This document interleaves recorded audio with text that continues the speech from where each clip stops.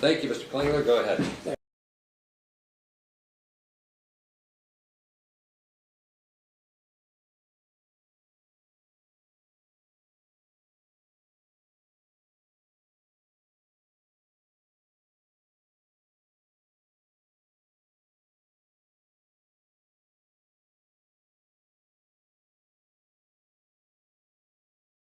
Thank you, Mr. Klingler. Go ahead. Thank you, Your Honor. Good afternoon, folks. Hope you had a good lunch break. Thank you.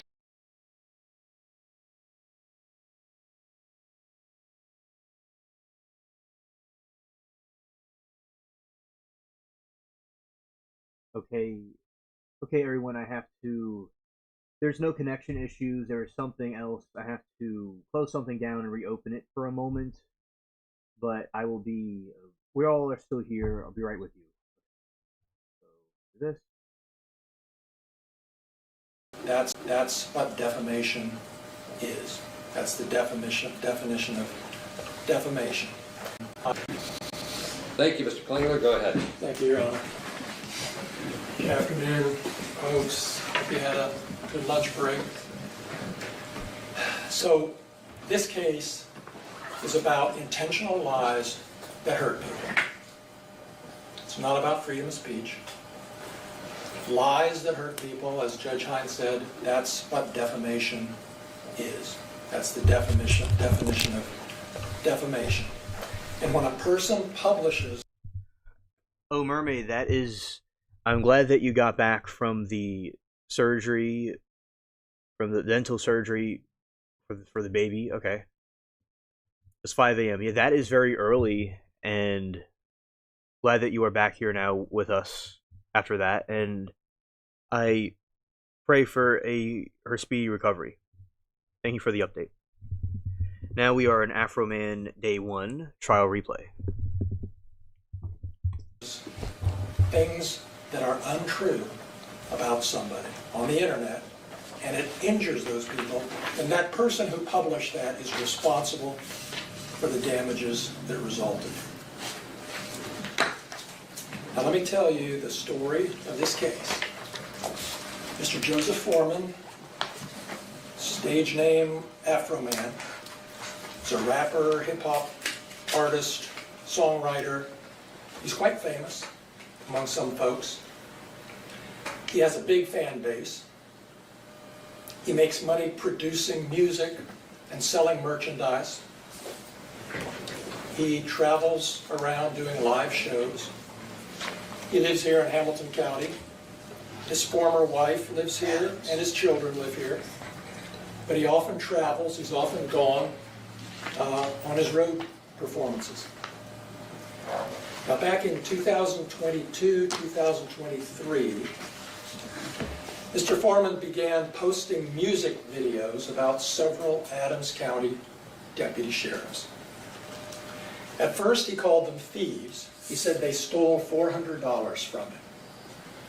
Lots of videos, lots of songs. I think some of you probably heard them. He posted songs that alleged theft by these deputies on the internet that was seen at least 12 million times. Then he posted other things about these deputy sheriffs.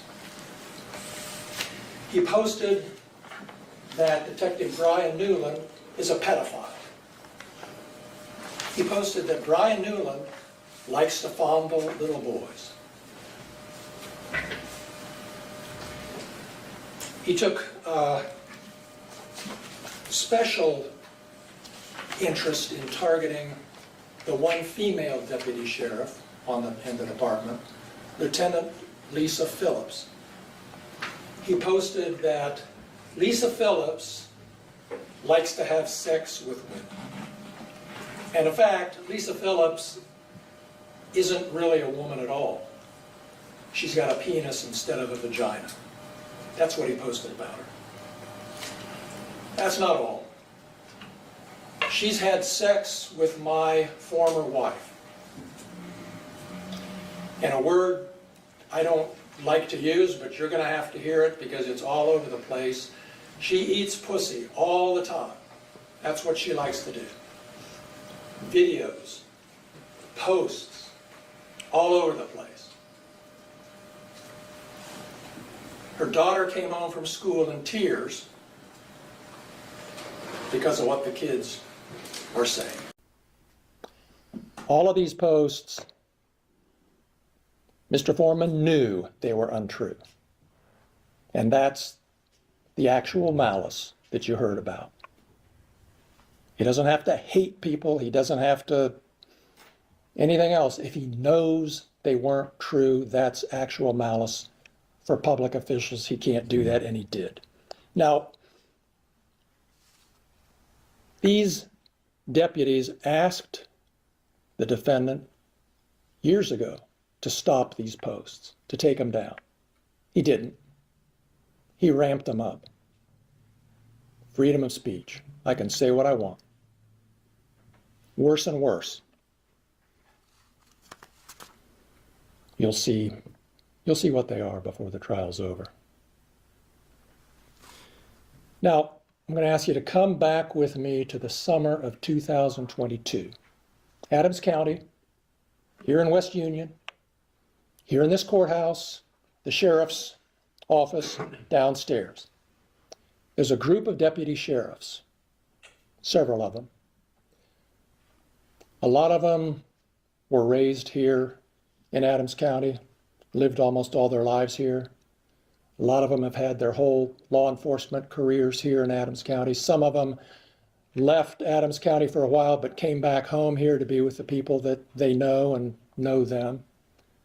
Some of them could have gone to the city, to Cincinnati or Columbus or somewhere else and made more money, but they stayed here in Adams County to be law enforcement officers, deputy sheriffs.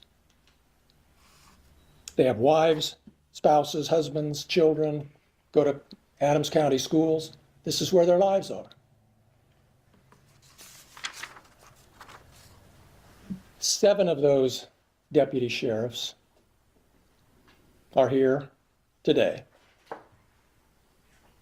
There's Randy Walters there on the left, Mike Eastep beside him, Lisa Phillips beside him, Sean Grooms beside him, Justin Cooley beside him, Detective Brian Newland beside him, and Sean Cooley, Justin's father, beside him.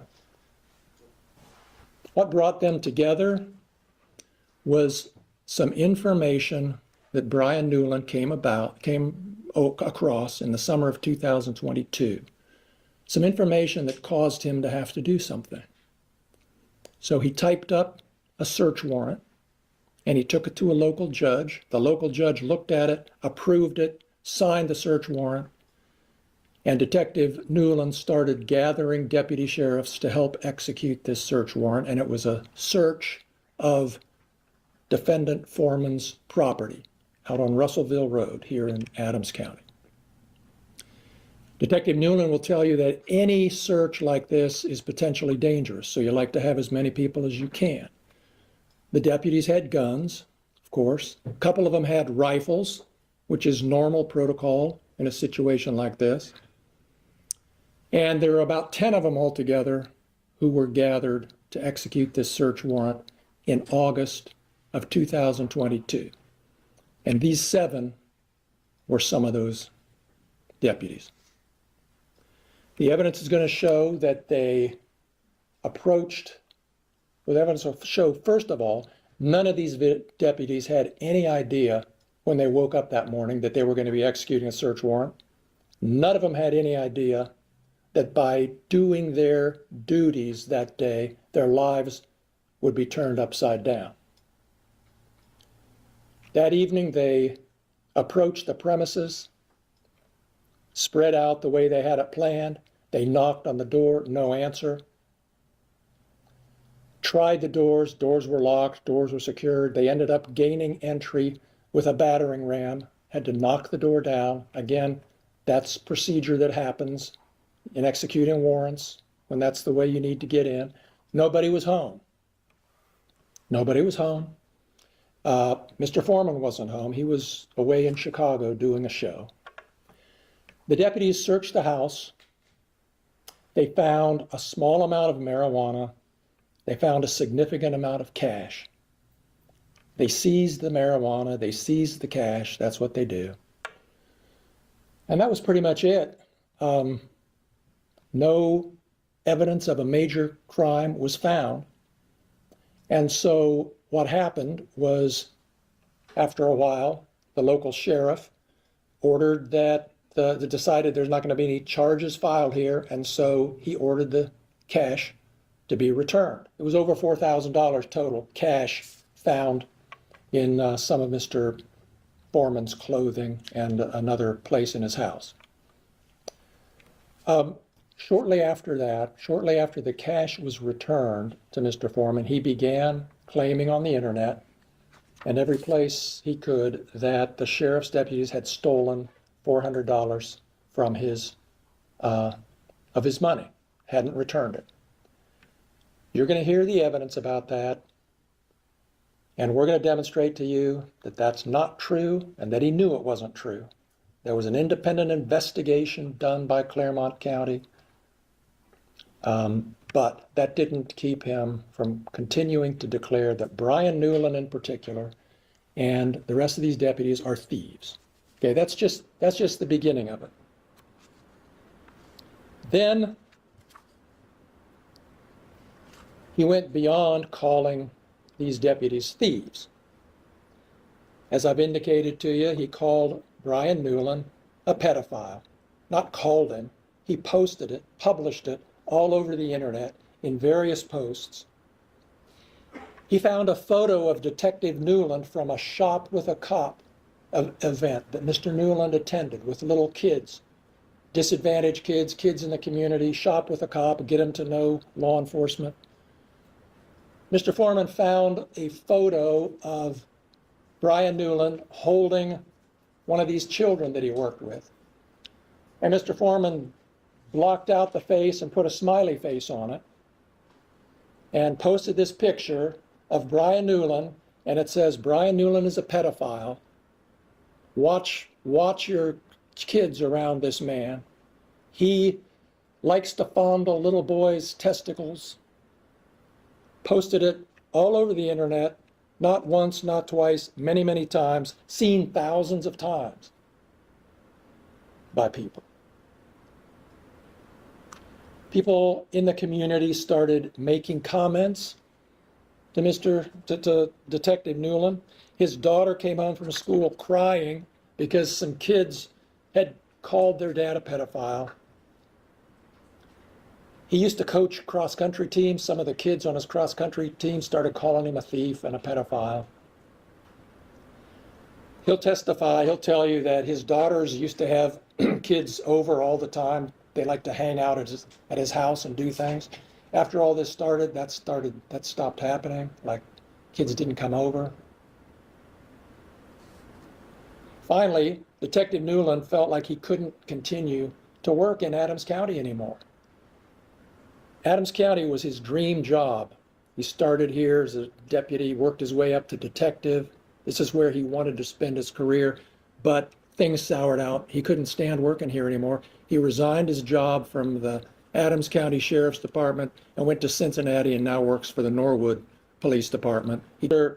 Foreman, as I indicated a moment ago, saved his most severe attacks for Lisa Phillips.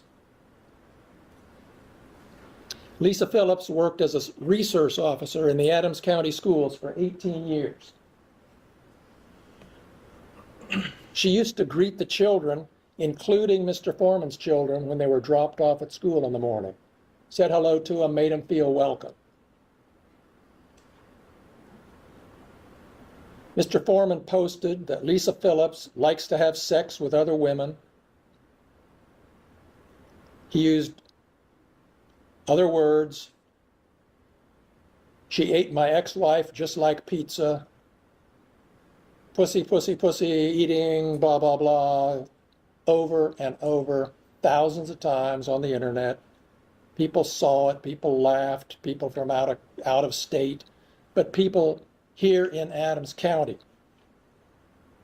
would sometimes yell at her when they saw her. Hey, Lisa Lickumlow Phillips, that was his nickname for her. Over and over.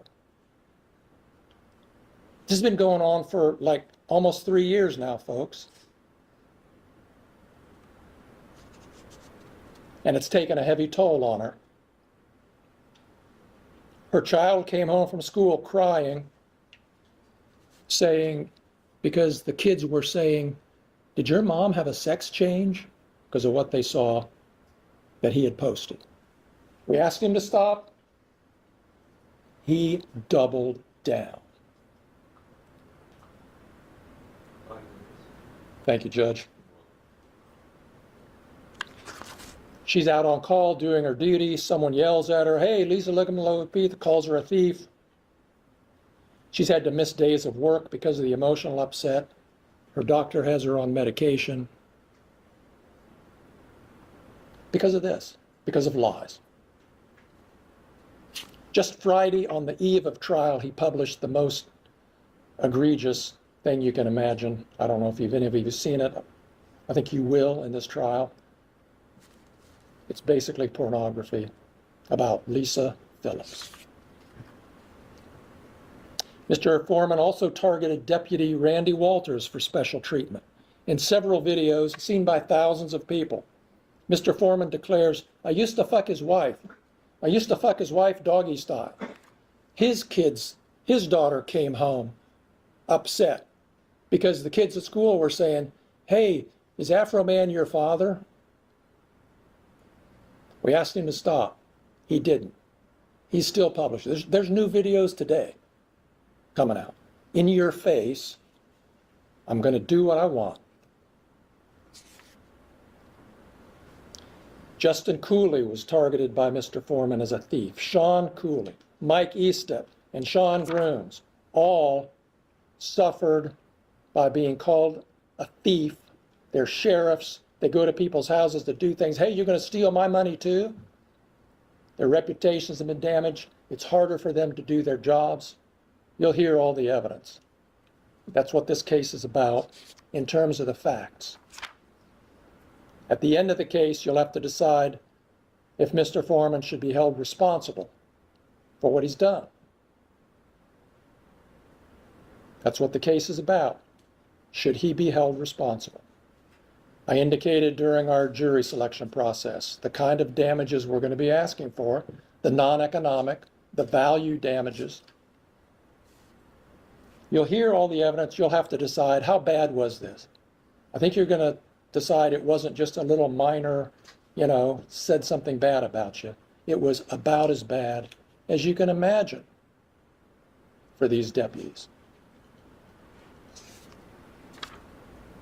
Reputation, pain and suffering, humiliation, personal embarrassment, loss of reputation, all that stuff, you're going to have to put a value on it. And I will tell you this, as I said earlier, I'll try to help give some guidance. You can reject it or not, because it's your choice. But at the end of the day, I'm going to be asking you for a number for all these people that is in the 7 figures. That's how serious we take this. And there's also a punitive damages element that may go to you depending on what the judge decides. And that's going to be another decision you'll have to make based on how bad you think this is and what this conduct deserves that's been done to these people. At the end of the day, it's about what's legal, what's moral, what needs to be done to make up in some way for what's been done to these deputies that have spent their careers defending this community and living in this community. That's all I have. Thank you. Thank you, Mr. Klingler. Good morning, ladies and gentlemen. I'm going to reintroduce myself. My name is David Osborne, Jr. I represent Joseph Foreman. He does go by the stage name AFROMAN. And I want to thank you for your service today. This is not going to be an easy case. This is going to take a week of dedication of you to go through. Not an easy thing to ask. But something that we appreciate you are willing to do. This case is about the freedom of speech protections contained within the First Amendment of the United States and the Ohio Constitution. It is about an American citizen's right to make public comments about the actions of public officials, actions that took place in his own home, actions that took place within his home were part of his artistic, creative expressions. And Americans maintain a right to criticize, to mock public officials. And that includes law enforcement officers. On August 21st of 2022, Detective Brian Newland drafted a search warrant. That search warrant was based upon an interview conducted with a confidential informant. That confidential informant gave Mr. Newland information. He put it in a search warrant, and then he went and he saw Judge Roy Gabbard, and Roy signed it. From there, they went to execute that very same day. Officers from the Adams County Sheriff's Office, 7 of the 10, descended upon Mr. Foreman's residence with a hastily prepared search warrant. For a man who's famous for a song that said, "I got high," the amount of force used was excessive, to say the least. After all, based on the song, a bag of Doritos would have been enough to take him out. But they deemed it necessary to not only go to his residence with assault rifles, body armor, and even a riot shield to execute their search warrant. And all that led to a destructive search of Mr. Foreman's residence. Deputies searched Mr. Foreman's home, every one of his outbuildings, behind the couch, under the hood of a car. And you know what they found? A couple little joints, which, let's face it, because I got high, that was expected. And then they found cash. His cash, not theirs. His. They seized all that. It was cataloged, returned to the office by Brian Newland. Newland then does what's required by law. After you search, you have to return a thing to the court that says every single thing you seized, a return on your search warrant to tell the court what you took. In that, he puts a number for the amount of cash that was there. Now, Mr. Foreman, well, let me back up, because there's something I forgot during the search. For a search for marijuana, or whatever was in the search warrant, we'll introduce that later, they disconnected his security camera system. He has a security camera system in the house. He's had break-ins before. Most Americans, he has a security camera system. Yet in the middle of their search, they disconnect it. They say it's going to be because they wanted to take it for evidence. But you know where that evidence ended up? On the couch over there. Just disconnect it and leave it there. Now, what precipitated next is the primary focus of the lawsuit. Mr. Foreman did what he's done through his entire career. He took his life experiences and turned them into music, social commentary, and artistic expression. After all, one only need to look at the song, Because I Got High. The lyrics are there. I was going to clean my room because I got high. He was rapping about his life then, and his posts are talking about his life and his experiences. During the search of Mr. Foreman's home, deputies' actions during the search were captured in 2 places. One, the security system of Mr. Foreman. Joe's security system was active until they cut it. You also have body camera footage. Now, we don't have body camera footage for all 10. Not everybody was wearing body cam. But the officers that did, there is body cam footage. And he used this footage from both those locations to make his music videos. He posts them on social media like Facebook, YouTube, Instagram, and even TikTok. The plaintiffs decided they did not like what Joe had to say about him, or how they portrayed him, or how he used the footage of their behavior as their job as law enforcement officers, as public officials.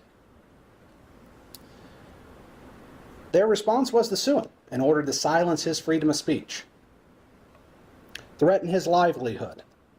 After all, have you ever heard of a law enforcement officer suing a person for making a social commentary on them? Or have you ever heard of an officer suing anybody because someone said they didn't like what they had to say? Officers deal with it all the time. I dealt with it during my election. You don't sue people. You respect the freedom of this country and move on. Because, let's face it, if we don't have freedom of speech, what else is there? 250 years ago, the founders of this great country wanted to limit the government's involvement and what government officials had power over to say. And that's why we have the freedom of speech we have today. Before we get to the evidence, I want you to understand this case started with a number of claims. Of them, 2 were dismissed by the court. Do not go there. Do not go there.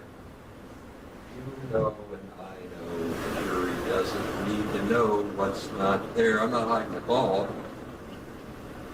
Claims filter out like they should. I gave the instructions. And you don't need to get distracted about what's not in front of you. Mr. Klingler talked about punitive damages. Maybe, but you don't need to know that because we're not there. I'll tell you that if you need to know it later. There's a lot of things this case is not about. So he doesn't get to talk about what it's not about. It's only what it is about. Go ahead. Forgive me. I have to readjust my opening slightly.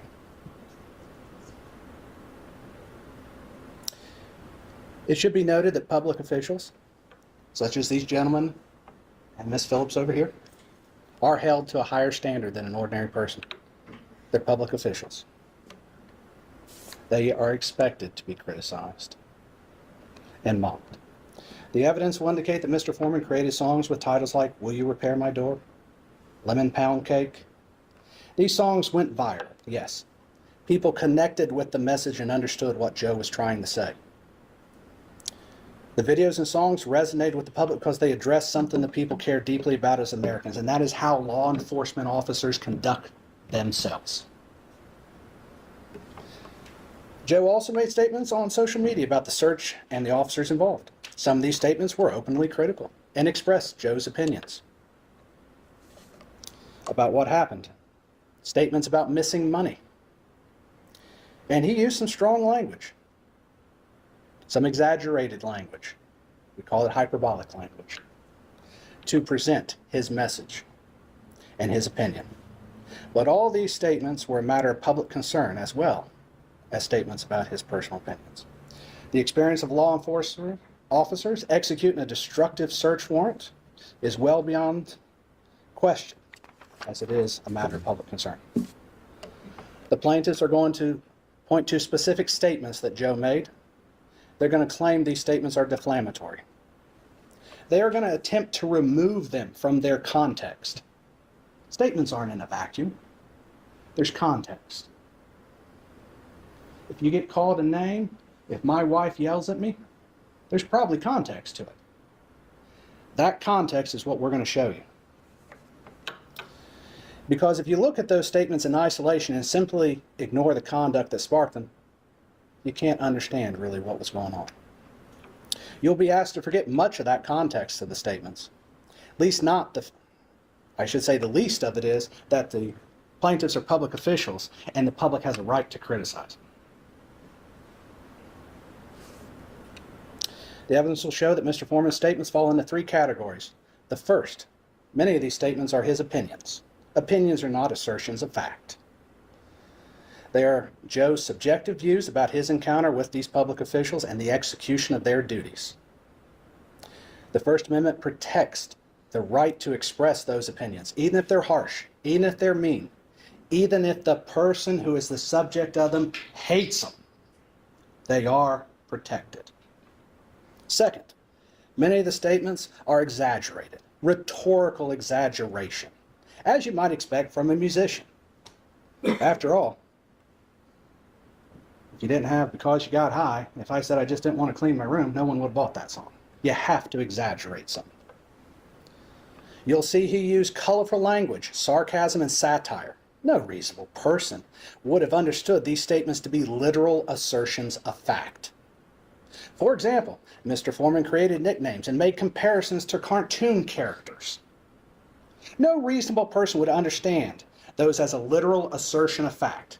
That is a rhetorical satire flourish that has always been part of our social and political commentary in this country. After all, pick up the newspaper, you're going to see a political cartoon making fun of somebody. Watch Saturday Night Live. They make fun of people all the time. They even made fun of Joe. It just happens. It's part of our freedom of speech and also Mr. Foreman's artistic expression. The third is the extent that any of the statements assert facts. They relate to matters of public concern. Matters of public concern are exempted. These statements address how the search was conducted, what actions were taken, and how Mr. Foreman experienced this as a homeowner, with these people executing their hasty search warrant. Indeed, the public's concern for such issues is reflected in the viral response that his content got. The plaintiffs bear the burden of proof in this matter, not Joe. They must carry the day. They must prove every element of their claim. Looking at the invasion of privacy due to false light is one of the claims that they're claiming. The plaintiffs must prove that Mr. Foreman portrayed them in a false light that would be highly offensive to a reasonable person. The evidence will show that he did not. He used real actual footage of them performing their duties, stuff in the public domain. Joe's statements were based entirely on his personal experience and within his county of residence, which that is something I do want to clear up. Mr. Foreman lives in Adams County, not Hamilton County. Mr. Klingler is wrong about that. So he is a resident of this county. Regarding the defamation claim, plaintiffs must prove that Mr. Foreman made false statements of fact, not his opinions. That's very important. Because we all have opinions as Americans. It's one of the great things about this country is we can share our opinions whether we like them or not. Whether they like them or not, they can hear my opinions. But they must prove those statements were not opinions. Because public officials, they must prove that Joe acted with actual malice rather than just simply exercising his First Amendment right. The evidence will show they cannot meet this burden. Plaintiffs claim that Joe portrayed them in a false light. What evidence will show? Joe used direct footage from the security cameras. We can see what they did. They executed the search warrant. It's all on camera. There's nothing false about showing them that way. There's nothing false about Mr. Foreman having opinions about how they did and them. However, when they executed that search warrant, that became a matter of public scrutiny. People could watch it. People could see what was done and form their own opinions. And they can share those opinions. And he has a right to create artistic expression based on those opinions, based on that content. The plaintiffs, it goes without saying that they don't like what Mr. Foreman said about him. But they don't have to. That's part of our right in this country. They don't like his commentary. They don't like his art. But the First Amendment does not protect speech that we like. It protects all speech within it. It protects commentary, criticism, especially on occasions such as this.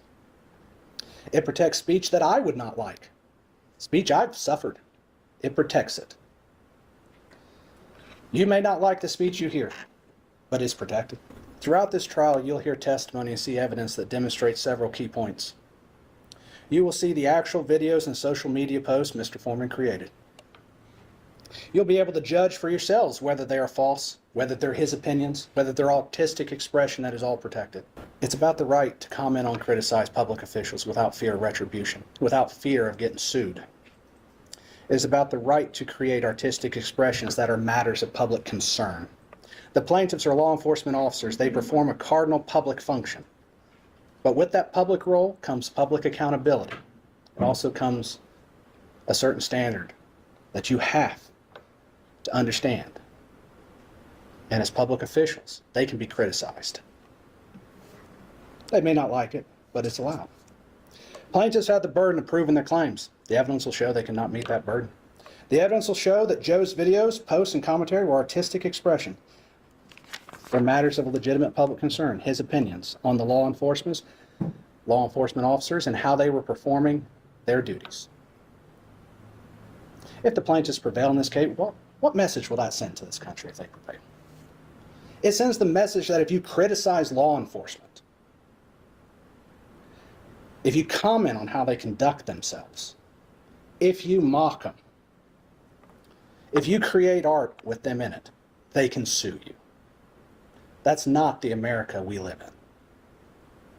That's not why we have a Constitution and the First Amendment. That's not why the First Amendment is in the Constitution of the state of Ohio. Ladies and gentlemen, upon the examination of the evidence at the end of this trial, I'm confident you'll conclude that Joe did nothing wrong. While the plaintiffs are unhappy, upset with what was said, he exercised a right he had, a right that every American has. He commented on matters of public concern. He created art. He did what any stand-up citizen would do. He made his voice heard to the people. At the end of this trial, I'm going to ask you to return a verdict in favor of Mr. Foreman on every one of their claims. I'll ask that you vindicate his First Amendment rights. And I'll ask that you send a message to the American people that you can criticize public officials and that we are not living in a dictatorship where if you don't like what is said, you just sue someone to shut them up. Thank you. Klingler's going to start calling witnesses, but I'm going to tell you what this case is not. Okay? This case is not going to be an analysis of why the magistrate issued a search warrant, or what the facts were leading to the search warrant, or the backstory of the warrant. That's the subject for criminal cases. So the fact that there's a search warrant is what this case is about, not the backstory of it. You hear people talk about the criticism of the why and the whole deal. That's not relevant testimony. We're living with, there was a search warrant, nothing backstory. This case is not about excessive force in entering. The court's already determined as a matter of law that it was not excessive. You'll see testimony of damage, but that's a legal standard about whether it's more than customary or expected in the realm of a search warrant. Search warrants are lawful forced entry. So you won't get, was that too much force? That's outside the realm of the testimony. And I call these the third thing. This is not about vindication of the defendant or messaging to the public. That's things that happen from the political branches of government, the legislature, or the executive offices. Messaging is not what you're concerned with. It's the message that you're sending. You're not messaging. It's all about how these facts affect these people. So when these little distractions and diversions come at you, I'm going to try to continue to narrow and keep you focused, not on the distractions, but on the issues and the law. Otherwise, you're going to ask later on, why did the judge give us instructions on messaging? Because that's not how this comes out. So I'll do this periodically along the way when things start going astray. Ready to go, Mr. Klingler? Yes, Your Honor. Tee it up. The plaintiff calls Detective Brian Newland.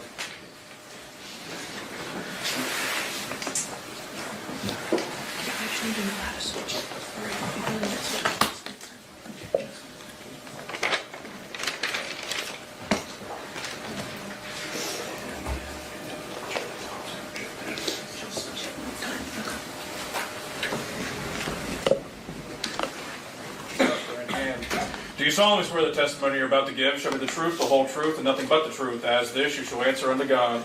Here, thank you. You can be seated. Well, since you're a public official, we won't expect to have your private residence address. Okay, go ahead. Thank you, Your Honor. Would you introduce yourself to the jury, please? My name is Brian Newland. And Mr. Newland, where do you live? No street address, just generally. I live in Adams County, Ohio. And how long have you lived in Adams County? From 1995 to 2010, and then from 2015 to current. What were you doing between 2010 and 2015? I was in the United States Army. Honorable discharge? Yes,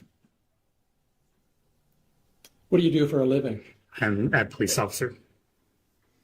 And when did you start in law enforcement? I originally started in law enforcement in 2014 And what position was that? as a deputy sheriff Where? at the Adams County Sheriff's Office. And then how long were you a deputy in the Adams County Sheriff's Department? The Adams County Sheriff's Office was my first full-time job in law enforcement, and that was from 2014 until 2023. All right. And why did you become a deputy sheriff? After I got out of the military, I just wanted a job that I thought would be exciting, something different. So I chose law enforcement. Do you have family here in Adams County? Yes. Can you tell us who? All my family's here. My kids, my grandparents, my mom, my brothers, cousins, aunts, uncles. Did your children go to school in Adams County, or do they? Yes. You were involved in the execution of a search warrant back in August of 2022. Yes, I was. And I want to take you back to the night of August 21st, 2022. Were you part of a team that searched Mr. Foreman's home? Yes. What was your role in obtaining that warrant? I prepared the search warrant based off the information I was provided, and then I met with the judge and the prosecutor at the time prior to serving the search warrant. And was a warrant approved? Yes. Can you tell us where what the subject of the search was? The property of the search. It was the residence of Mr. Foreman. I believe the address is 1699 Russellville Road. That's here in Adams County, correct? Yes. Now, were the other plaintiffs here in the courtroom, were they also deputy sheriffs or part-time deputy sheriffs that participated in that search? Yes, they were. And was Mr. Foreman at home during the search? No. Were Mr. Foreman's children present during the warrant execution? No. Was anyone present other than you and your fellow officers? At the time of arrival, no. Was anything seized or taken from Mr. Foreman's home? Yes, there was some money and a small amount of marijuana and some miscellaneous drug paraphernalia. Why was the cash taken? It's common with any type of drug seizure. We seize the money in cases proceeds from drug-related sales or drug trafficking activity. Was the money potential evidence? Correct. What was your role in seizing this cash, Detective? I'm sorry. Well, maybe I got ahead of myself. Was cash located in the property? Yes. Do you remember how much approximately? Approximately $4,000. And did you play a role in taking that cash? Yes. What was your role? I was provided the cash or provided the money that was located by another deputy. I counted out the money, put it in an evidence bag, and then at the end of the search, I transported it back to the sheriff's office. All right. Did you take any of the money? No. Did you ever take any money from the evidence bags? No. Did you ever take any of Mr. Foreman's money? No.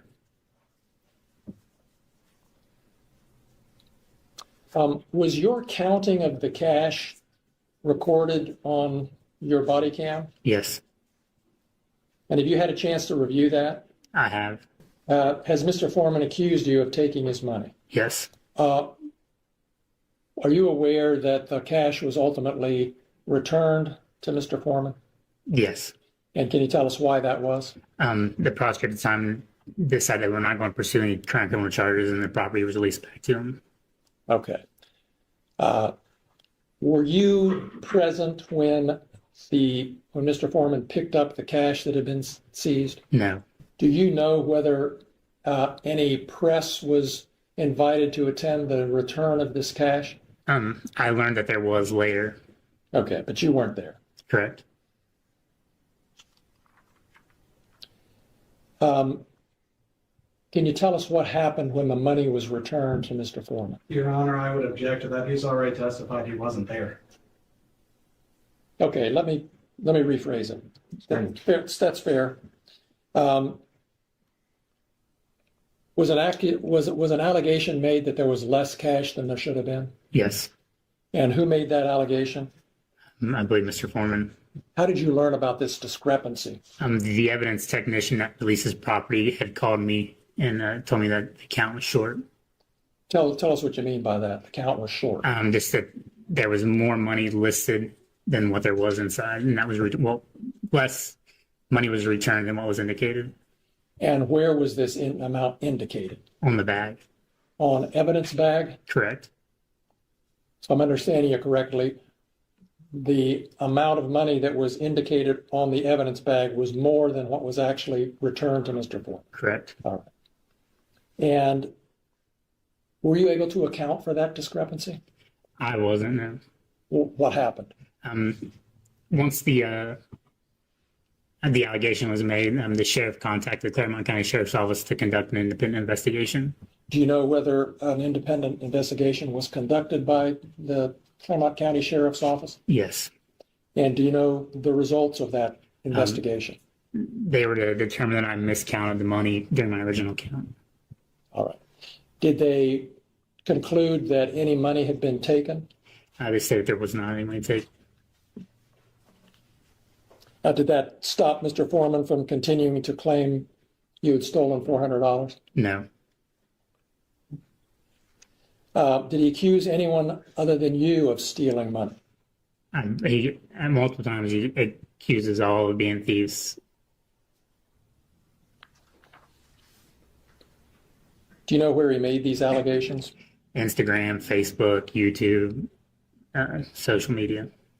How did you learn about these accusations on the internet that you were a thief? Friends and family were sending them to me. Were the accusations true? No. I think you said you've reviewed your body-worn camera from that night. Yes. And were you able to tell what happened? From what it appeared as if I began counting money, I stopped to reshuffle money that was in my hand and then began counting again after putting money down. And that was, at some point, there was a discrepancy in the amount that there was and the amount that I counted. Was it a miscount? Yes. Now, were any charges ever brought against Mr. Foreman as a result of this warrant execution? I may have asked you that. I'm sorry. No. Sometime after the execution of this warrant, Detective Newland, did you become aware that Mr. Foreman had posted certain things other than being a thief about you on social media? Yes. And how did you learn about these posts? Friends and family were also sending them to me. Ms. Gratcher, could we see Exhibit 16? Yes. We need to switch it to the page 9. I'm right. So what is she wanting its card on? She needs to switch to the left wall, I believe. It's left.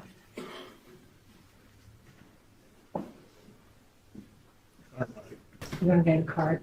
Yes. Okay, can we blow that up some? All right, Detective Newland, we're showing Exhibit 16. Can you tell us what this is? It's one of the posts from Mr. Foreman that I was sent about me being a pedophile. And am I reading the date right? September 2nd, 2023?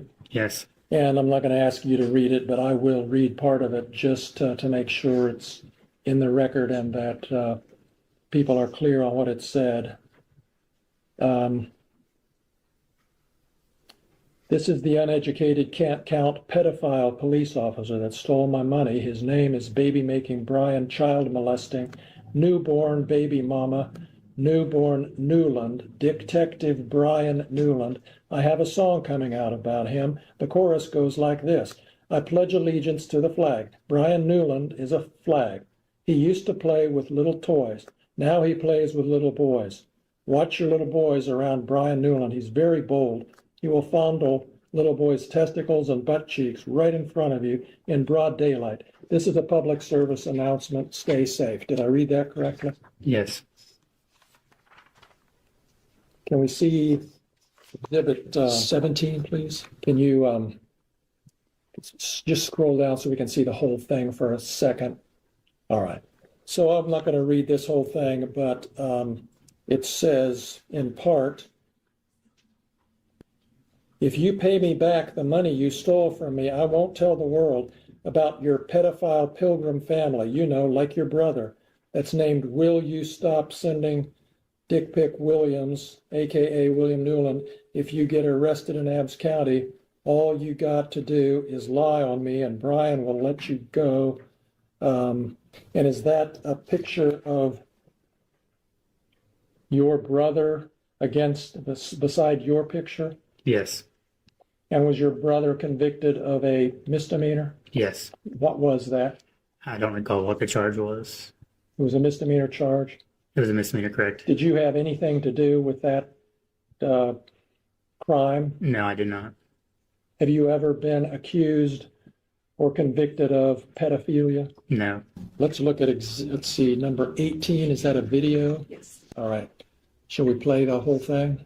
Or what do we have, a clip? yes. Well, yes. Baby making Brian newborn Newland. Yeah, the serial statutory rapist. With the pedophile brother fired from the People's Police Station. Will you stop sending Dick Pic Williams? All right, and let's take a look at number 10. Is this a, yeah, okay. Let's see. He used to do hard drugs. It says there in the third or fourth line. Did you ever do hard drugs, Detective Newland? No. He snitched on all his friends. Do you have any idea what that's all about? No. Now he steals money from traffic stops, bogus raids, and from Adams KK County Sheriff Evidence Room under the camouflage of law enforcement. Did you ever steal money from a traffic stop? No. Did you ever steal money from anybody? No. Then down below it says, baby making Brian Newland t-shirts on sale. You see that? Yes. Let's look at Exhibit 15, please. And can you tell, Detective, is this a picture of you at the entering the or somewhere on the property of Mr. Foreman during the search? Yes. And let's take a look at 14. And do you know where this was taken? I guess you weren't there. It appears to be the inside of the interview room at the Adams County Sheriff's Office. Would that have been where his money was returned to him? Yes. And part of what it says is, when I went to get my money and we realized baby making Brian newborn Newland had stolen $400 out of the evidence money.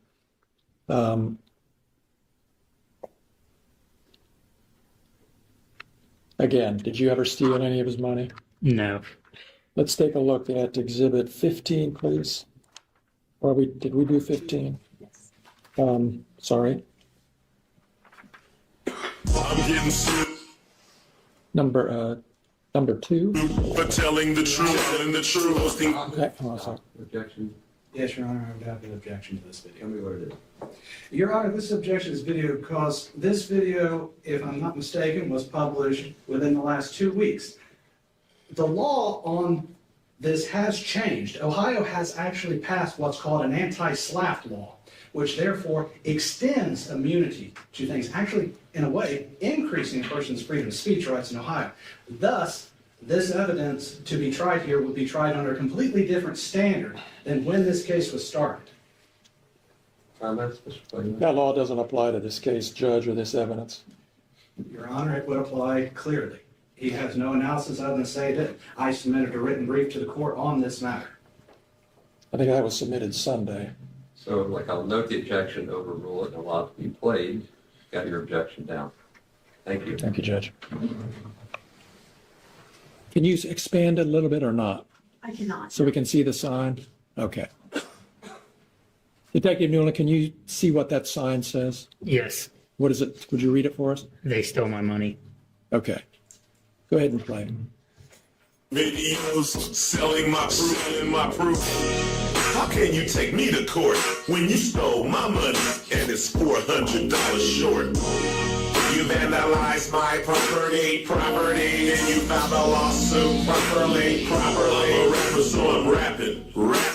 What? I can't talk about what happened. Videos I expose my cause. So what does that say? Sorry. What did you read? Could you read what that said? Yeah, Brian Newland stole my money. Brian Or Newland stole stole from my me. money. And that was just published in the last few days, as far as you know? Yes. Can we look at number 3, please? Getting sued for telling the truth, posting videos, selling my proof. How can Cases? Same basis on, yes. Noted, overruled. Go ahead.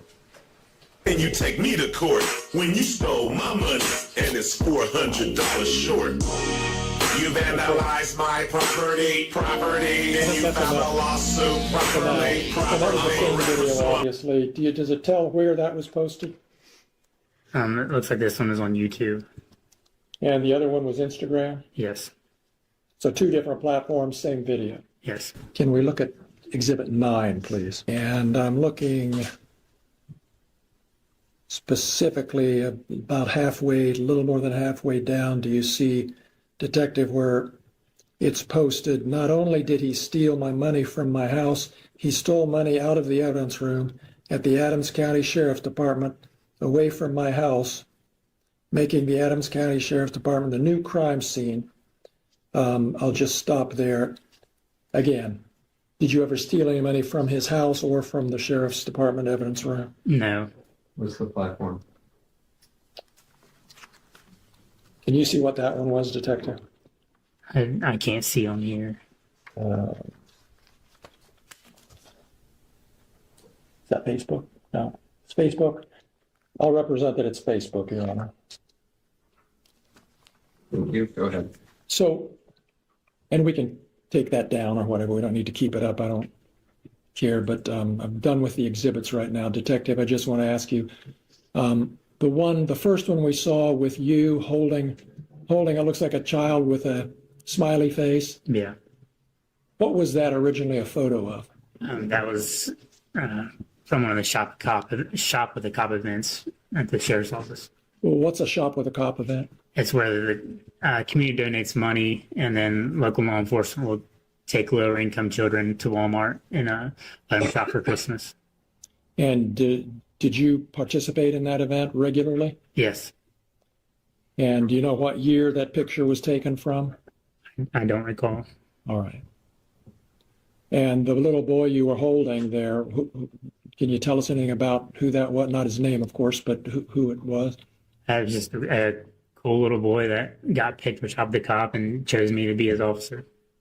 Chose you to be what? His officer. And what did you do? Did you do something with him, shop with him, or what? We put him in the cruisers, turn the lights and sirens on, parade through town, and we go to Walmart and help him shop.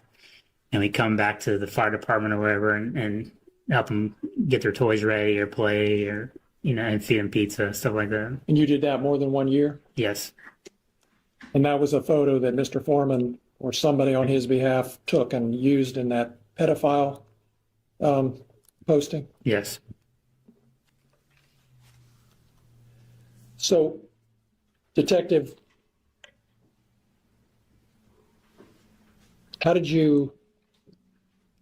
what effect did it have on you when you saw these posts that you're a pedophile? I was angry, sad, depressed, upset. Why were you sad or upset? Isn't it just somebody exaggerating or making jokes or making a comment? I didn't find it funny at all. I work in law enforcement, have kids, have friends, family. I was involved in the schools. And then I'm being blasted all over social media for the entire United States to see that I'm a pedophile. Did you ever have any evidence that other people were seeing these things other than the fact that it's on social media? Did anybody ever say anything or do anything to indicate they'd seen it? I've had comments made to me since day one. Like what? If you want the most recent example, yesterday there was a cheer competition in North Adams. I walked my 3-year-old son in to watch his sister cheer, and somebody asked me if that was another little boy I'm touching.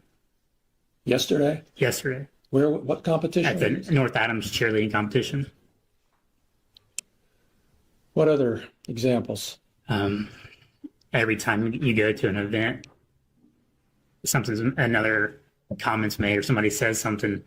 Another one I can recall was meet the team night for my daughters. We was in line to get slushies and people were making comments behind me. What comments? Just called me a thief and a pedophile and why was I there? And then started playing some of his songs on their phones. Some of Mr. Foreman's AFROMAN songs? Yes. This case isn't about your kids. They're not plaintiffs, but did this have any effect on your kids that affected you in turn? Your Honor, I'm going to object to this.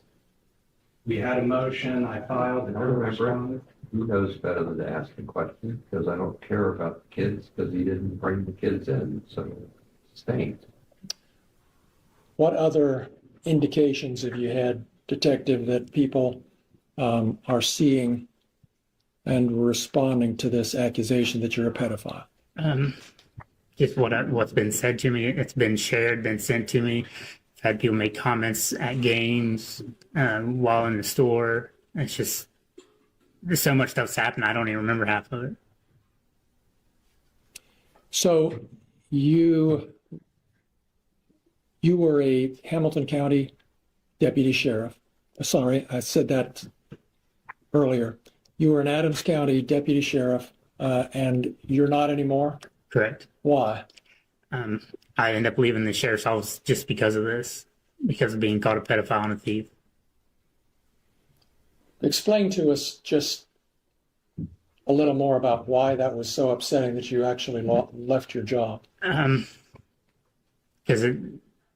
the sheriff's office, so I'm from Adams County, is where all my family and friends are from. The sheriff's office was my dream job, my position. I was friends with everybody, and it was where I planned to stay. It's been my career. I dedicated a lot of time, over 10 years, to Adams County. You know, whether it was like calling at 1 o'clock in the morning or working 14 hours, I dedicated a lot of my time to Adams County, and I loved working at the sheriff's office. But it just got to be so much. If you go to a call or take a phone call or you make a traffic stop, something said. Go to Walmart, something said. I stopped going to my kids' games for a little bit because every time I would show up, everybody would be looking at me or something would be said to me, and just spared their embarrassment. So when did you leave the sheriff's office? I ended up leaving in October 2023.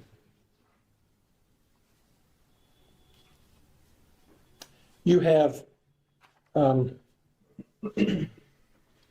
do your kids' friends come to your house and hang out?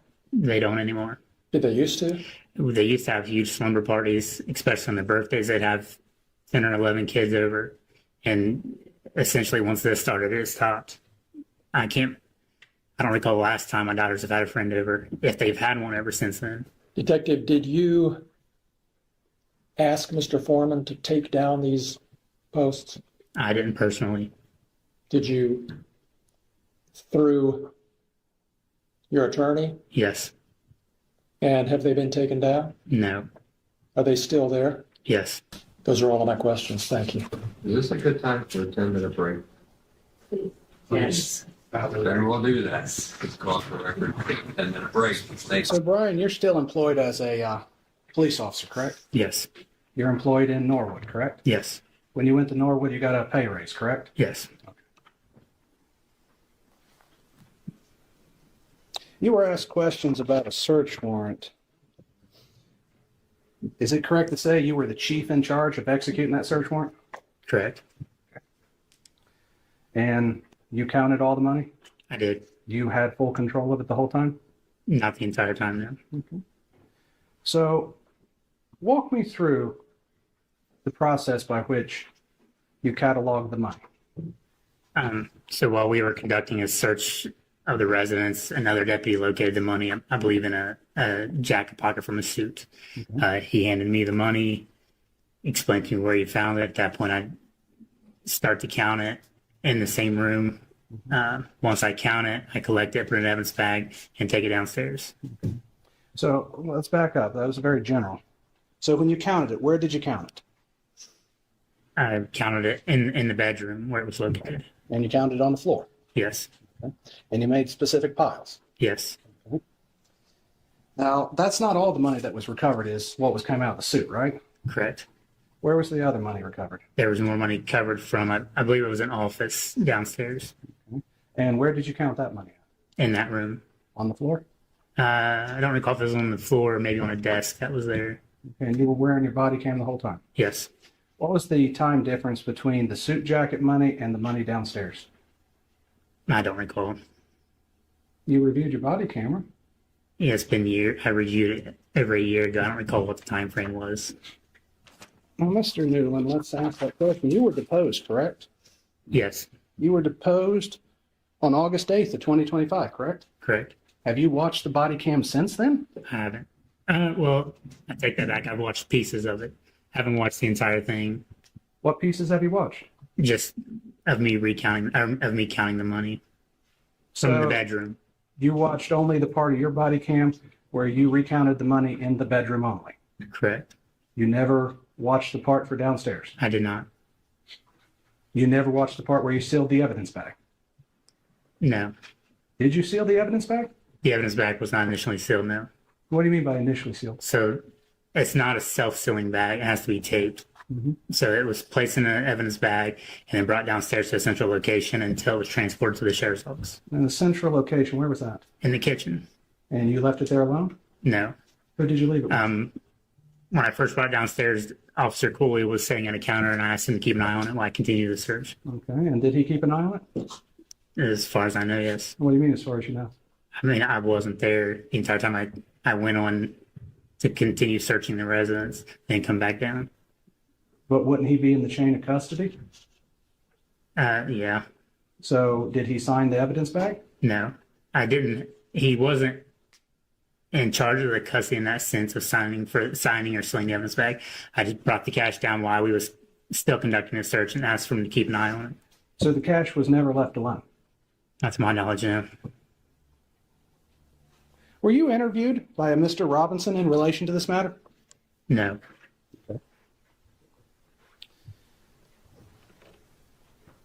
Did you make a report about the missing money? I didn't know. So there was this question about a return on a search warrant. Can you explain what that is? The return? Yes. It's just an itemized list of property that's seized from a location during a search warrant service. Did it include an amount of money seized on it? Yes. Does that amount of money match what was written on the evidence bag? Yes. So as far as the court knows, there was more money taken than what was returned? I'm sorry. So as far as the court knows with the return, more money was taken than what was returned. That's the way it appeared, yes. Did you put in an amended search warrant return? I don't believe so. So you never corrected your statement to the court? Correct. Okay. Does the Adams County Sheriff's Office have a policy and procedure pertaining to the counting of money as evidence? I believe so. What do you mean you believe so? I haven't worked there in almost 3 years. Oh, before you worked there, did they have one? It was, I don't necessarily know that it was a written policy, but it was to 2 people count the money. Did 2 people count the money? No. I'm confused on that. Can you tell me why? So explain to me why it matters, like where you're going in this case's context. Tell me why it's relevant. Your Honor, this is relevant because if the evidence of Mr. Robinson is admitted, which he has not been here yet, but if it is admitted, this would be direct evidence since he did not interview the person who counted the money. This would go to counter Mr. Robinson's report. And actually, in my motion in limine, I talked about it in the idea that we did not have time to depose Mr. Robinson and determine what his investigation was or who he interviewed. As such, I'm asking a leading question of Mr. Newland because he didn't follow the policies and procedures. This was not taken into account by Mr. Robinson, and Mr. Robinson has made certain conclusions in his report that this would tend to cause issue with. Mr. Robinson on your witness list, Mr. Robinson is listed on Mr. Klingler's witness list. is he going to be called? Depending on what happens, you might be. But my concern is going to be hearsay. And everything you're asking the wrong witness is in that category. I get what you're doing. I'm just trying to follow the trail of breadcrumbs. I'm afraid I'm not understanding the hearsay argument, Your Honor. He's going to say what another person said and observed. Didn't see it, but read about it or doesn't have it firsthand. He already said he wasn't involved in that part of it. I'm going to give you some room to work. I have moved past that. That's where I was talking about the policies and procedures, which would not be hearsay in the idea he should know I what they get are. that. Again, I'm just trying to track where you're going so I don't miss the ship sailing. Go ahead. So, Mr. Newland, you worked at the Adams County Sheriff's Office from, what was the date on that? 2014 to 2023. Yes. During that time, when you started the Sheriff's Office in 2014, you reviewed the policies and procedures? Yes. So you would have seen the policy on counting cash. If there was one at the time, yes. I don't recall. So you don't know if there was a policy at the time? Correct. Okay. So how do you know it was supposed to be counted by 2 people? That was the practice that we normally adhered to. It would be counted by one and then recounted by a second. Okay. And the second person would initial the evidence back? No, it was just kind of like almost like a system of checks and balances. And then the seizing officer would still initial and seal up the evidence. This may sound an extremely stupid question. How many times did you count the money? I counted it one time. Why only once? At the time, there was so much going on. I counted the one time, put it in the bag, and until we got done. Okay. So when you retrieved the bag, you never counted it again? Correct. Did you seal the evidence bag before you left? I did not.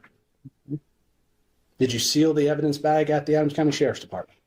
Yes, it was sealed at the Adams County Sheriff's Office. I didn't ask if it was sealed. I asked if you sealed it. Yes, I would have sealed the bag. Back to the deposition of August 8th, 2025. Do you remember that day? Do Yes. you remember I asked you about the money? I remember their conversation about the money, yes. Do you remember I asked you if you sealed the evidence bag at that time? I don't recall you asking that. Really? Okay. Did you ask the sheriff to do an investigation on the missing money? I didn't, no. So I just want to get something clear here because my notes are a little fuzzy. You were in the Army at the same time you were a deputy, right? So, yes, I was in the reserves at the time. So that's why you would have been a full-time deputy in 2014 and then discharged honorably from the military in 2015? Correct. Okay. You said this job was exciting. Yeah. What do you mean by exciting? So, like I said, when I left the military, I wanted a career that would be not mundane, but kind of like an exciting, something new type of career. So I chose law enforcement. Okay. And you've been called derogatory names before, correct? Yes. Significant derogatory names, correct? Yes. And that's by members of the public, correct? Yes. And that was prior to 2022, correct? Yes.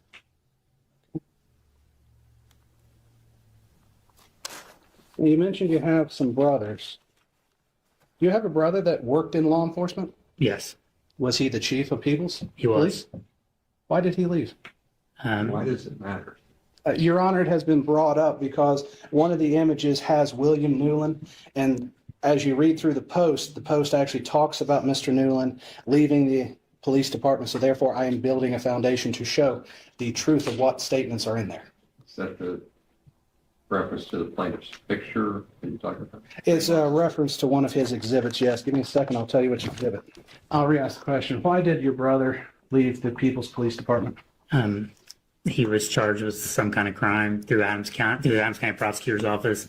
He was subsequently convicted, and he resigned or quit sometime during the process. And it is a fair statement to say it involved minor children? I really don't know anything about the investigation. You don't know anything about your brother's crime he was charged with? Just what I've seen on Jail Tracker in the past. So you're not close to your brother? I'm not, no. Are you close to your family then? Yeah, most of my family. Then why not your brother who's in law enforcement? Well, we were both in the Army at the same time, separate parts of the world. We kind of got close again, and then once this, his issues happened, we kind of just drifted apart again. So you drifted apart once he had a criminal problem? Correct. Let's talk about that. Has anybody asked you about that prior to 2022 when he was charged? No. No one asked you about your brother? I'm sorry. Like before he was charged and it came out to everybody? No. So no one asked you about your brother being charged with a crime? Yeah, after the fact. I've been asked about it. When was the first time you were asked about it then? It would have been shortly after he was charged or arrested. It was all a complete surprise to me. And that was prior to Mr. Foreman's video and post, correct? I believe so, yeah. So now you've said people have treated you differently since Mr. Foreman's post. Yes. So people come and ask you about your brother. Did they treat you differently because of that? It was just on a smaller scale. I was asked about it, and then that was it. It wasn't shared, and I wasn't put in music videos and everything else because of that reason. But your brother's criminal charge and everything was in the front page of the local newspaper, correct? Yeah. So everybody in Adams County knew that your brother was charged. Correct. And so did people treat you differently at that time? No. Not at all? No. Why didn't they treat you differently? I think that'd be a question for them. Okay. Would it be because they knew you? Since he said he doesn't know, you shouldn't ask that question. Strike it. We'll strike the question and move on. Thank you. See, that would be a classic example of testimony from the lawyer, not the witness who said he doesn't know. Go ahead. If you don't know if they treated you differently when your brother's was on the front page of the paper, how do you know that your treatment today, or as you've testified to, was due solely to Mr. Foreman? Well, prior to this, nobody called me a pedophile. Prior to this, there was nothing published about me being a pedophile. Prior to this, nobody asked me if I was molesting my own 3-year-old son. What about the office? Let me rephrase the question. Did the officers that you work with at Norwood put up a picture or an image of Mr. Foreman on your computer?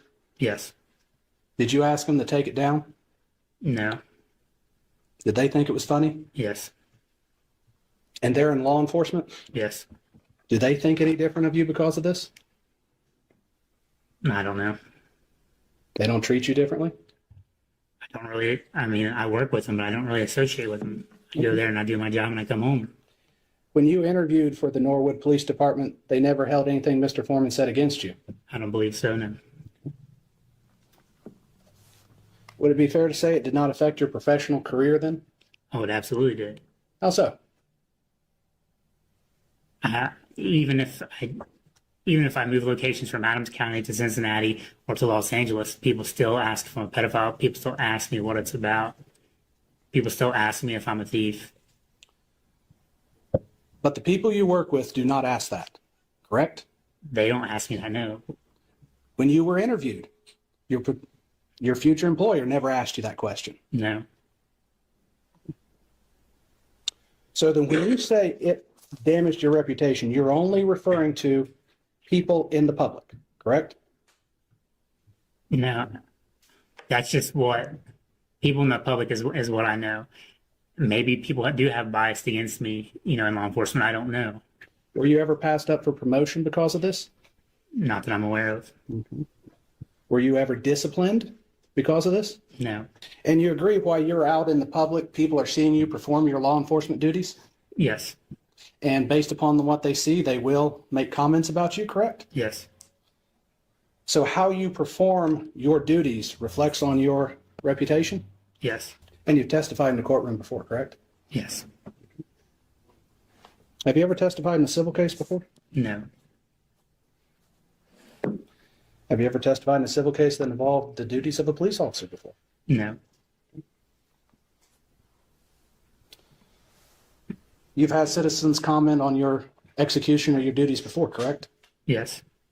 Not all those comments have been positive, have they? Correct. And so you would agree that as a police officer, you are subject to public scrutiny? Yes.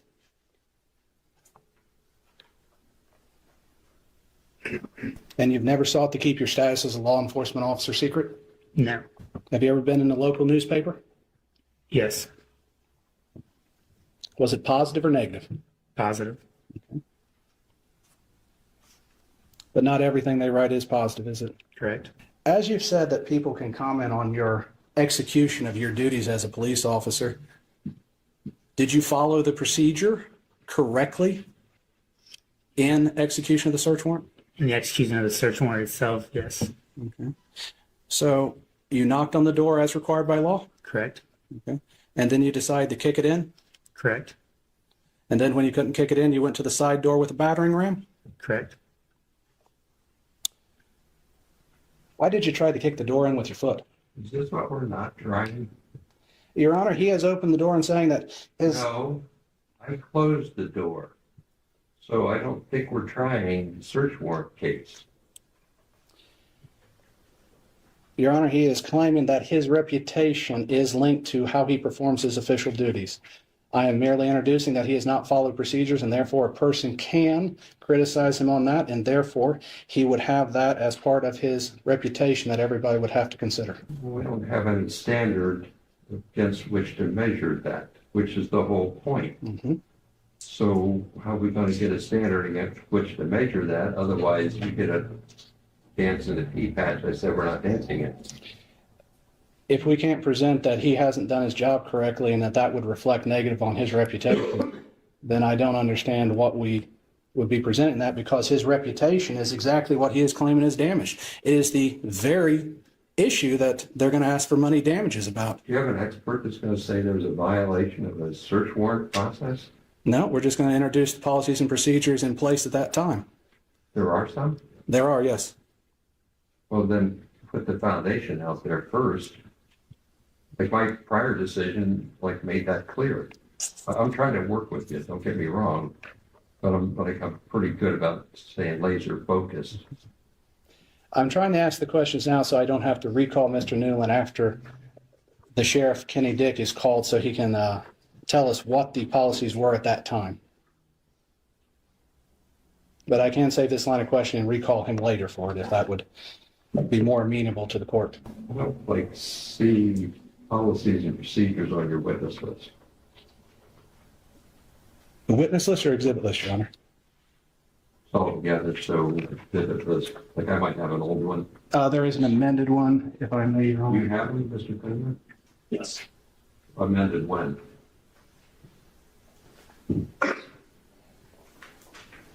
Mine stated March 12th. If you amended it on Friday, it might be out of date. March 12th. I have an amended witness list. It's the Sheriff's Office policy and procedure. Policies and procedures for Adams County Sheriff's Office. So that's the whole policy procedure manual? Yes, Your Honor, although we're going to try to tailor it to just what's relevant so we don't have an entire one. Judge Reese, we stipulated to the authenticity of So that comes in. that document, so Okay. you need the witness to come in and authenticate it. Keep her going then. I would note I would need Mr. Dick to come in and say they were in place at the time, as Mr. Newland can't remember that they were in place at the time. Now, it's not every time you're in public that people yell and scream thief or pedophile, correct? Correct. There's quite a few times you can have a peaceful meal with your kids and never have any problems. Correct. It's only at certain times this occurs, correct? Correct. Have you ever been accused before of stealing money from traffic stops? Yes. It was not Mr. Foreman that accused you, correct? Correct. Have you seen a copy of Mr. Robinson's report? I may have seen, like, I don't believe I've seen the whole report. When he first conducted the report or conducted the investigation, I was provided a copy of the report or a partial copy. But you never sent that to Mr. Foreman, did you? I didn't know.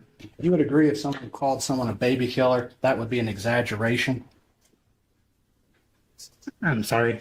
If someone called someone a baby killer, that would be an exaggeration, wouldn't it? Yes. Nobody would take that seriously, correct?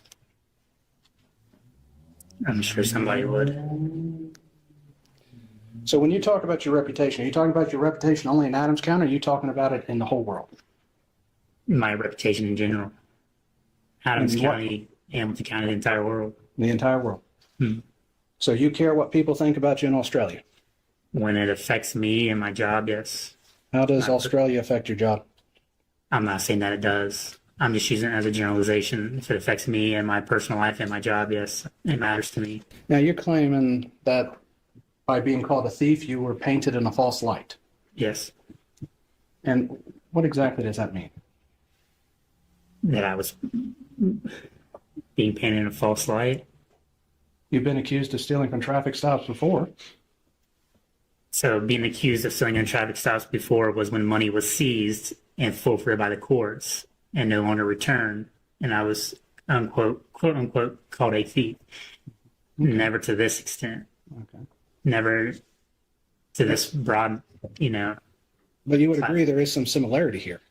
Money was seized here too. correct. Times as a law enforcement officer, did any of those cause you to quit your job and find a job in another place?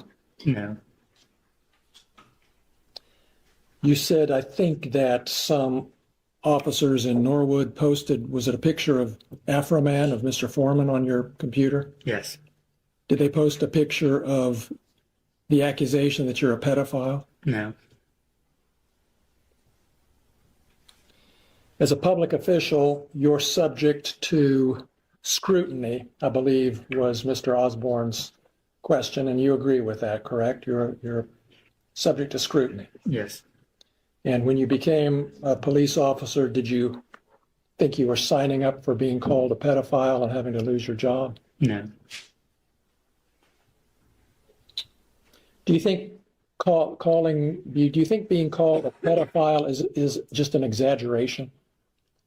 no, I don't.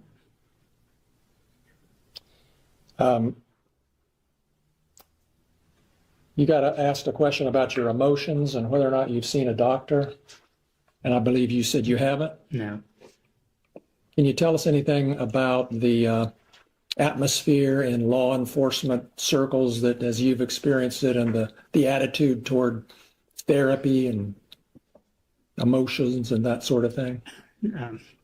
there's a stigma on seeking medical help or seeing a doctor or taking therapy. You just expected to take it and move on, and it's all fun and games, kind of like, them posting that picture on my computer. I didn't find it funny at all, but they did. Like, it's just that stigma, around law enforcement in general. So you've been dealing with this by yourself, as you say, without medical help. Yes. Those are all my questions, Judge. Thank you. Thank you, Mr. Osborne. Thank you, Clayton.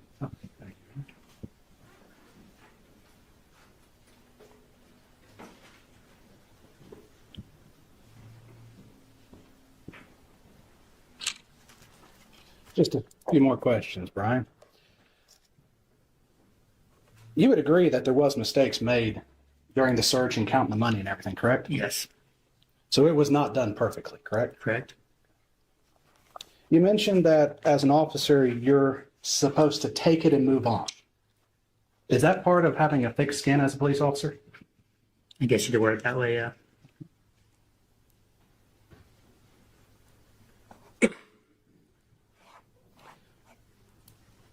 Is it correct to say that the officers at Norwood found it funny, but you didn't? Correct? So some people find things funny that you don't find funny? Yes.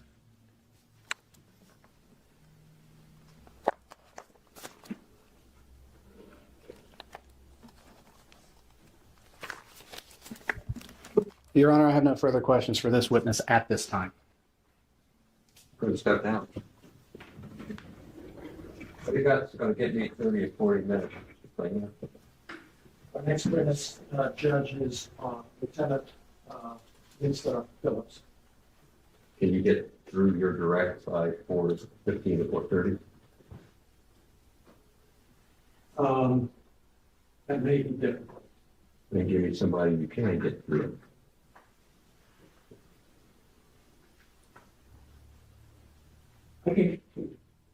I think I can get through my direct, Judge. That's the goal. Thank you. Go.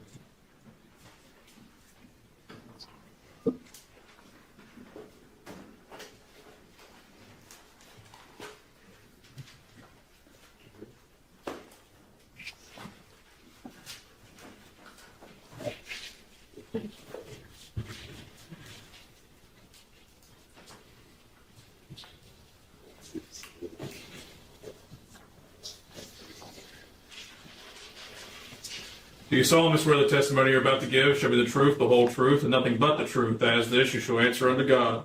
Yes, sir, I do. Thank you. You can be seated. Go ahead, Mr. Klingler. Thank you, Your Honor. Would you introduce yourself to the jury, please? Lisa Phillips, And Lisa, where do you live? Adams County. How long have you lived in Adams County? At least 24 years or so. And what do you do for a living? I'm a deputy sheriff.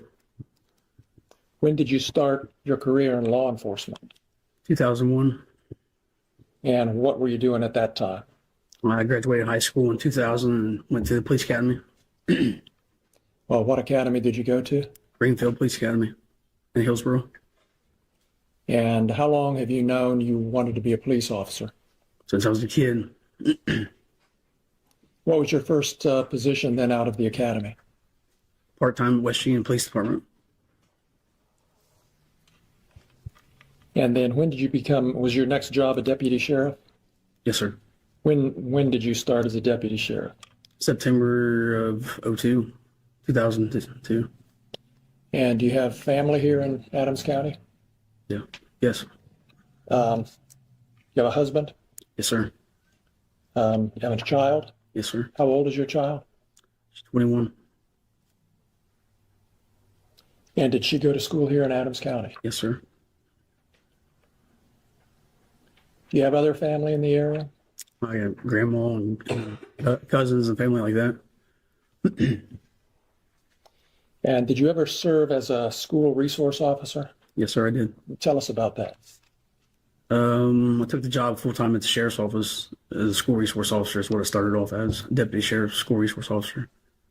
Then was there for the kids, just to keep the kids safe, out of any kind of danger. I also was there for the kids, as far as bonding with the kids, and keeping them, as far as like way of life, just somebody else to be there, Sometimes they need somebody to talk to. I did that quite a bit. And did you sometimes greet the kids when they got dropped off at school? In the morning, I directed traffic at the school. And did you have occasion to know any of Mr. Foreman's children? I don't know him by name, but I have let him out of the vehicle before, or not let him out, but greeted him. Were you part of the team that executed a warrant on Mr. Foreman's property? Yes, sir. That home was located here in Adams County on Russellville Road. Yes, sir. And how did you come to be a part of that warrant team? I was called in. I wasn't actually working. You weren't on duty? No, sir. And is that part of your job? If you're even if you're off duty, if you need to be called in for something, you drop everything and go do it? Yes.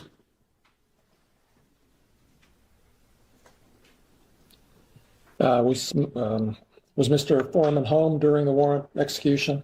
No, sir. Were any of his children present? Not initially. Did you see any of his children that night? In the vehicle with their mother. Just to clear that up, can you tell us what happened? Come in the driveway, and I was on the outer post of the house as far as like the perimeter area. And she pulled up with the kids, and I went over and spoke with her, and I told her it probably wouldn't be good for the kids to see us, you know what I mean? So they wouldn't be there to Do you know be whether upset or anything. excuse me, do you know whether the children live there or do they live somewhere else? They live up the road. I mean, up down the road from there. With their mother? Yes. So then did they leave or did the children never went into the house or anything? No, sir.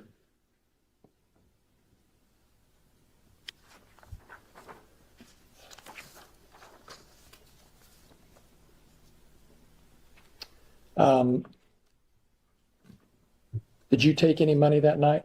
No, sir.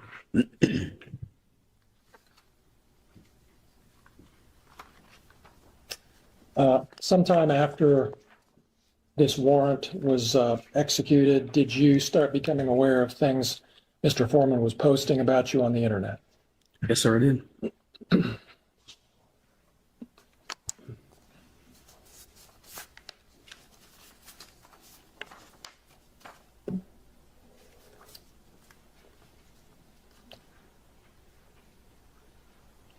We have some exhibits that we want to show you. Do you have them lined? Do you have them lined up, Natalie? I have them pulled up. Okay. They won't play. Yeah.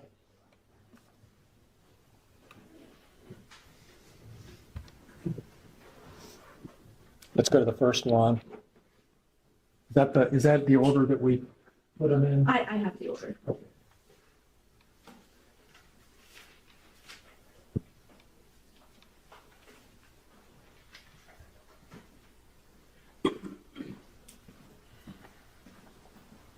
Which number is this? This is number 19.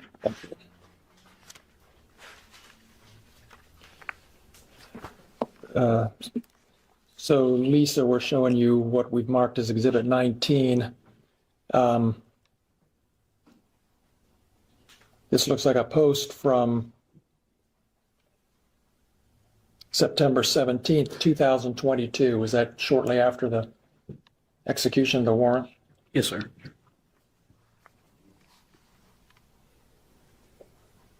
Can we blow it up just a little bit?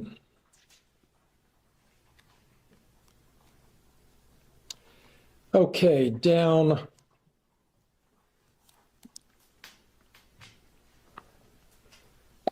Near the bottom of that first paragraph, just go down a little bit more, right there. Has anybody in Adams County verified her vagina? If you haven't, you should, or she might.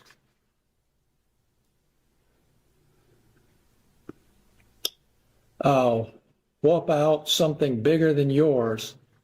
If this lady is your friend, I wouldn't leave her alone in my house. Or I'll put it this way, if you leave and your video system is messed up, et cetera, and then down below a little further, my name for this particular officer is Lieutenant Mona Lickamlow Lisa.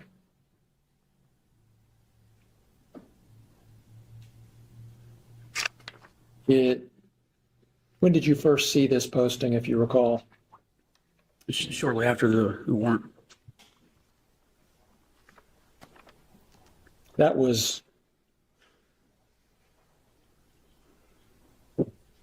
over three and a half years ago. Is that right? Yes, sir. Let's go to the next one.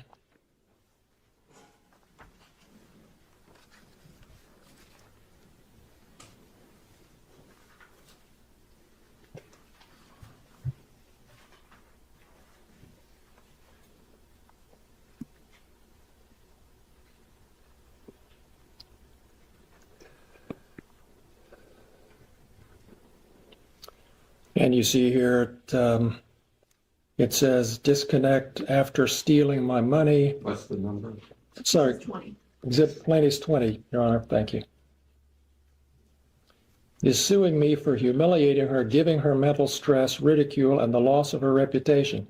She doesn't like being called Lieutenant Mona Lickumlow, Lisa Full of Shit Phillips, but she loves stealing money and disconnecting cameras of law-abiding, tax-paying citizens. That's March 25th of 2023, is that right? Yes, sir. Go to the next one. Which number is this? Number 21, and it's a video. Lieutenant Lickumlow, Lisa, stop licking that pussy back there. That's your problem. You're always licking pussy and you don't even know how many pussies you've licked. You don't even know how many video cameras you done disconnected. What number? That was 21? Yes. Did you see that video when it was posted? Yes, sir. Let's go to the next one. Lieutenant Mother Lickumlow, Lisa. My ex-wife just like pizza. She jealous of me. I don't need to know as much as the record needs to know it. Work with me here. Go with it. 22. 22. Lieutenant Mother Lickumlow, Lisa. My ex-wife just like pizza. She jealous of me and my love gel. That's why she disconnected my camp. Was that the same one over again, or was that a different one? That is number 22. That's the same- 22. Yes. Same one, all right. Lieutenant Lickumlow Lisa ate my ex-wife just like pizza. Is that what you understood that to say? Yes, sir. Let's go to the next one.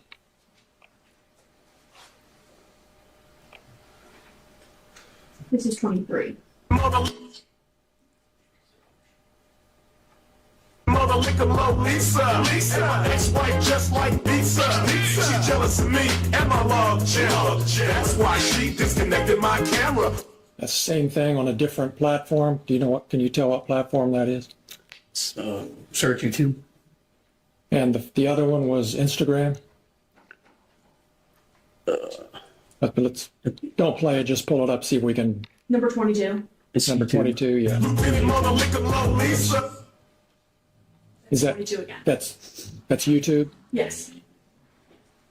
I'm just trying to figure out which two platforms. Were they both the same platform? Do you want me to go to the next? Or both of those are both YouTube. Oh, okay. And then there's more exhibits of this. Yes, I don't know why we had two of the same one, but I'm sorry. Lieutenant Mother Lickumlow, Lisa. You can Can we turn, stop here? So for the record, are we saying that Exhibit 22 and Exhibit 23 are duplicates? They are not duplicates. They are postings of the same video. One was posted on October 4th, 2022. One was posted on October 23rd, 2022. They were posted on his YouTube account on two separate occasions. One is like Can that. we clear that up for the record, Your Honor? I think we just did. I don't know Thank you which for- one was posted when. No, I get it. Yeah. You're thinking like I'm thinking. Go ahead. thank you, Judge. 20. Let's play the next exhibit. 24. Yes. Exhibit Lieutenant 24. Mother Lickumlow, Lisa. My ex-wife just like pizza. She jealous of me and my love gel. That's why she disconnected my camera. When was that post? Can you see a date? Is that a different date? Well, should have the witness testify probably ideally It's if we September can. 25th of 2022. But, okay. And is that a different? That's a different date from the other two? Yes. Thank you. Next exhibit. Number 25. 25. Lickumlow, Lisa. My ex-wife just like pizza. She jealous of me and my love gel. That's why she disconnected my camera. And is that a different date? Whoops. Was that a different date? Well, it's not up there anymore, is it? Or It is up there. okay. Can you tell, Lisa? Sorry. Yes, sir. It's October 4th of 2022. Thank you. Different date. Okay. Next exhibit. Is that it? All right. we have another video. We're ready to do that? Yes.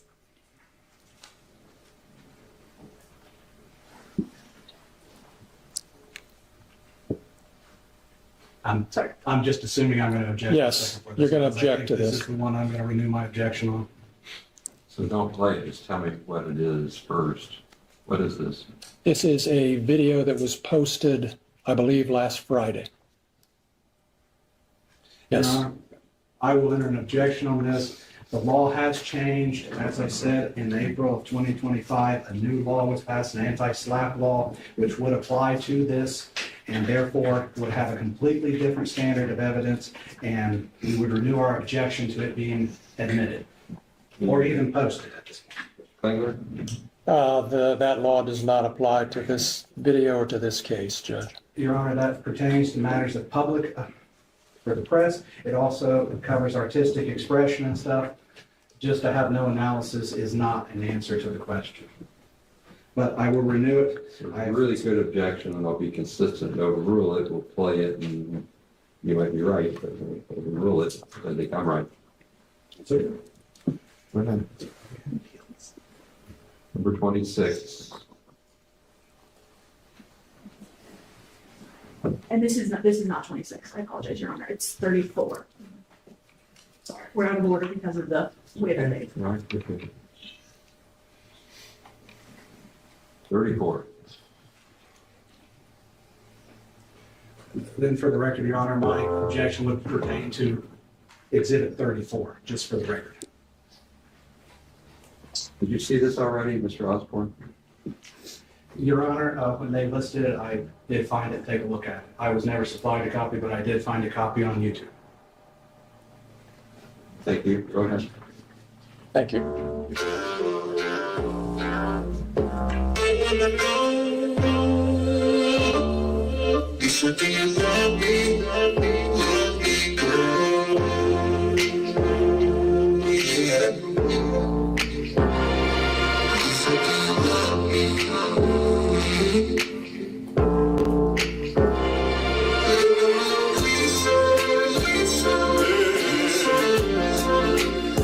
I want them all.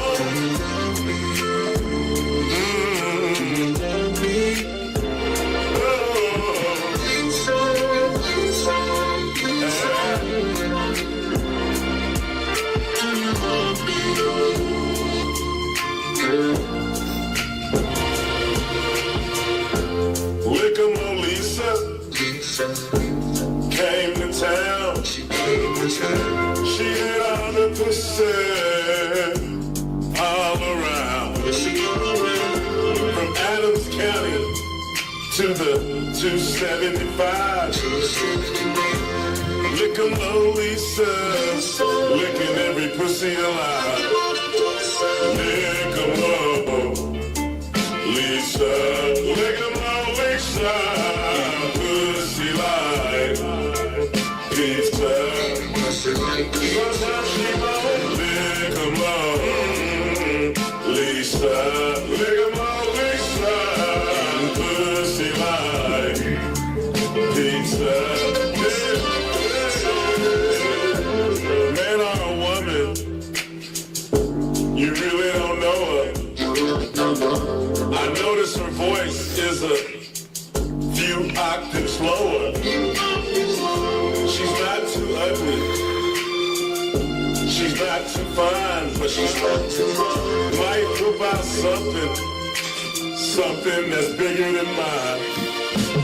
Lick 'em up, Lisa. Lick 'em up, Lisa. Pussy like pizza.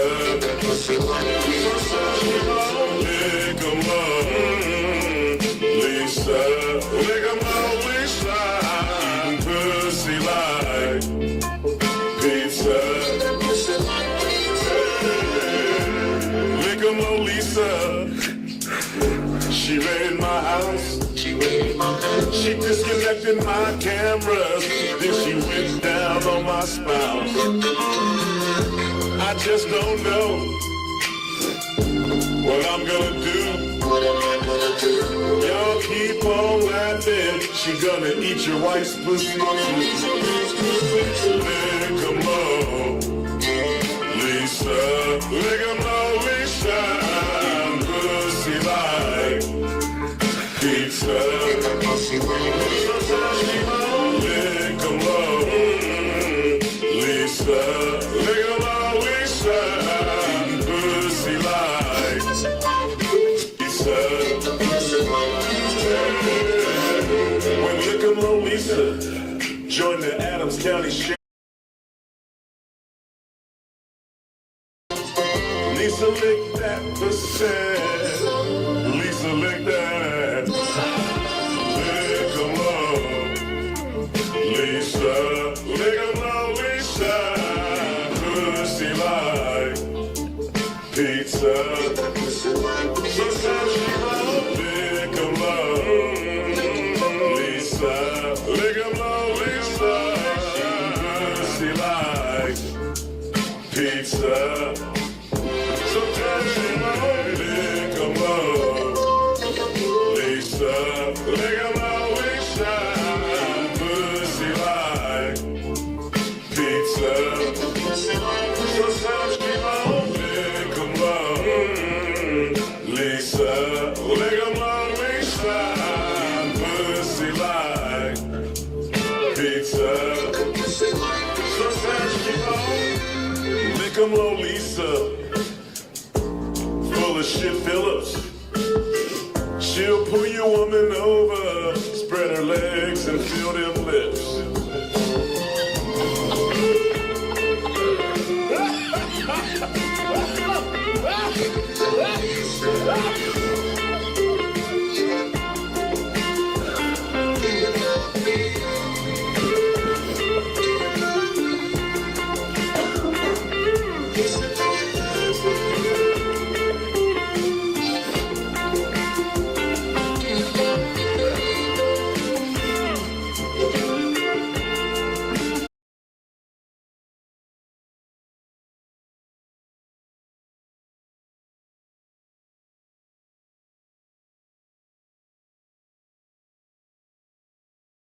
And feel them lips.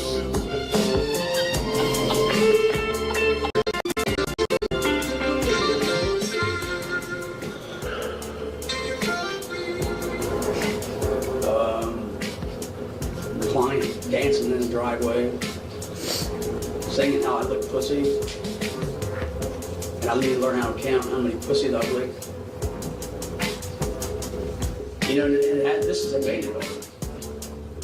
To where I have to swallow because of you. Things that's being said. Are you Lieutenant Licking Low, Lisa Phillips, Pussy Licking Phillips? They like to go to Walmart and be called a guy because of your voice. Or asking if you got a pecker. How was like that? Is it like a female or a guy asking if you got a vagina? Probably not. Unless standing and then having me on their gate. Obviously, I haven't had a second change. I have a child. I've had that, yeah. They didn't make money off of me. They just didn't say I should have to prove I don't have a penis. Yeah. I was on my way to work one morning, right in Panhandle, stopped at the stop sign. The commissioners had a contracted crew that was working in Panhandle.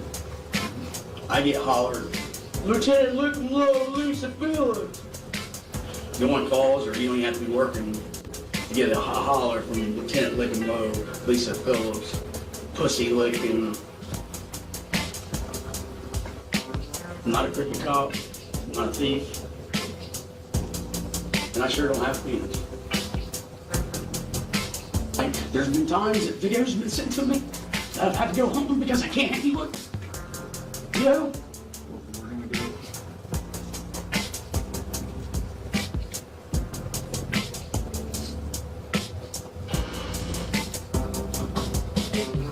You know, I'll tell you what's sad.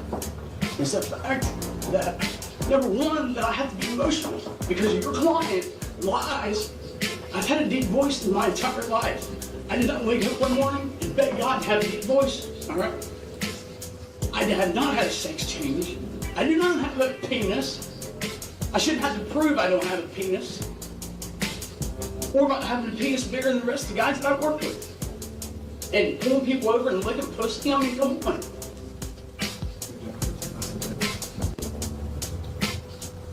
So, yeah, I think the damage is due to emotional stress.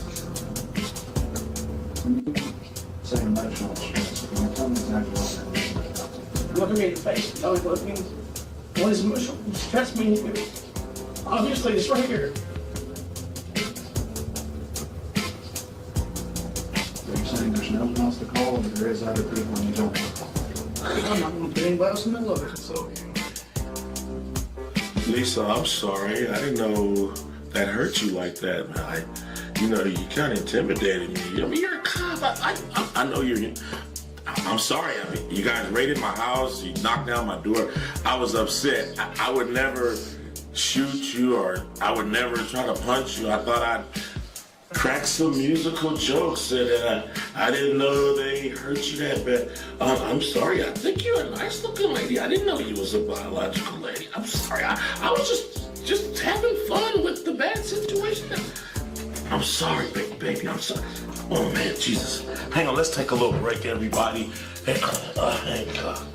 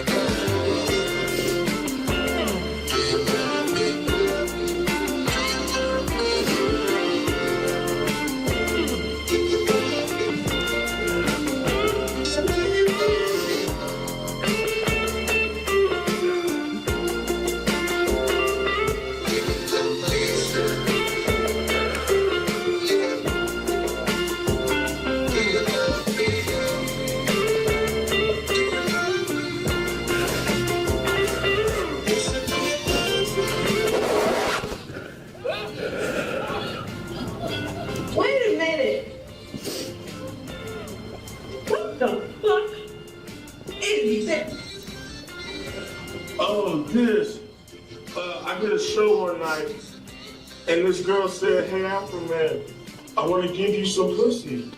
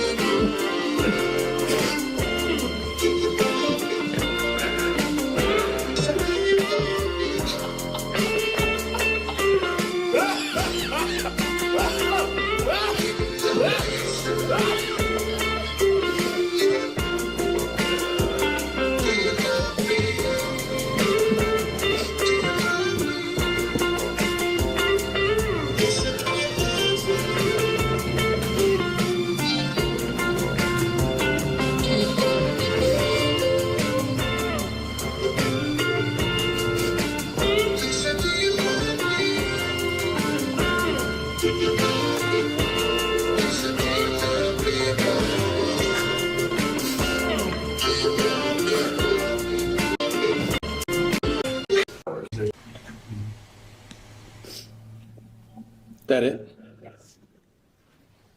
I'll give you 15 minutes tomorrow to start. We're done. She's still under arrest. You're directed not to coach her testimony. You can talk about other matters. but not for direct. Understood, Judge. Thank you. We'll start at 8:15 tomorrow, and you can have your 15 or so then. Thank you. Thank you for good work today, ladies and gentlemen. Go ahead and go off the record.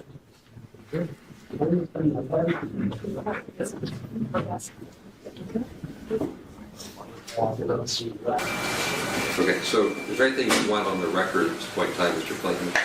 One thing, Judge, I came to my attention, we didn't talk about separation of witnesses. I didn't think about it or bring it up, but I think there might be a witness or two that's been sitting through here, potential witness. I'm not positive about that. You never What know. else do you have? That's all I've got. Do you have anything for the record, Mr. Osborne? Your Honor, I put all my objections on the record. I have nothing else I to add. appreciate it. Do you have witnesses in the back of the courtroom? We have one potential witness, which is Miss Foreman. Okay, She was so listed as a potential witness. Ms. Form is now separated, so she doesn't come back tomorrow. Yeah. It's not a hard call. I've never seen it done in the middle of trial. That's my confusion. Oh, I see it happen a lot in the middle of trial. It only goes into effect when somebody raises it. Then it's the same as if it was raised from the beginning. Previously, when I made a motion for it in the middle of trial, the judge told me, no, I should have done it at the right time. The judge is probably right. I don't think so. The same way I'm right now. I get it. Like, consistency is a big thing. But how I understand it is how it plays out in this world. Got anything else you want on the record? No, thank you, Your Honor. No, I'm trying to let you build your record. I know. The same way I'm letting you argue the whole thing before I agreed with the defense. But there's advocacy has a place. I appreciate building the record, Your Honor. For what it's worth. Anything else you need on the record? No, Your Honor. Like, I'm sort of always wanting the record to be really clear about what the exhibits are, so Yeah. you figured that out along the way, because my brothers and sisters in the Court of Appeals school me regularly about not being clear. They don't want to clean up somebody else's mess when you can fix it.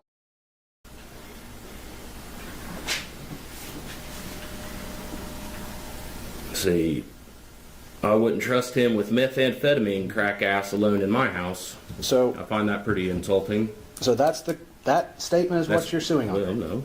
I told you this is one of many. Well, and that's why we're trying to You find. keep trying to make it singular. I'm telling you it's not singular, it's plural. Okay, and so one of them is dipshit, one is receding hairline, Yep. and the other is meth heads. Yes. Is there any more? Well, when he's sitting there making accusations against the organization that I, at that time, was working for, destroying community trust, all based off of a lie, that's what ultimately stopped. And that's community trust in the Adams County Sheriff's Department, correct? Yes.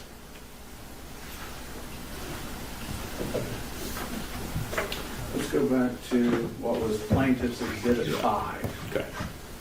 I unfortunately don't do technology very well. But this was Plaintiff's Exhibit 5. You said this was referring to you. Where's your picture in this? I said, you asked me earlier. Where's your picture? No, no. You asked me earlier. Your Honor, I'd ask the witness to answer the question. Okay. You can clarify that there's read. Okay. Okay. Is your picture in this post? No. Is that a picture of your father? Yes. So this actually pertains more to your father than you. Correct. I'd like to look at what was Plaintiff's Exhibit A. Can you turn a little bit? Well, here, help me with that. Just turn slightly. There. Right. Yep. Perfect. Okay. Okay. So there's no plaintiff's exhibit A. Oh, sorry, Plaintiff's Exhibit 1. Thank you. So this would have been Plaintiff's Exhibit 1. It says, in court early. Were you at that hearing? No. So this is a post about a legitimate hearing that we have in this case. Right. But you weren't present there. No. No, sir. Do you know if your attorney was present? I don't know. This kind of goes without saying, you're not a judge. Nope. You're not. Exhibit number? Oh, sorry, no. Thank you. This would be Plaintiff's Exhibit number 6, the one about Roy Gabbard. You're not a judge? Nope. You're not Roy Gabbard? Nope. And other than this referring to the Adams County Sheriff's Department, somewhere towards the end, that is the only thing in it that you believe is defamatory? I'm sorry. It kicked on right when you were talking. I couldn't hear you. The AC Let's kicked on. strike the question. Okay. I'm sorry. Poor timing. This would be plaintiff's exhibit number 8. You said you saw this sometime after. Yeah, it wasn't the day of. It was sometime after. I don't recall. How long after? Within a week, I'd say probably. So you're not identified in here? No, And it just talks about the department in general? correct, It just talks about a guy that hit Mr. Foreman's mailbox? correct. And you didn't hit Mr. Foreman's mailbox? No, Okay.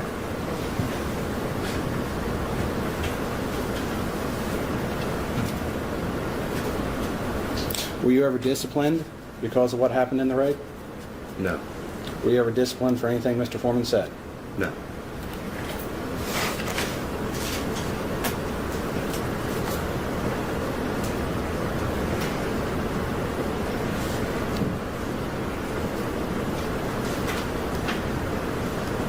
Other than your voluntary resignation, have you lost any other income?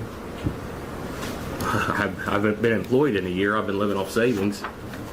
You know, I can't keep gainful employment because I'm going to VA appointments 5 days a week sometimes. Well, you said that you went to surgery. When did you go into surgery? I don't remember that. That's been so long ago. It was It was a nice time at home. You didn't oh have my any gosh, duties. yes. Was it a long time ago? I don't recall. I'd say it's been over a year, but the dates I'm sorry, I can't recall it.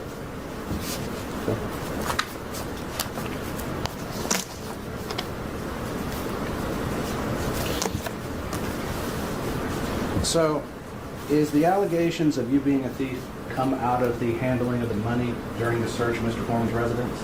Yes. During depositions, I asked you some questions about how money should be counted and cataloged as evidence. Can you explain the process to me of how you count and catalog money as evidence? Yeah, I mean, as far as like what the policy is, or because I don't that policy has changed since then, and we had but usually what you do is we have a special type of evidence bag. That evidence bag, it'll have denominations of bills. Okay. On that, you count it and you mark it. You know, I got 3 20s, I have 1 10. You know, you put that money in the bag and seal it up. Does that answer your question? Well, so you have these evidence bags. You would count out the money. You'd have it recounted.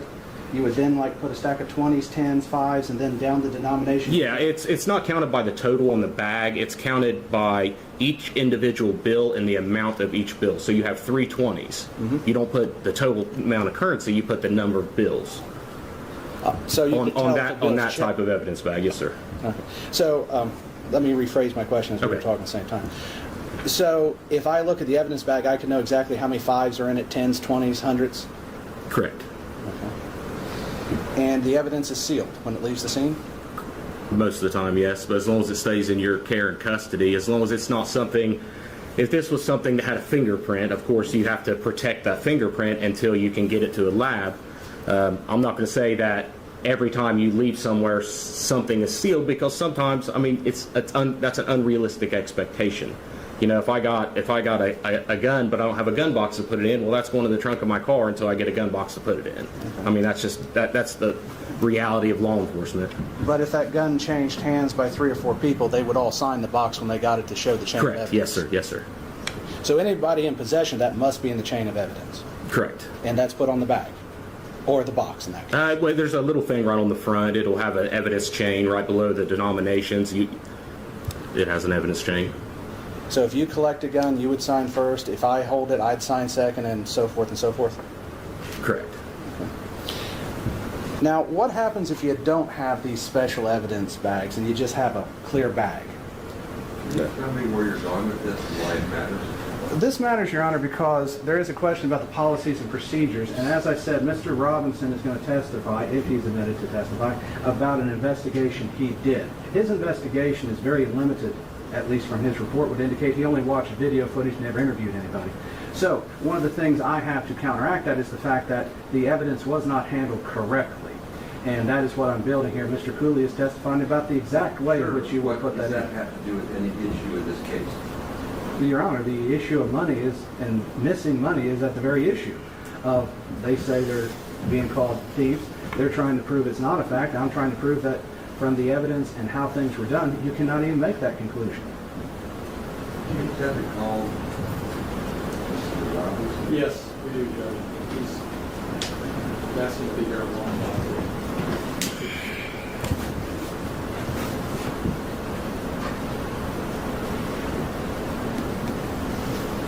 Guess in one respect, it's your time to spend. I look at this as marginally relevant.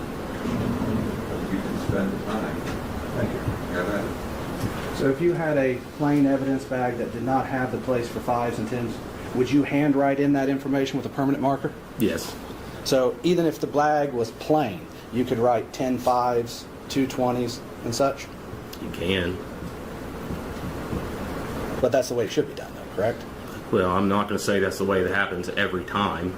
I mean, it's as long as you can protect that evidence to display in court. That's the purpose. You know, I mean, there's a little bit of flexibility in evidence handling based off the situation, but in general, if cash is seized, then yes, you know, you can put the amount. The amount is always going to be on the outside of the bag. Anybody that took exclusive possession of that, yes, they're all going to sign that. Okay. And so, and the money's always counted twice, correct? Correct. At least twice, correct? Correct. Even the officer himself probably counts it twice, correct? 10 times, honestly. Personal choice there, yes. First, you would count it though twice, correct? Yeah, but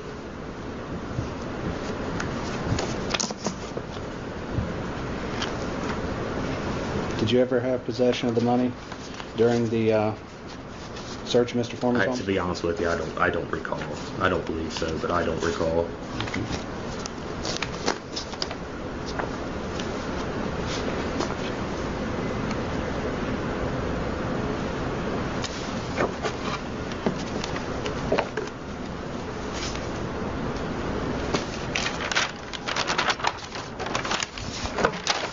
Forgive me, this.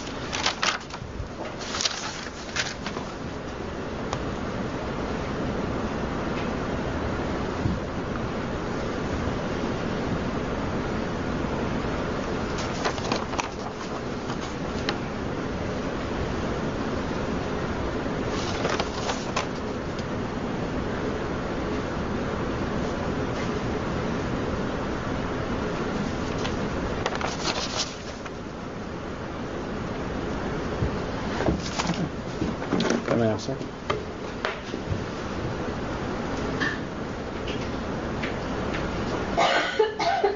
Your Honor, I have no further questions for Mr. Cooley at this, or Justin Cooley at this time. Thank you.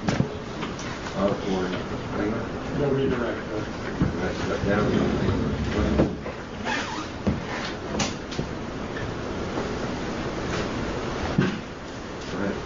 I just call Mike Eastep.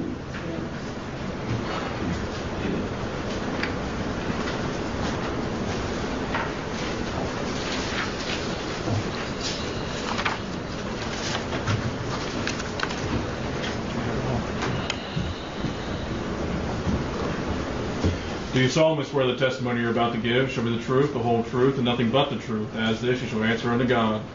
I do. Thank you. Would you introduce yourself to the jury, please? Michael Eastep, And Mr. Eastep, how are you currently employed? Adams County Sheriff's Office, How long have you been with the Adams County Sheriff's Office? over 24 years. What's your current position with that office? Road Patrol Supervisor. How did you get started in law enforcement? Through the fire service. Actually, some friends in law enforcement were in the fire service and kind of hung out with them, and that's how I began to take an interest in law enforcement. You live here in Adams County? I do, How long have you been in Adams County? all my life. Do you have family here? I do. You married? Yes, Children? yes, The children go to school here, did they? yes.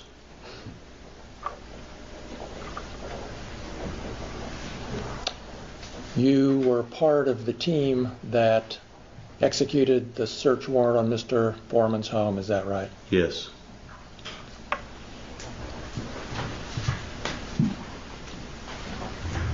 Did you steal any money from Mr. Foreman's home? No.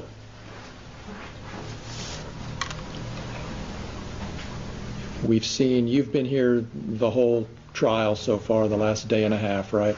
Yes. You've seen all the exhibits? Yes. You saw the exhibits that were just shown to Justin Cooley? Yes.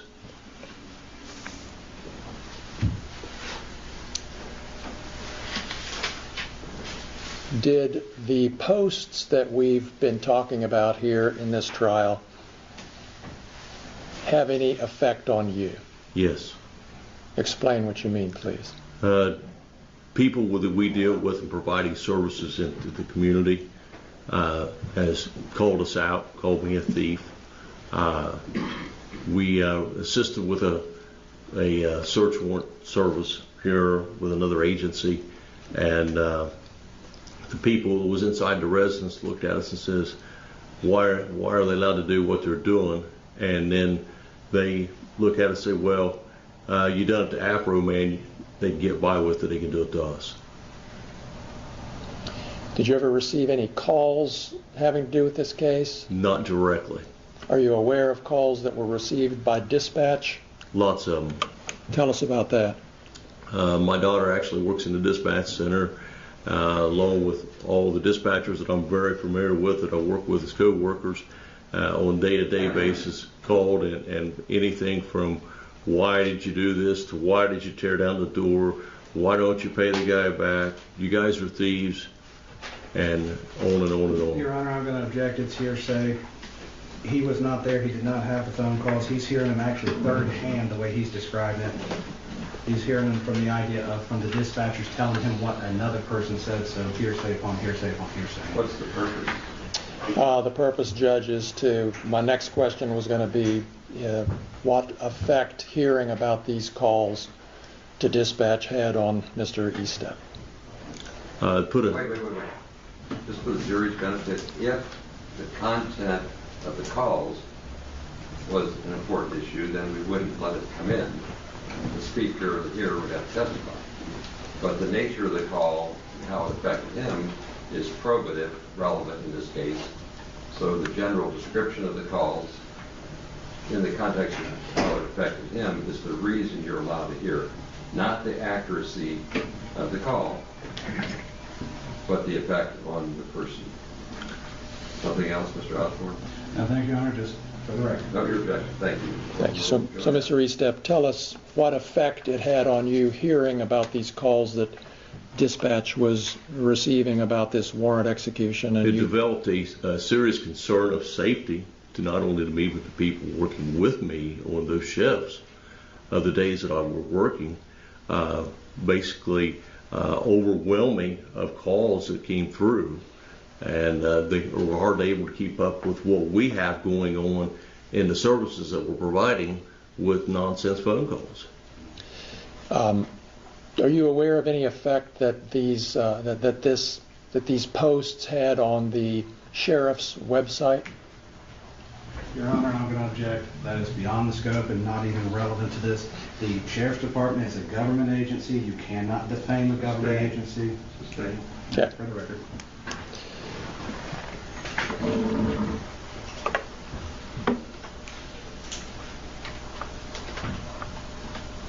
Mr. Estep, did you, through your attorney, ask Mr. Foreman to take these posts down? I did. Have they been taken down to your knowledge? No. Those are all my questions. Thank you. Go ahead, Ron.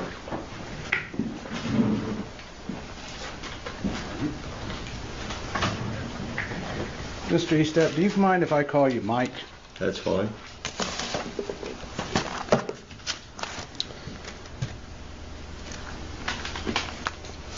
You've been an officer for a very long time, over 21 years.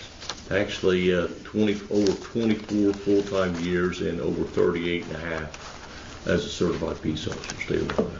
Okay. And during that time, you've never hid your identity as an officer? No. Everybody's seen you out in public? Yes. Seen you with your wife and kids? Yes. And your wife... Strike that question. And so you wear a uniform while you're on duty? I do. And you were a sheriff's deputy in 8/21 of 22? I was. Okay. And people have criticized your duties before, correct? Yes. And you've been called a lot of names by people in 24 years, correct? Oh, yeah. Things worse than a thief, correct? Name-wise, but not not as detrimental how people look at you. I mean, you're saying, people calling you names directly, but not put out there to be detrimental in something that is criminally related. So people have come up to you and asked you if you were a thief. I've had phone calls, and I've had it happen. When was the first time that happened? To you personally during your career? In my entire career? Yes. I never had anything until this came about. You never had anybody Not ask you told me. about being a thief and when No. your wife was charged with theft? No. When your wife pled guilty to stealing from her employer? Tell me why you would do that to the jury. Your Honor, I Why would you ask do this. that to the jury? Your Honor, I'm asking a question that builds on his reputation. He says he has never been called a thief before, yet he keeps saying that everybody treats him differently. This goes to his reputation. He is used to this. Has happened before. To say that this is the only thing causing the problem has ever hurt his reputation, he's opening up the door so that I can ask the question about what's affecting his reputation. Thank you. Mr. Klingler? We're not going to, I assume, have a trial about every family member and what every family member of these families might have done in their lives. This is a case about these deputies and about Mr. Estep. It's not about his wife. It's not about his family. We're not going to try a case here about what somebody else might or might have done or whether they might or might have not been guilty. It's about what he experienced as a result of these.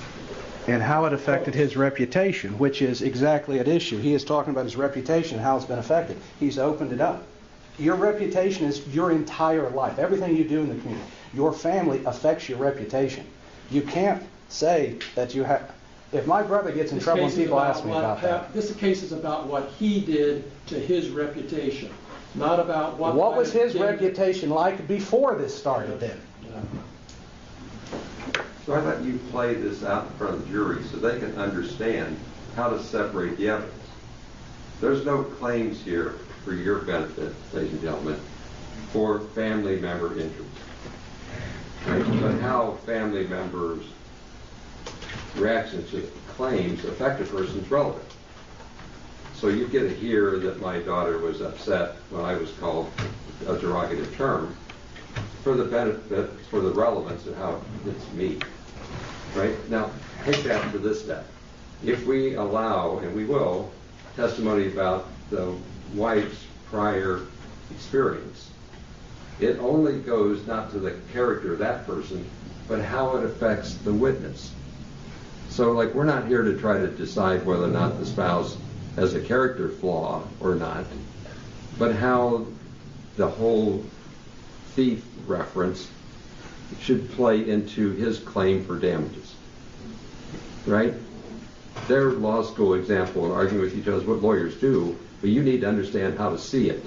So I'm going to allow this so you can see how it does or does not affect him alone. Just don't get caught up that your spouse's character is your character, because it's not. Enough said. Overrule the objection. And then you can renew them as you feel appropriate. Go, re-ask the question. He answered the question, Your Honor. Then re-ask it because he shouldn't have. Okay. So restating the question, Mr. Estep, your wife did steal from her employer, correct? Yes. And it was a felony sum of money, correct? Yes. Which is over $1,000. Yes.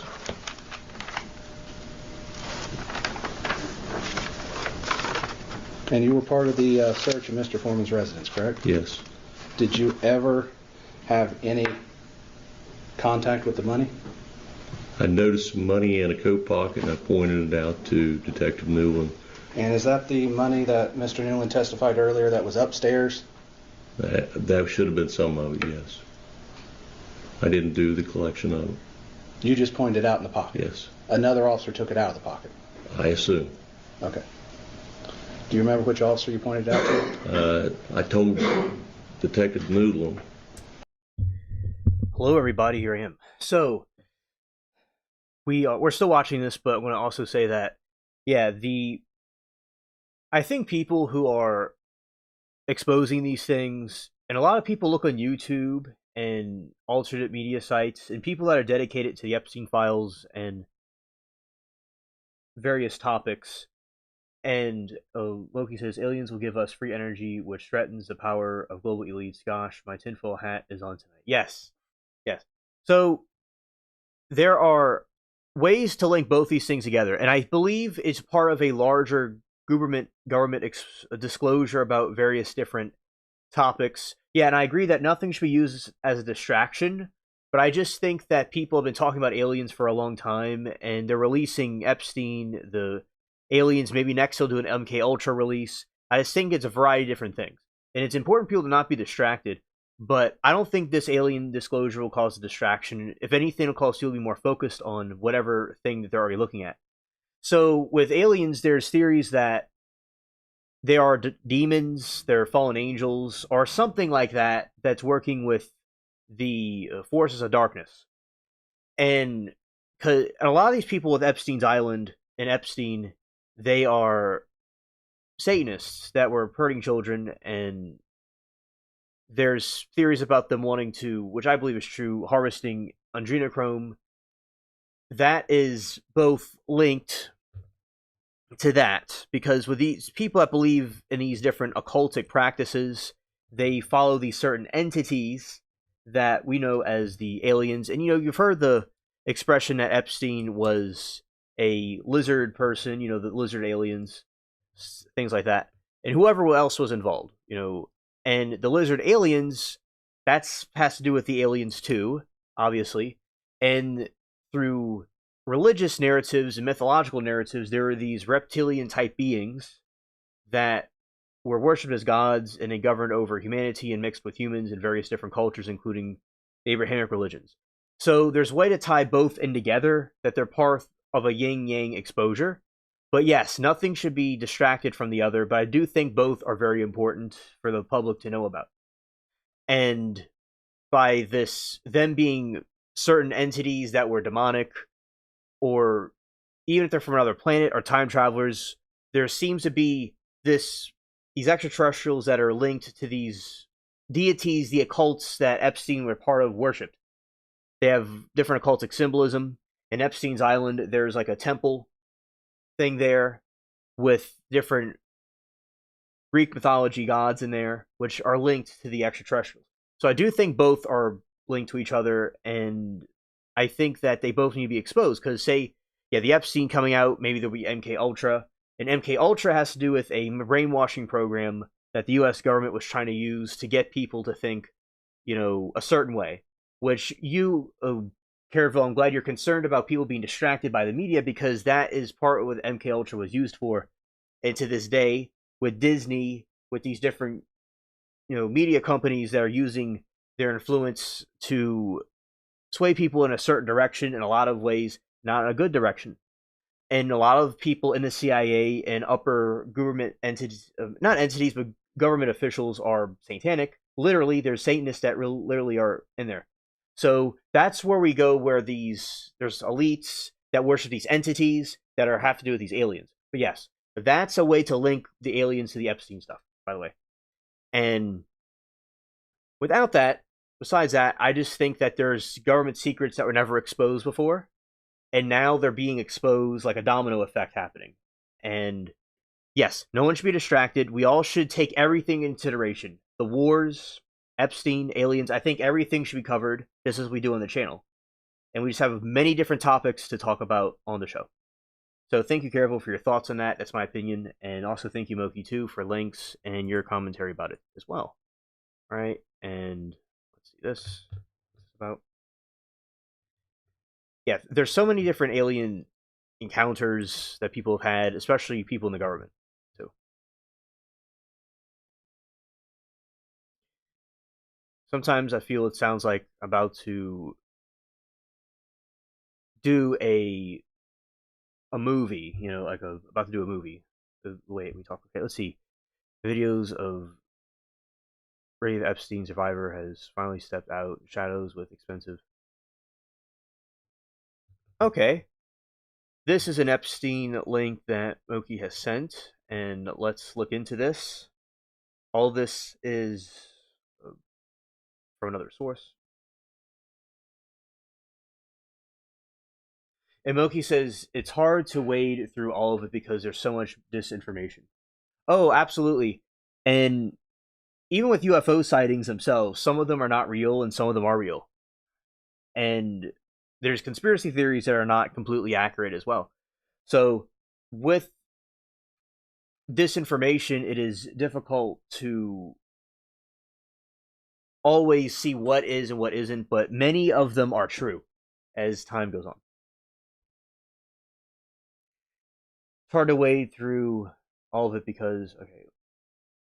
Oh, yes, I'm ready for the flood too, and the great flood would certainly cleanse the earth of all these strange people and things that are godless.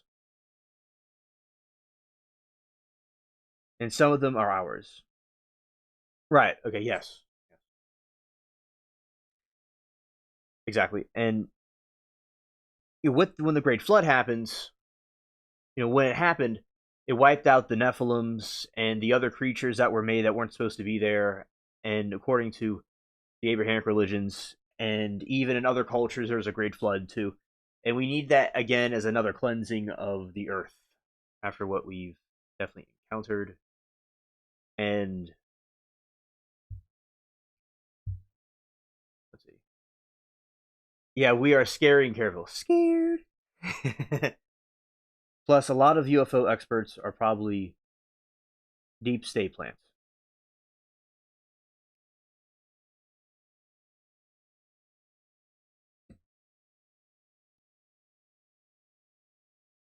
Well, thank you, Carol, for listening to us, buddy. Yeah. And I'm glad that you are listening to the convo. Oh, thank you, Caravel. I'm glad that I'm your favorite alien. I really appreciate that status I have. Right. And a lot of UFO experts are probably deep state plants.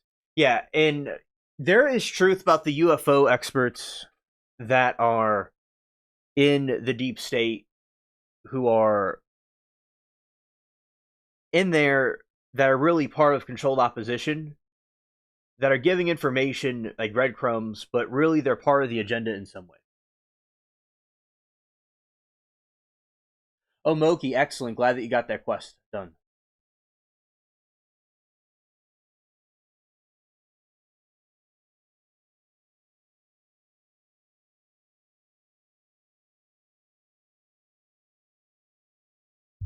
Okay, let's see about this link. Shouts to the Spaceship Cats. Remember, this one I'm about to play, you could take it with a grain of salt, but this is an alleged conspiracy theory about Epstein. Oh, nice, Careful. Nice.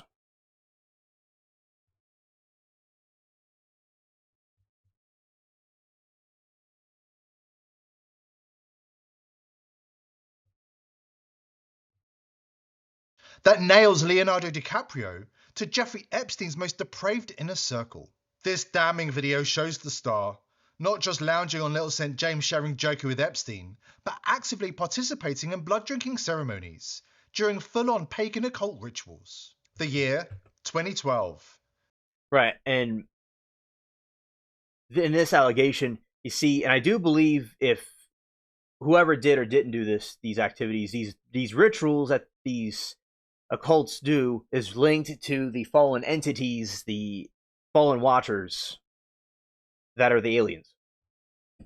During DiCaprio's preparation for his Wolf of Wall Street role, the locations, Epstein's private island, and deep in the Amazon jungle. Child blood ritual sacrifice, symbols carved into earth that sunlight never touches, firelight circles, shadows moving where cameras don't exist. According to the Epstein victim, DiCaprio wasn't seeking faith. He was chasing youth, chasing status, chasing the sick promise that fame could be made permanent through ritual and offering. This isn't rumor. This is raw footage from a victim who saw it all. and lived to smuggle the truth out of there. We're the investigation team they couldn't kill. The same researchers who exposed Pizzagate before the media gaslit the nation. The team that Moki says DiCaprio deleted his social media after people were calling for his arrest. Wow. Wow. That is wild. And yeah, I mean, if he really was into this stuff, it'd be disappointing. He's one of my favorite actors. I liked him in pretty much every movie he did. And Titanic, and going all the way to Back in the Past now. Yeah, many people people throughout time commented that he looked, a lot of times he'll change when they get older, but people think that he really looked different from his past self. That people are making conspiracy theories about why he looked different now. So there's lots of different talk about him and his affiliation with these people that is not good, right? And that is surprising. While he did his account.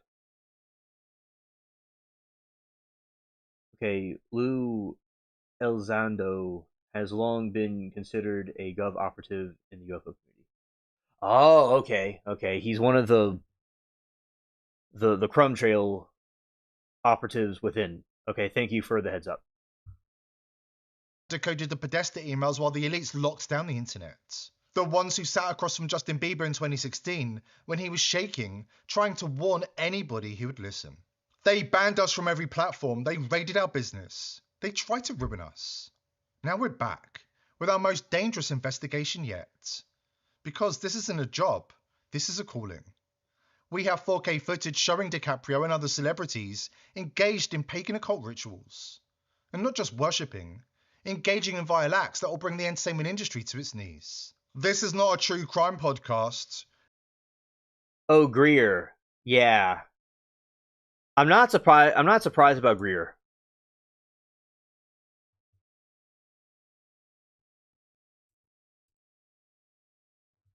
Yeah, because especially I feel he denies the link between aliens and demons.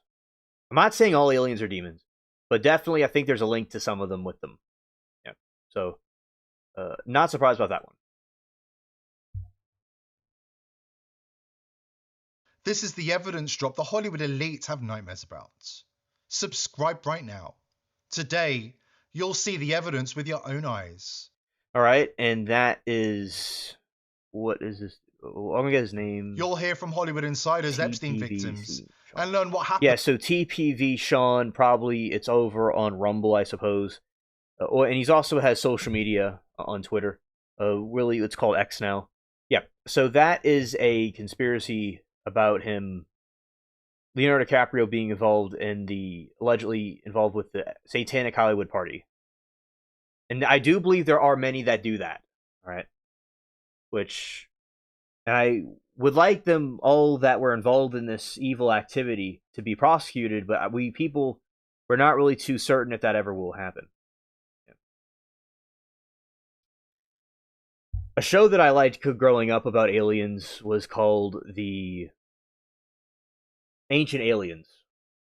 I wonder if they were also maybe operatives that were part of the thing too. Government operatives, because they were within. They knew a lot of information. They're allowed to be on TV. And I do believe there's a certain point where they can't hide it anymore, and they just come out with the information.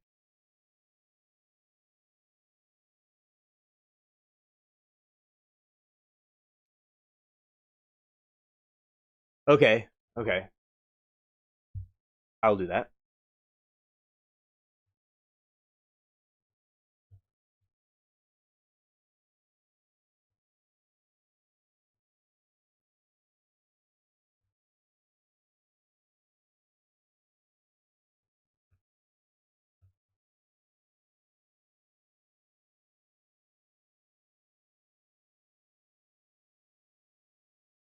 Yeah, and also, so I could get the right one, it was about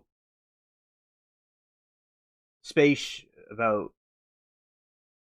About our spaceships, we already have. Yes. Yes. Okay. Okay. Yeah. So it was about the ships that our government already has in there. Just make it clear. Okay. Thank you. While I get that, I'm going to play this. This a trial. Let's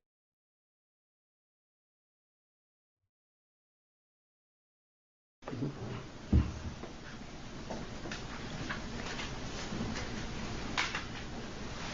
You realize that during that search, everything you said was captured on your body cam, correct? Absolutely.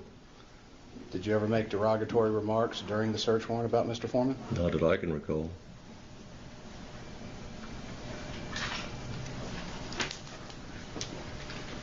But we're gonna lay the foundation. Mr. Eastep, on October 21st, 2022, did you have a body cam on during the search of Mr. Foreman's residence? Yes. Okay. Was that body cam active the entire time? Yes. Does it have audio and video recording capabilities? If I show you a clip of that body cam, can you Sure. identify it? Sure.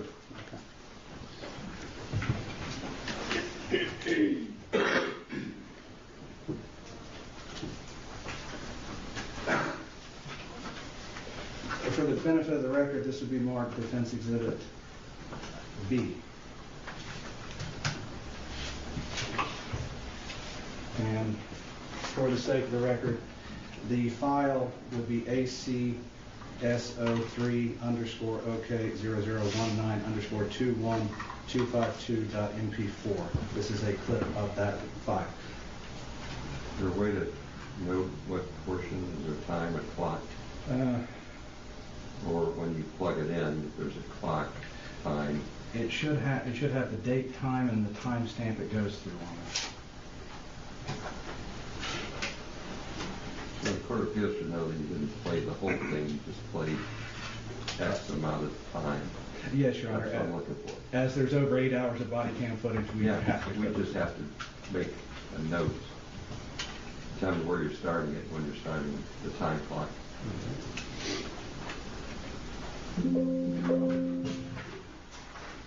Is this? Yes. Okay.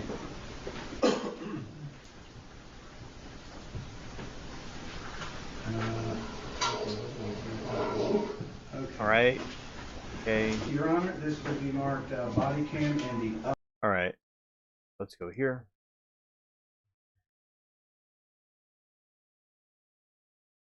Here we go. Let's talk about the spaceships we already do have. Going this way. Absolutely, Moki. Definitely. All right. So, and Mermaid says, I think that the guy is being accused of being Jeffrey Epstein is related to him, or a clone that he was creepy watch all day. Yeah, it probably is him. It is him. Okay. U.S. Space Force has 3 secret deep spaceships cruising the galaxy with tall whites and Nordics on board, helping humans make a first contact. Linda Moulton Howie reveals from her military aerospace source.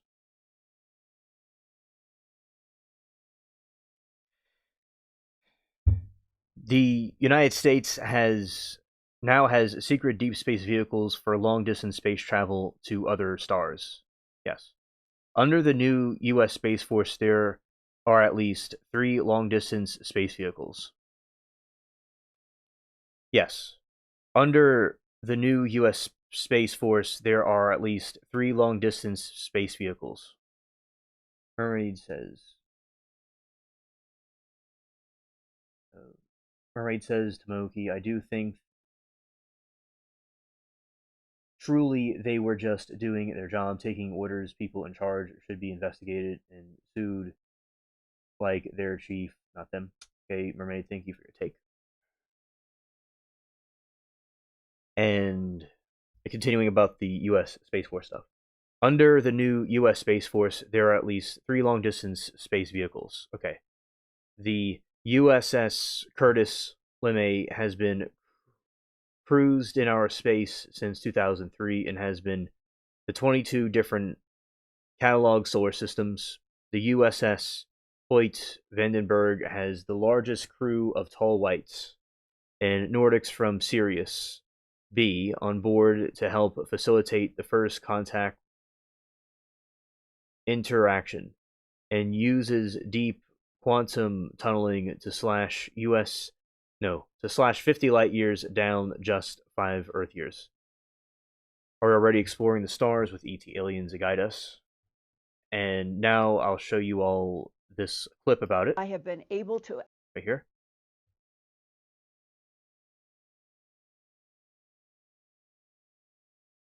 If AFROMAN does sue them after a trial, AFROMAN's music video went too far, but Miranda says, but it's sad that all I can back up the case so far is that the kids didn't deserve to be bullied in tears.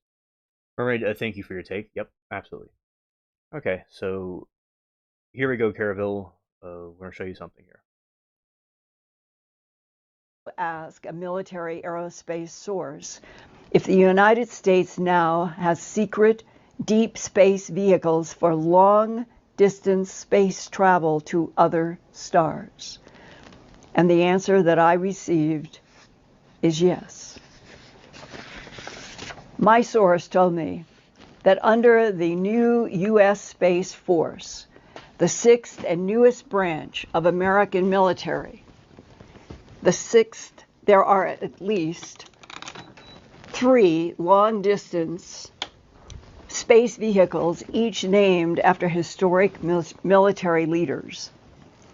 One is the USS Curtis LeMay, named after 4-star General Curtis LeMay, who was U.S. Air Force Chief of Staff from 1961 to 1965.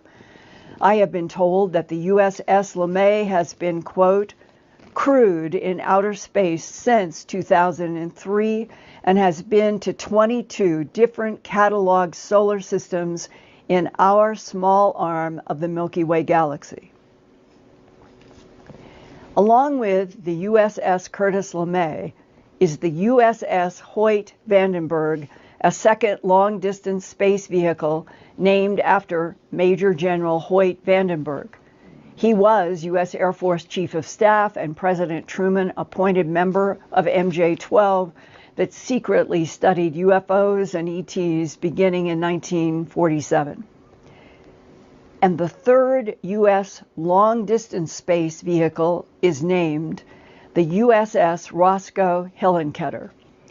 Quoting from my source, the Hoyt Vandenberg is built mainly for reconnaissance, stellar mapping, laying out navigation paths to avoid cosmic obstacles, high radiation zones, newborn star development, and making first contact with other life forms. The USS Vandenberg has the largest crew of tall whites and Nordics from Sirius B on board to help facilitate first contact interaction correctly, meaning first contact interaction with other beings, other species in our cosmos.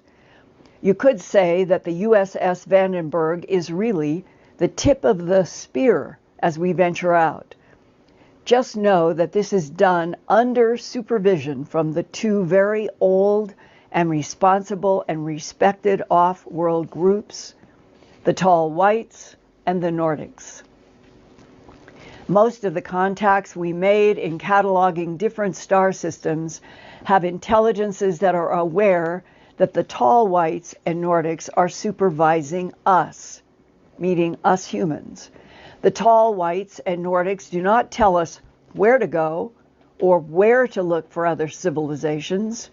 They only monitor our activity while being on board our craft, close quote. In addition to the USS Curtis LeMay and the USS Hoyt Vandenberg, a third United States deep space vehicle is the USS Roscoe Hillenkoetter, named after Navy Admiral Hillenkoetter, who was the first CIA director from 1947 to 1950. He was a member of the Board of Governors for NICAP, the National Investigations Committee on Aerial Phenomena from 1957 to 1962. Mr. Hellenketter was also a Truman-appointed member of MJ-12 that secretly has studied UFOs and ETs for the U.S. government since its creation in 1947 by President Harry S. Truman. My source adds, quote, "The Hellenketter, meaning the vehicle that goes into deep space, is tasked with dedicated group study mainly.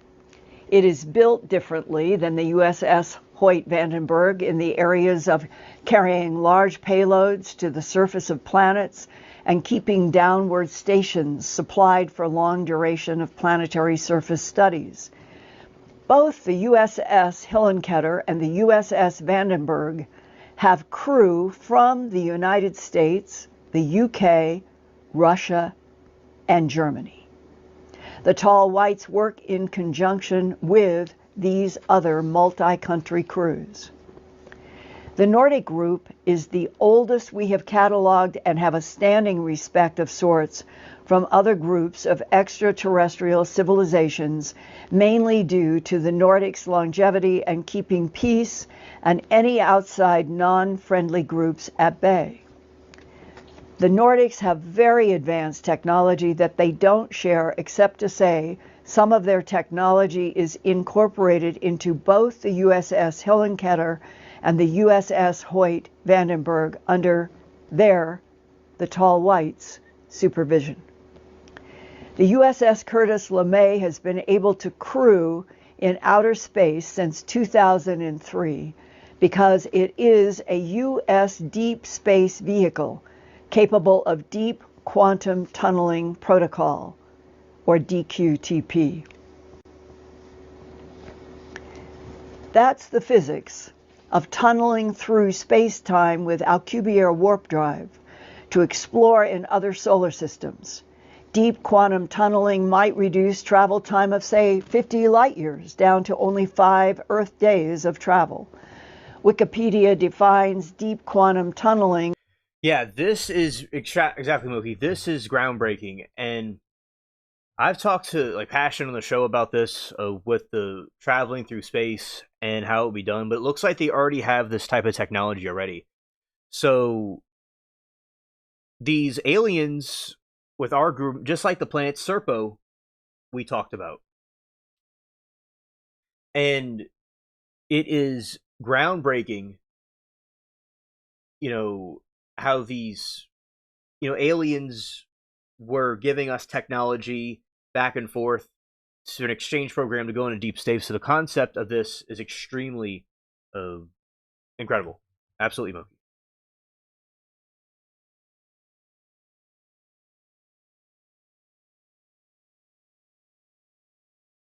Mookie. As a quantum mechanical phenomenon where the wave function can propagate through a potential barrier. Tunneling may be explained in terms of the Heisenberg uncertainty principle, in that a quantum object can be known as a wave or as a particle in the Heisenberg uncertainty principle. In other words, the uncertainty in the exact location of light particles allows those photons to break rules of classical mechanics and move in space without passing over the potential energy barrier. My military aerospace source says that with help from friendly ET allies, such as the Tall Whites and Blonde Nordics, the USS Curtis LeMay was built to explore Earth's interstellar neighborhood since 2003, exploring 22 different solar systems in our arm of the Milky Way galaxy, including where blonde, blue-eyed, pale-skinned Nordics inhabit Procyon A and B, a binary star system 11.45 light-years from Earth. There, the very bright Procyon A orbits the fainter companion Procyon B. The pair orbit each other with a period of about 41 years along an elliptical orbit. The Nordics also inhabit another binary star system, Sirius A and B. Sirius A is the brightest star in Earth's sky, and there is its much smaller and dimmer companion, Sirius B. That star system is home to blonde, blue-eyed, white-skinned Nordic humanoids, and another humanoid species that lives in water, like the historic fish scale people of Mesopotamia and Mali, Africa. But my source of this information stresses, quote, our true friends that help us the most are the tall whites. These extraterrestrials are from 82G Eridani, about 20 light years from Earth, which is one of the 22 catalog star systems that our U.S. Space Force has explored. It is a main sequence star with a stellar classification of G6V and hosts a system of at least 3 super-Earth planets, close quote. Even in the 1970 book Habitable Planets for Man. Thank you, Moki. And thank you, Moki, for showing this to us. Very cool. All right, Moki says, this lady is very well known in the UFO community. She's been on all the shows. Oh, yes. Yeah, very good find. And definitely this goes back to mythologies that people have, in ancient people.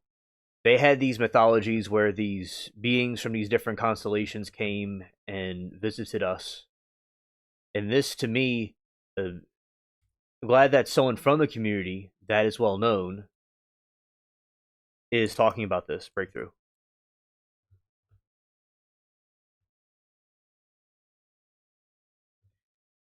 All right, this is, let's see. This next one is looks like a tall white alien on camera.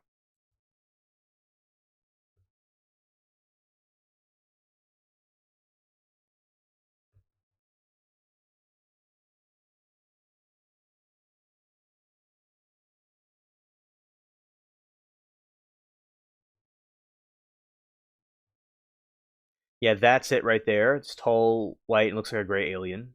There you go. Yeah, definitely wild stuff right here. And I do believe they're real, and this is just giving you all some additional information about the UFO theories and what they are exactly. All right.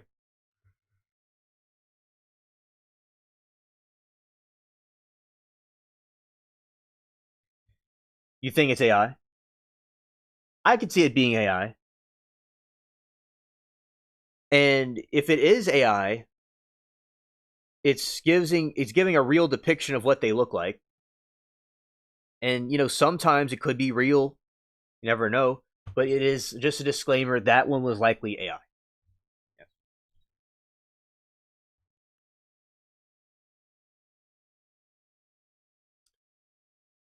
Okay, light that careful.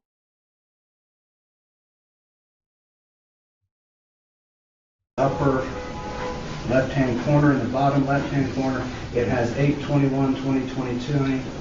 Sorry, 8/21/2022. And I am. Oh, by the way, I do sound effects about different things, and I'm going to be releasing some alien sound effects about the sound effects of Serpo, planet Serpo. And it's a planet that Moki told me about, and I thought it was extremely fascinating. So I made a sound effect about it, and it'll be with the same wallpaper as my backdrop and the other slide of the two suns. Moki has these fantastic links with great information. Starting at 20:56:02. That's where you're gonna start playing. Actually, Your Honor, hold on a second here. It would be starting at 20:56:00. Thank you. Mr. Eastep, I would ask you a few questions before I play this.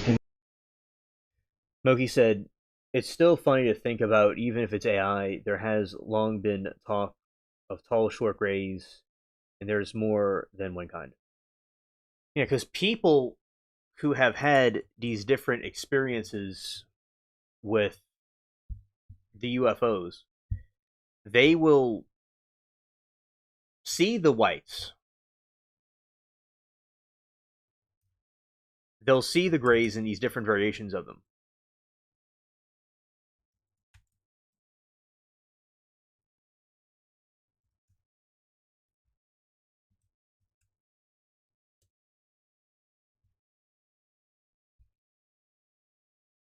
So it was based off of people's accounts of them. Because I think the AI is good at recreating things like the Loeb AI that we talked about, where there's this creepy AI thing that people see, that the AI created a cryptid or some sort of device like that.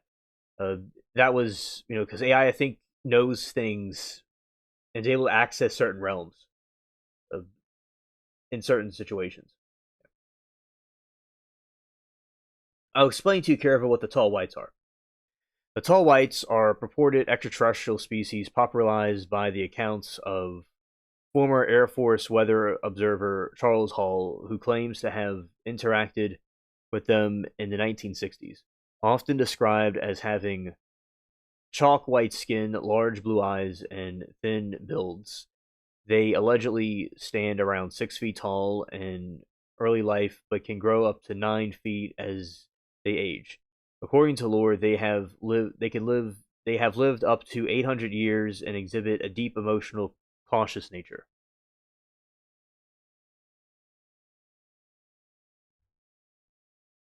These beings are famously associated with the Indian Springs, Nevada, particularly near Neal's Air Force Base and Area 51. Hall claims that they operated out of the hidden underground facilities and scout craft in the desert, maintaining a presence on Earth for decades to utilize resources and study human behavior. While their exact origin is debated, Hall noted they were notably uncomfortable with when their star Arcturus was mentioned. Central part of the Tall Whites narrative involves a secret alliance with the U.S. military. Proponents of the theory believe that the government exchanged access to land and resources for advanced extraterrestrial technology. This partnership is often cited as the catalyst for modern breakthroughs in their fields like fiber optics, lasers, and microchips, which were reportedly gifted or reverse engineered from their craft.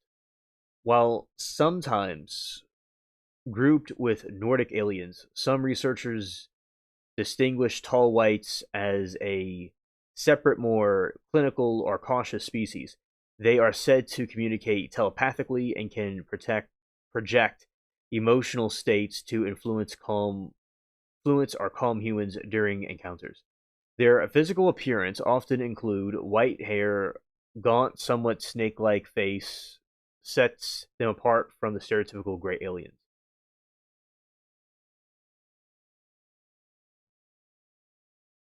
So that is about the tall whites.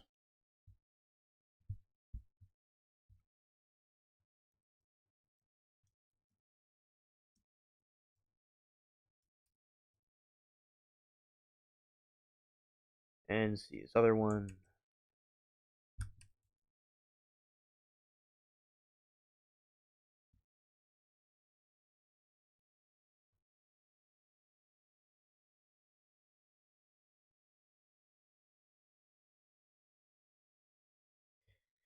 In the realm of UFO lore, the man from Venus primarily refers to the valiant Thor, a humanoid. So this is a man from Venus that was from a long time ago. A humanoid extraterrestrial who allegedly arrived on Earth in 1957. His story was popularized by Dr. Frank Strange's in the book stranger at the Pentagon, which claims Thor was a space emissary sent by Galactic Council to meet with President Eisenhower.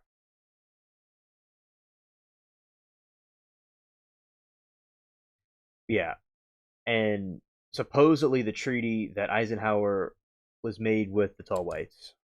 Okay, and let's go here.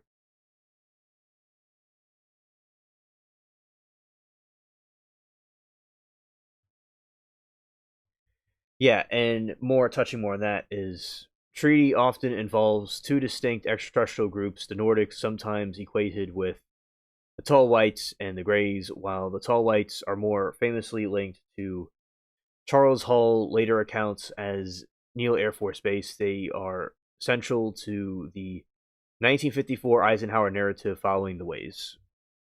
Sprundoffer. Legend says Eisenhower first met with the Nordic beings, described similarly to the Tall Whites, with white hair and blue eyes at Edwards Air Force Base in February 1954. They allegedly offered advice and advanced technology and special wisdom to exchange for the U.S. dismantling its nuclear arsenal, a deal Eisenhower reportedly rejected. The Greada Treaty. After rejecting the Nordics, Eisenhower supposedly signed the Greada Treaty with different races, the Greys. This argument reportedly allowed the Greys to abduct humans for medical sampling in exchange for military technology, such as fiber optics and stealth systems. Tall Whites, as Nellis charges Hall's testimony, places the Tall Whites in a long-term hidden alliance with the U.S. military, specifically at Nellis Air Force Base in Nevada. He claims they provided a tech breakthroughs like microchips and lasers while using Earth as a way station.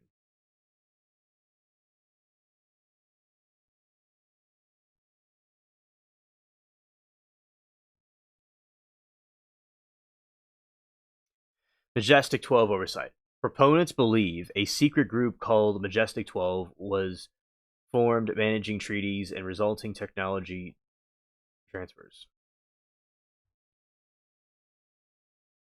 The official record form that Eisenhower Presidentially Library maintains that the president's 1954 disappearances was due to a dental emergency. Skeptics noted that Grenada Treaty remains unverified by physical evidence and is often dismissed as a Cold War paranoia, but I definitely think that actually happened.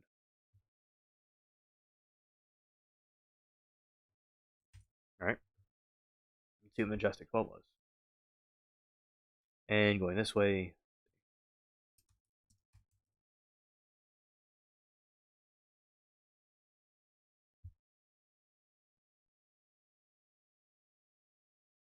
All right. MJ-12, or Majestic 12, is a code name for an alleged secret committee of 12 scientists, military leaders, and government officials purportedly formed in 1947 by executive order of President Harry Truman. According to the believers, the group's mission was to recover and investigate alien spacecraft, most notably the debris from the Roswell incident, and to manage all information regarding extraterrestrial life on Earth. Yeah, exactly. More than one person saying it. I remember reading in although articles like from university studies, we sometimes think can not be 100% accurate. There was a Harvard study about the chemtrails where there wasn't a lot of information at the time about it, but they were saying with when there's a conspiracy theory that's likely true, there's lots of whistleblowers. And when there's a lot of people, it doesn't mean if there's no whistleblowers, doesn't mean it's not true. But if there's lots of people of different accounts from the 40s, that is a good sign that it was a real, thing that occurred. with, and I think chemtrails are linked to these type of things, although not. I don't know if people coming out and talking about them, but I do know of their existence is linked to these other programs. All right, ordinance. The concept first entered the public sphere in 1984 when a roll of film containing top secret memos was anonymously mailed to television producer Jamie Shandaria. These documents, including famous Eisenhower briefing document, suggested that high-ranking figures like CIA director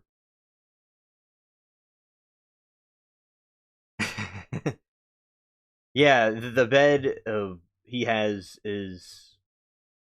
When I saw that, I thought that was a very intriguing type of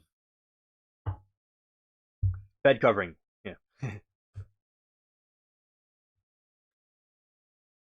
Earth. Okay, the origins. The concept first entered public sphere in 1984 when a roll of film containing top secret memos was anonymously mailed to television producer Jamie Sandaria.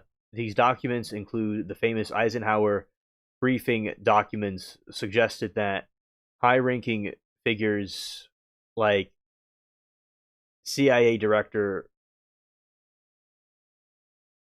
Roscoe Hillen Potter.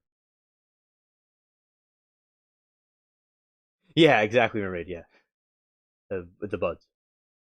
And Moki says, "Is Caraville still here?" Caraville's probably working on some tax documents and in the background listening. But yeah, Caraville, if you are present, we would like you to say something in chat. Thank you. Okay, and the mission. MJ-12 was tasked with scientific study of alien technology and entities, establishing secure facilities like Area 51 for research and conducting covert operations to prevent foreign powers. Ah, look at my buddy. He's right there. Because it's like a lot of people, especially like in the beginning of the channel, they would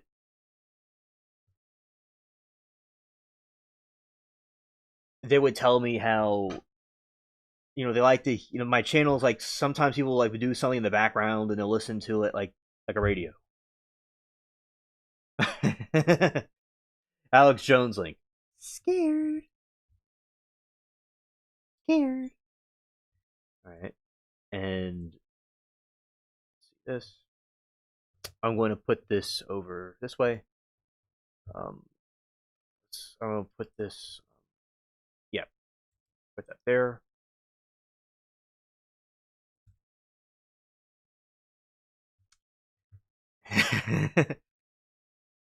And we got another one right here. Okay.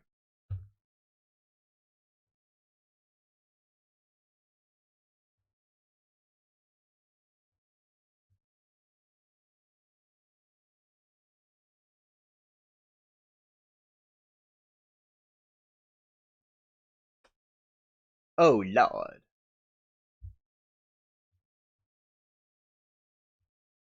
I don't think he has paid anything yet, as far as I'm aware of. But that was quite a bit of money he was sued with. All right. I like how she was like, "Is Caraville still here?" And she drops out. Um,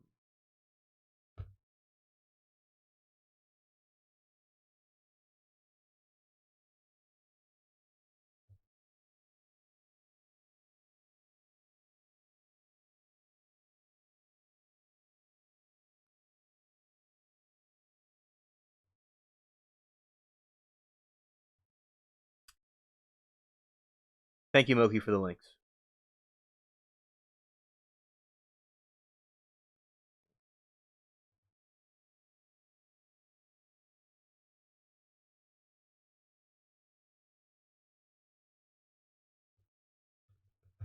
Yeah, I have them all saved this way. This other one is about.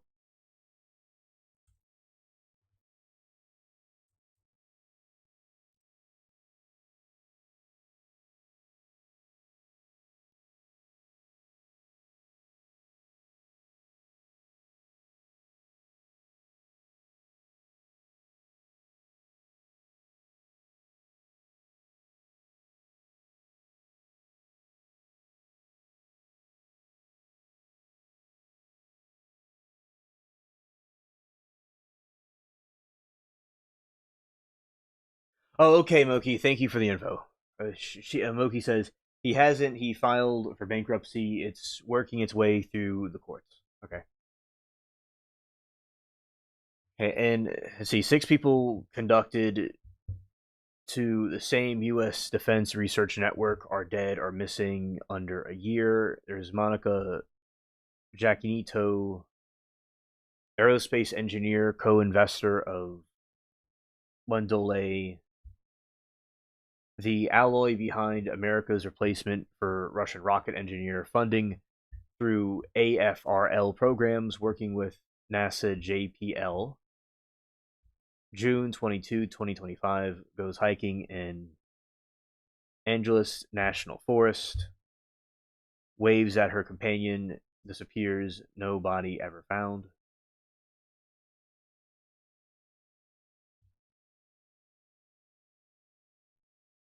Four days later, Melissa Casillas, I probably said that wrong, but anyway, as I'm just reading it kind of as I see it. Los Alamos National Laboratory employee, Department of Energy Advisory Board member drives into the lab in the morning, later tells the daughter she forgot her badge.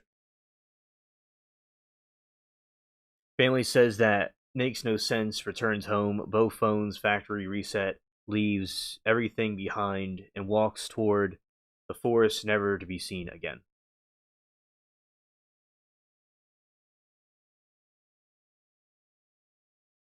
He just hypothetically said what he had something like Sandy Hook, and they were past parents, clearly.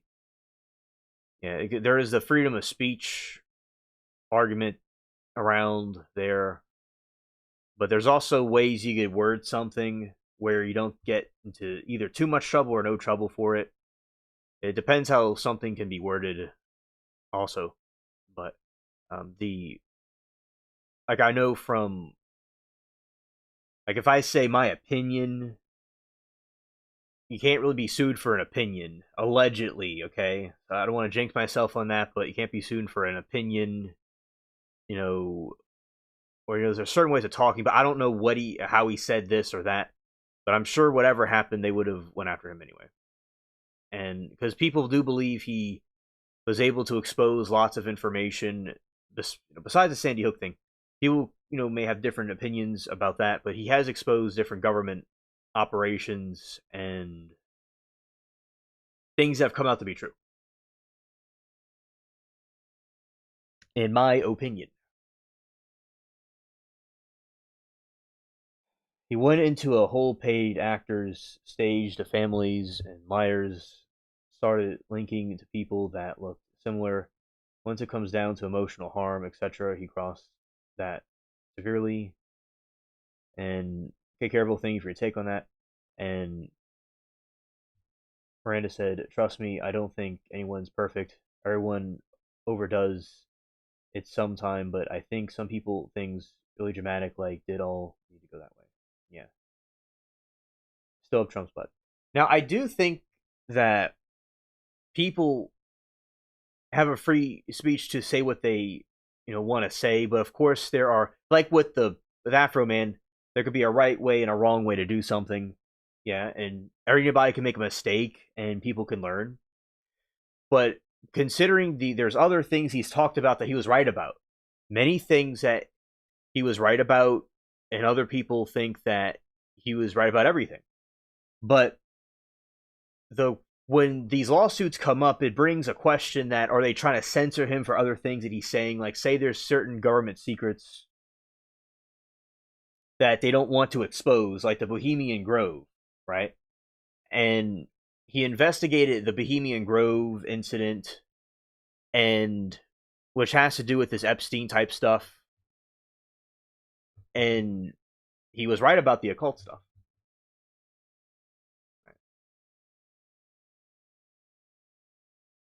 Ooh, I fell over nearly for some reason.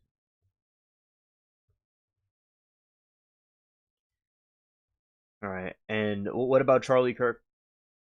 What do you mean exactly? And he investigated Bohemian Grove. Yeah, let's see. Going to go here and talk about Bohemian Grove. Let's see.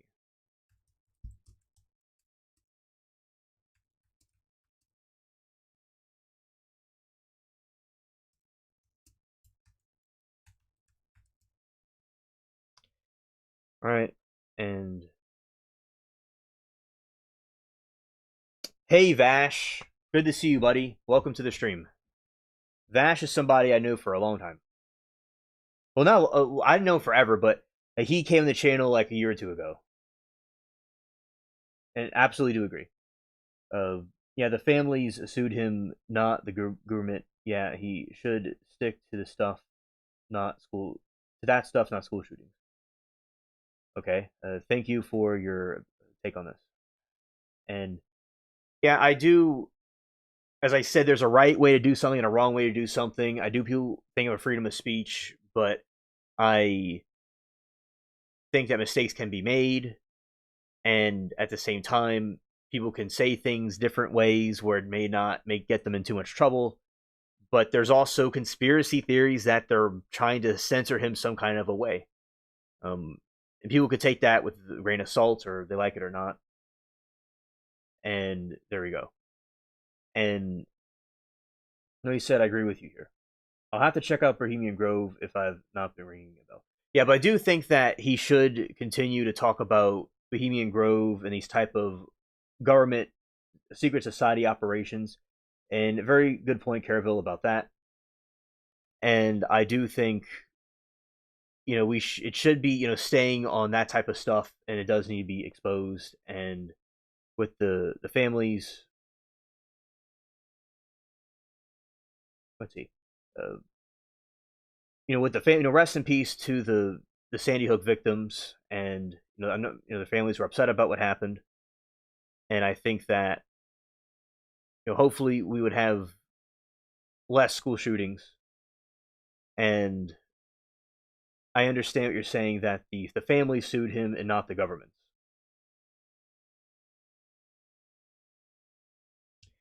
Yeah, Moki, I do think a lot of foreign countries, including that one, seem to take advantage of our country. Like all foreign countries, I think we should be focusing on America first. Is really important to do. Yeah, and countries some way overseas, and other places, they need to focus on their own selves. And we have enough problems over here to deal with. There's inflation going on, like fighting wars over the Middle East in different places, or Ukraine, wherever it is. Does not help inflation, does not help with the groceries. And I do think we should. We're not against our allies. We do. America has alleged allies, which they may not be allies, but they may be taking advantage of us, as as I agree with you, Moki, about that. And we need to put America first, and we have our own struggles to deal with here. And Caravel, I do agree, and thank you for your take about this matter, about the what you're saying about he needs to focus on the Bohemian Grove, things like that.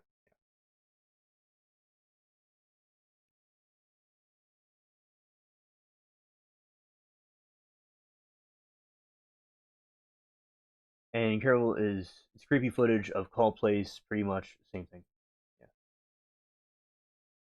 Because I do think with the shootings and stuff that happen can be seen as off topic, about really exposing the roots of MK Ultra and these government operations.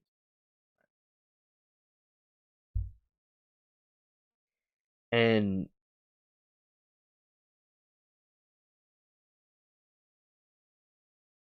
yeah, Iran is not our friend either. Yeah, I don't think either of them really are our friends. Either of those countries. And I don't like their regime, but as I said, they, which I do agree. I don't like I'm not a fan of Iran either, and they don't like us. I don't think they ever would have liked us if Israel was there or not. I don't think they ever would have liked us. But yeah, the whole thing over there, I don't think any of them are our friends. Yeah.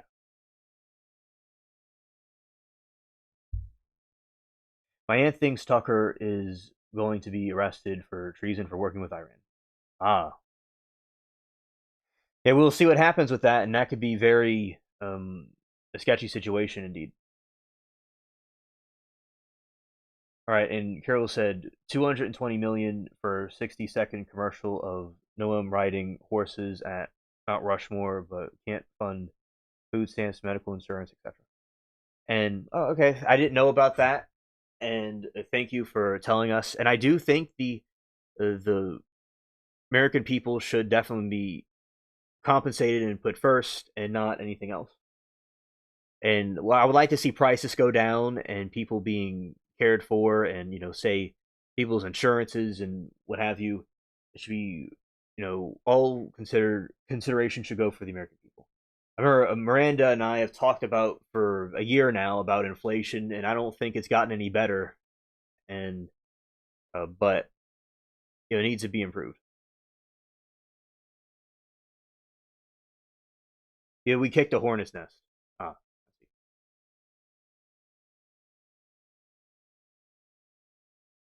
Yeah, I'm ready to go down. I'm prepared to go down any rabbit hole y'all want me to go down. And well, there's a theory that with the Iran situation, it causes them to rally around the flag, and it could cause more problems for us later down the line. And for both countries to be attacked. And like, if they take out the Iranian leader, there's more of them that are going to come up. It kind of like the Vietnam War, how it was dragged out for a long time. So there are different theories about how it was handled.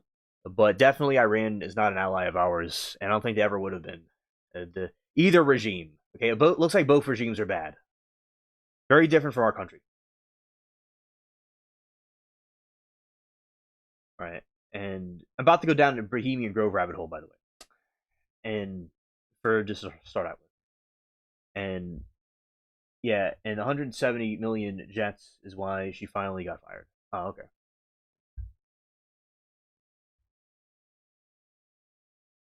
Hopefully not anything. Yeah, right on Vash. In July 2000, Alex Jones and cameraman famously infiltrated the Bohemian Grove, a 2,700-acre private retreat in Monte Rio, California, where world leaders, CEOs, and current elites gather annually. His goal was to provide evidence what he believed were the occult rituals practiced by the global New World Order cabal, resulting in footage becoming the basis for his documentary. Not documentary, but documentary. Dark Secrets Inside the Bohemian Grove. We love you too, Careful. This is a very cool discussion that we're having with you. Appreciate it. All right, the central piece of his discovery was the cremation of a care ceremony where he filmed using a hidden camera from a distance. This ritual takes place in front of a 40-foot-tall stone owl statue where Jones claimed represented the ancient Canaanite deity Moloch. All right, and let's see here. It's not just me with my tinfoil hat thinking these are crazy times, right? I mean, the normies see it too, yes?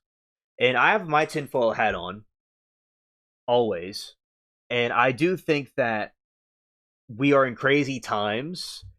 It certainly shows there's, from the Christian perspective, and also from the Muslims and Christians would both see eye to eye on this topic, where we're getting closer to the end times. Now, for those that are skeptical, might be saying, well, alien, every single civilization thought that it was the end times, even like World War II, World War One, the Ice Age. That is true, but in this time period, with lots of technology happening, right? And technology is advancing. That's part of the prophecies about the end times of the AI. And besides the AI end times, there are lots of wars in the Middle East and around the world, and global darkness. I get a friend that thinks Karen Reed is guilty, and Foss is innocent. Oh, scared. So I'm a good Christian, and I think we all are in the end times. I'm good with it, though. Yeah. So, and I'm a Christian as well, Moki. And in these end times, there is the rise of the Antichrist, and there's going to be a rise of turbulence. There's these different seals of the apocalypse, these horsemen of the apocalypse, right? And think of this metaphorically. And there is with the wars happening in Iran, Israel, and different parts of the world, and the world in general going crazy, going downhill, there's a theory that the Antichrist at some point will rise, which will be the false Messiah of Israel that will try to be a counterfeit Messiah from Jesus, which us Christians and also Muslims believe that Jesus is the true Messiah.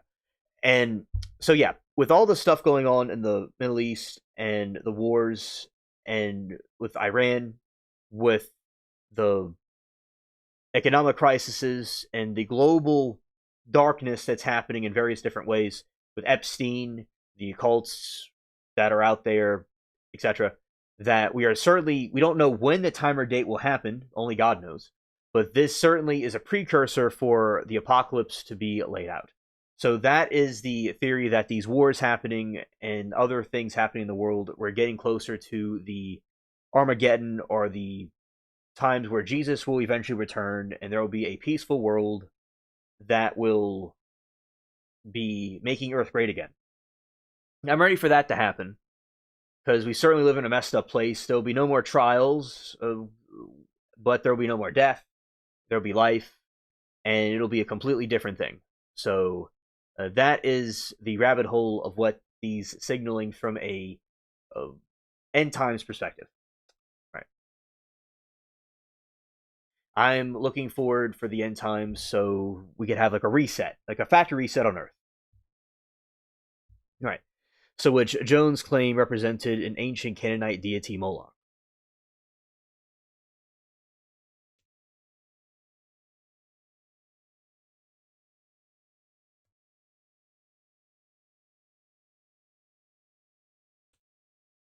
All right, and Careful said, I mean, some say he who shall not be named was sent by God.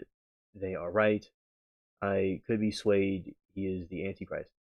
Yeah, it is definitely the Antichrist would even fool the elect. That is what it can do. The situation at hand is that I believe the truth will come out in the end, and then Jesus will defeat the Antichrist and bring world peace. So that is the theory about the end times as we get closer to it. And this part about Bohemian Grove, as I was saying, so yeah, that is the rabbit hole about the Armageddon, the end times, etc. And this other part is Jones interpreted this ritual as a literal mock human sacrifice and a Luciferian ceremony designed to strip powerful men of their empathy. He argued that witnessing the world's elite participate in such a bizarre pagan style rituals was proof of a sinister hiding agenda governing the internal politics. He reported that the event is often credited with launching him into national prominence and fueling decades of more conspiracy theories. However, other observers, all right, and Carville says, sometimes I feel like we are living in hell, and how we do determines if we're advanced up or try again. Okay, Carville, thank you for your take on that. And and many people do think that. Like, I remember, like, on when Miranda and I are on SNS, our friend Damon will say that we are in hell right now, that this place is hell. And I definitely agree with a lot of people that if there is a place called hell, if it's, which I do believe there is a spiritual realm called hell, and God is the righteous judge to decide who goes there and who doesn't.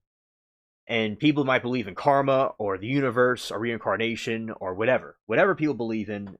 There's some sort of like a reaping what you sow. People may not believe that, but maybe they do or they don't. So with your theory is about, yeah, I've heard that before, especially with the fires and the poverty, and even when Darwin, the philosopher, not the philosopher, the scientist, was observing bee with wasps like attacking another species. He couldn't really. He thought it was a sign of a dark world that we're in, basically, and he had some doubts. But I do believe there are doubts. Now I do believe that parables of free will and Pandora's box are good analogies. That people's free will and choices eventually led to this world going downhill. And metaphorically, for those that don't believe, you can have this analogy that there's a domino effect or butterfly effect that happens where you have one bad decision leads to another. There's an ant that's greedy for a crumb, and you have an elephant fighting another elephant. Then you have a lion fighting a gazelle to eat it. So there's greed and free will are interplaying that a lot of times people choose the wrong thing to do, or creatures, etc. Now, from the religious perspective that people don't have to accept, is that humans were either open to Pandora's box, they had some falling out, they ate a forbidden fruit, and disobeyed a higher entity, and they were punished for it. Now, your analogy about this is interesting, Caraville, that this is hell, and what we do now determines if we'll go up higher to a better place or down lower to a worse place in the afterlife. I like that analogy, and I like the metaphorical theories about that. Yes, very provoking theory. Yeah, thank you. And the ticket to the future is always blank. Vash, I like that. Very interesting. And have you ever discussed Universe 25 mouse experiment in parallels to social media? I have never done that. I will look this up and see what that's about. Let's see here. And let's go this way.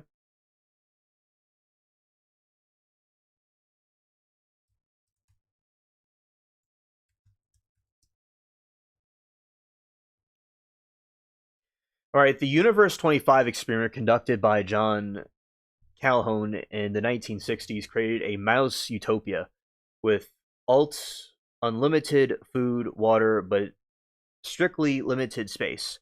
While it was meant to show the effects of overpopulation, it ultimately illustrated a behavior sink, the total collapse of social norms when physical needs are met, but social competition began overwhelming. Today, many draw parallels between this collapse and the hypersaturation environment of social media. I do believe social media has done lots of harm. It's okay.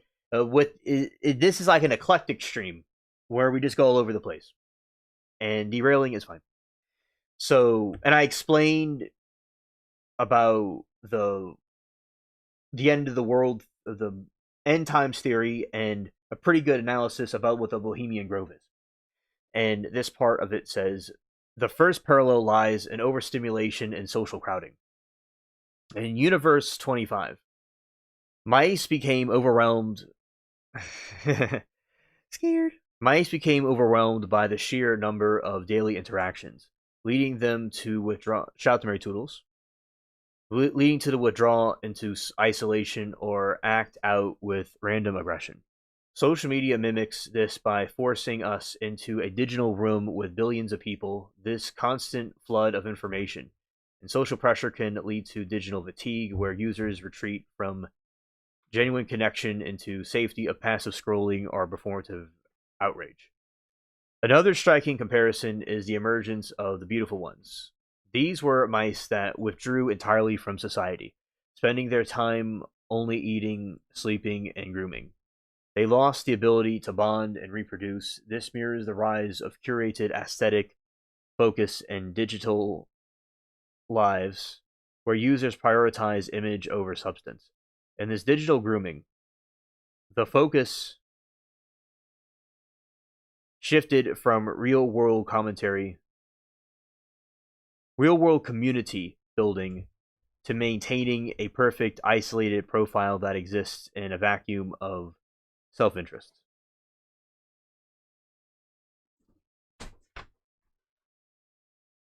The experiment also highlighted the loss of social competence. As mice stopped learning traditional roles like nesting or protecting their young, the colony's birth rate dropped to 0, even though resources were still plentiful.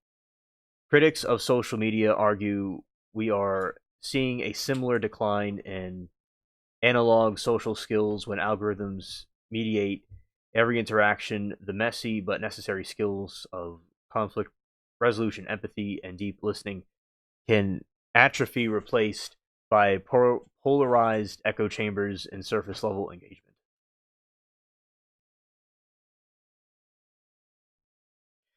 Ultimately, Universe 25 warns that society can die twice, and first socially, then physically, while they aren't literally running out of space. The digital sink of social media can crowd our mental space, degrade quality of our relationships. The experiment serves as a reminder that for our community to thrive, it needs more than just abundance. It requires meaningful social friction and sense of purpose that goes beyond simple consumption. Thank you, Carol. That was a good read. Okay. Let's do this other one.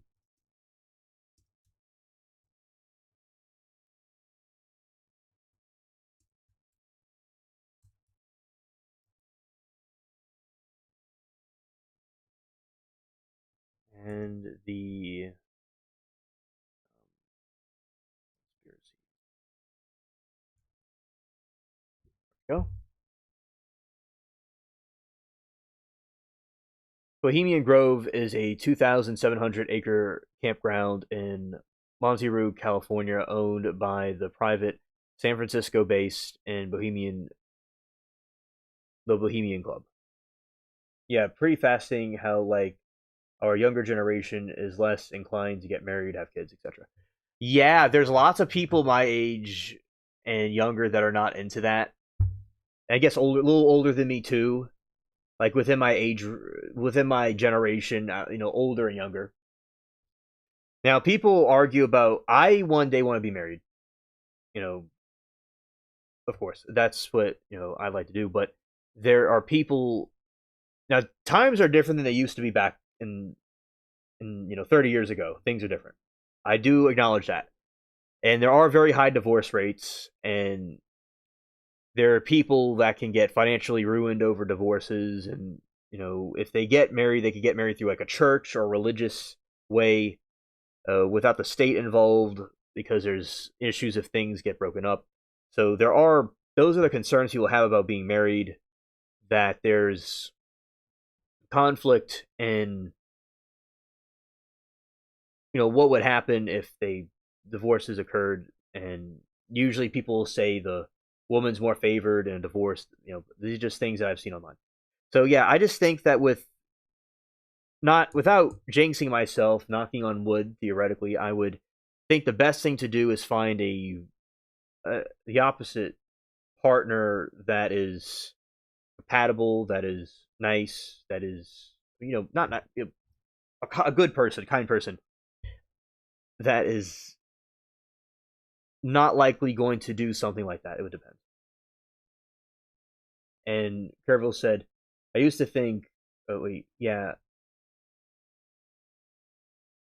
used to think prenup would keep my safe, then Kouri Richards happened. Hilarious. My daughter wants to be married and have kids. My son feels Zion he won't oh, okay, Moki. Well, I hope one day you'll find the right person, and your daughter wants to be married and have kids. Well, that's good that they want to be married and have kids. That's good. I do too. And it's about finding the right person that is I prefer, I'm religious, so I will go with another religious person, and so or somebody that's like compatible with you. People, I think 30 years ago, someone has like a personality similar to how people were like 30 years ago. It's good, but if somebody doesn't want to be cooperate and have a good relationship, that is a problem that people may possess. So yeah, it's all about finding the right person and trusting in God. And I believe there are good people still out there. Is what I like to make things complicated when I talk, but to put layman's terms is that it's good to find there are good people out there still, and those to go with them. All right.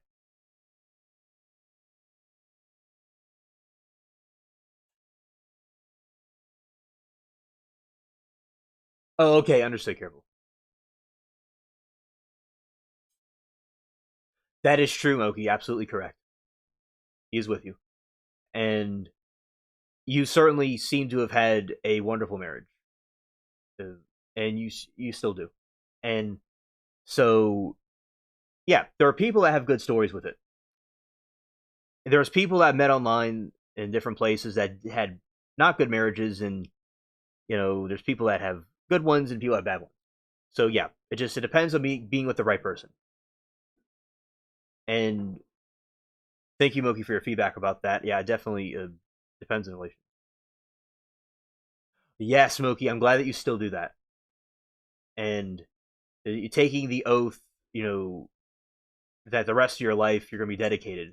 And I admire your dedication to that. And you're one of the good people that I'm mentioning, and with the marriages. And my grandparents married since the 50s. So there are marriages that can last forever, definitely.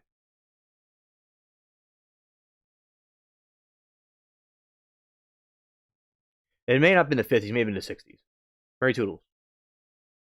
Do you know what year they got married, grandparents? All right, so grandparents got married in 1960, around that time. And to this day, they're still here, married. They never got divorced.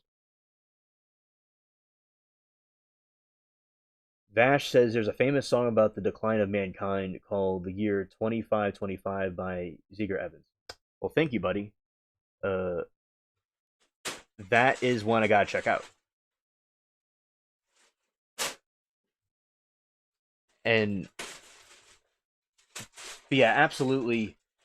There are people who will have failed relationships, and other people will have good ones at work.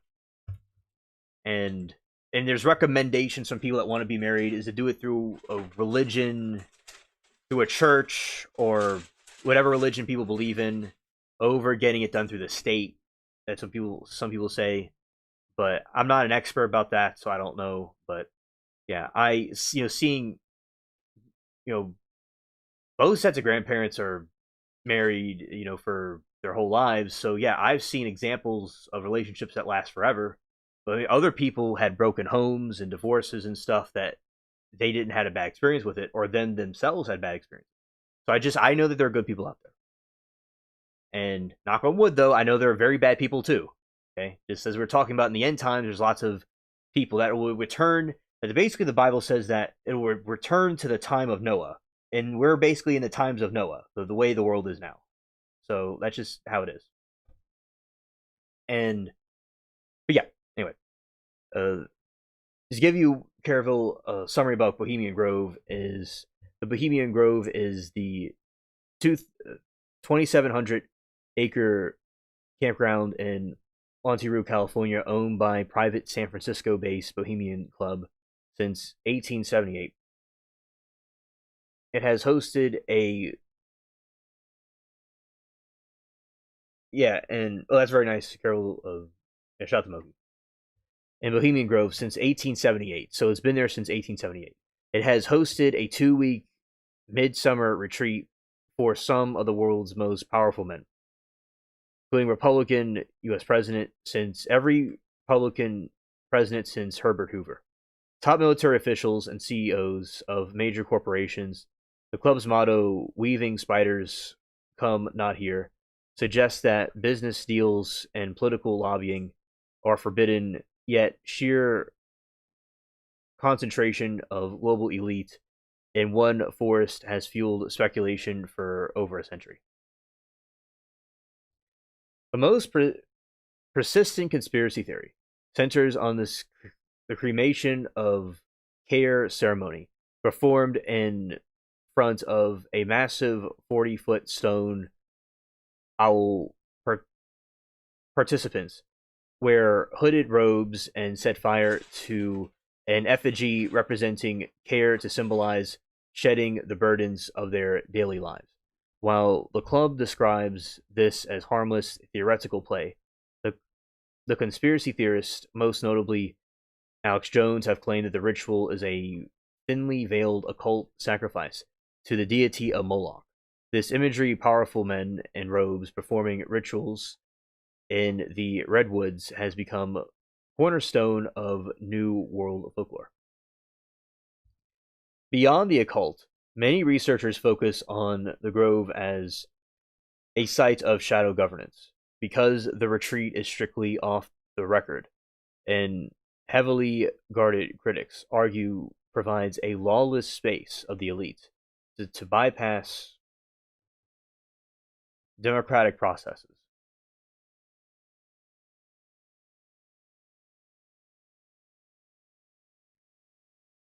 A famous historical example often cited as a 1942 meeting the Grove that reportedly helped lay the groundwork for the Manhattan Project, leading to the development of the first atomic bomb.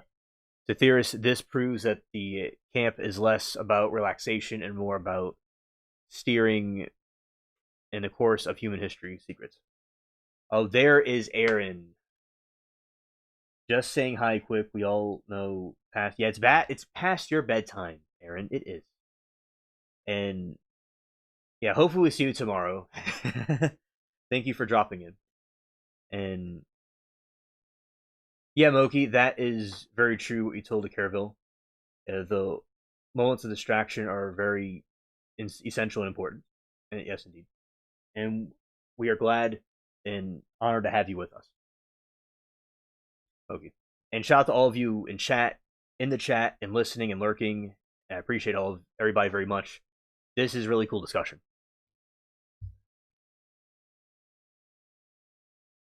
Yep, it's Dookie time. Yep.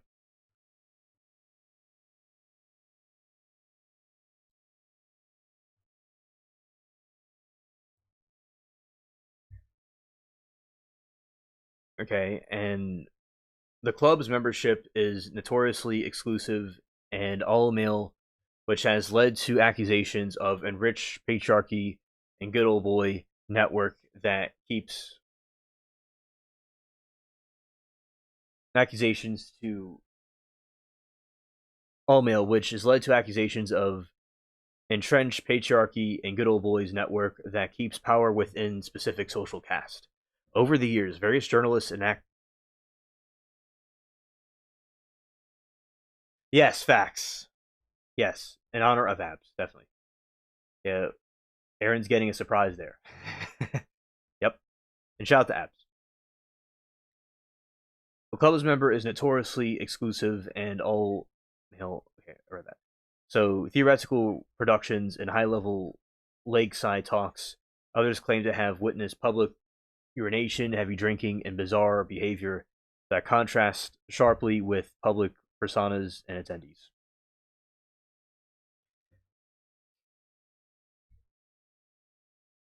Mainstream Scientologists such as G. William Domhoff argued that the Grove serves as a cohesive function that ruling class, rather than a place for specific plotting, by bonding through shared rituals and information socialization, and elite reinforces their collective identity and social status, whether viewed as sinister and cabal or an eccentric high-stakes summer camp. Bohemian Grove remains one of the most enduring symbols of perceived hidden hand that guides modern society. That's so kind of you, careful and see kind friends want to. Yep, that's exactly what we want to do. And yeah, good night to you, Aaron. Thank you for stopping by.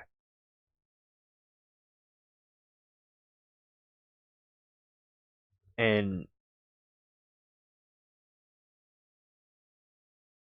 let's go into the rabbit hole here. Let's see. Oh,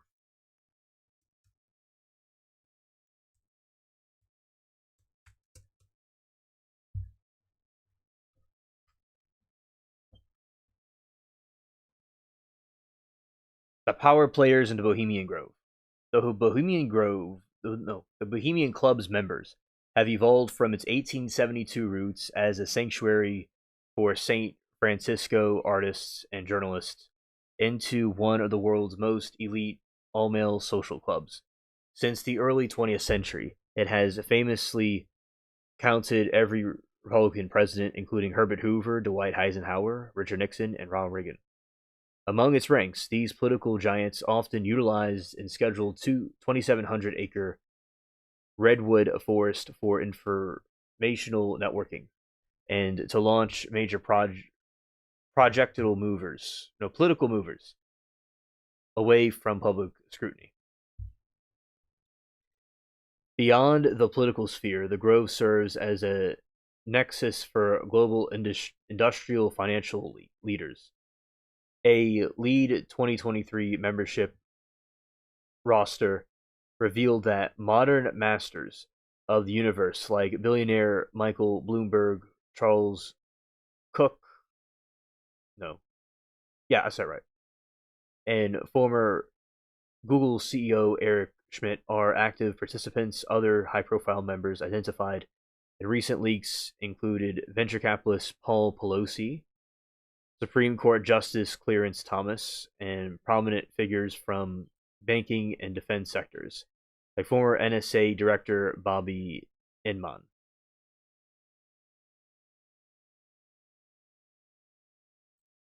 The club maintains bohemian flavor by recruiting distinguished artists, musicians, and thinkers, balance its roster of money and brains, similar to how Epstein wanted people like that had money and influence. Historical members include literary icons like Mark Twain, Jack London, while modern creative attendees range from documentarian Ken Burns, actor Jim Belushi, to late-night host Conan O'Brien. This mix of entertainers and influencers essential to the Grove's traditional, elaborate, theatrical performance and nightly campfire entertainment.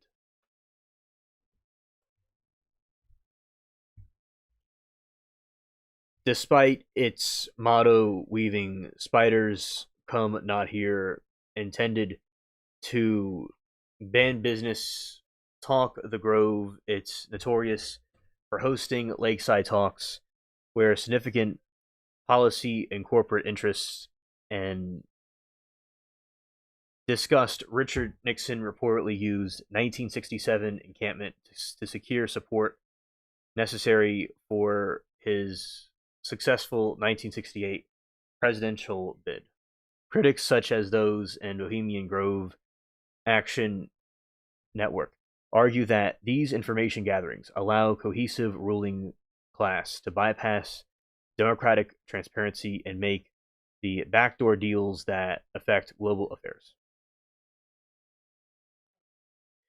Membership. The club is extremely difficult to obtain, with report wait lists that can stretch between 20 to 30 years.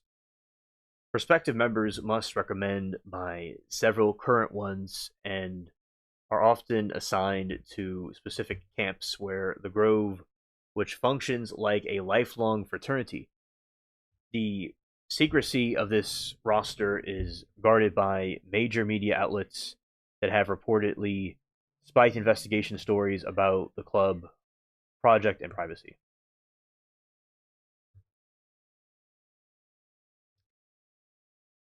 All right. This is the Manhattan Project meeting. We're going to talk about this. 1942. The most historical significant event associated with the Bohemian Grove is a secret meeting held in September 1942 that helped catalyze the Manhattan Project.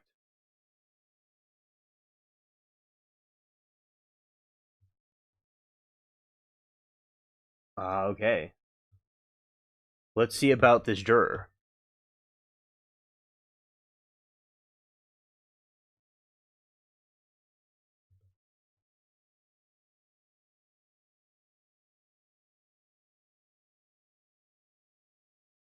I'll put this on the screen so people can see it.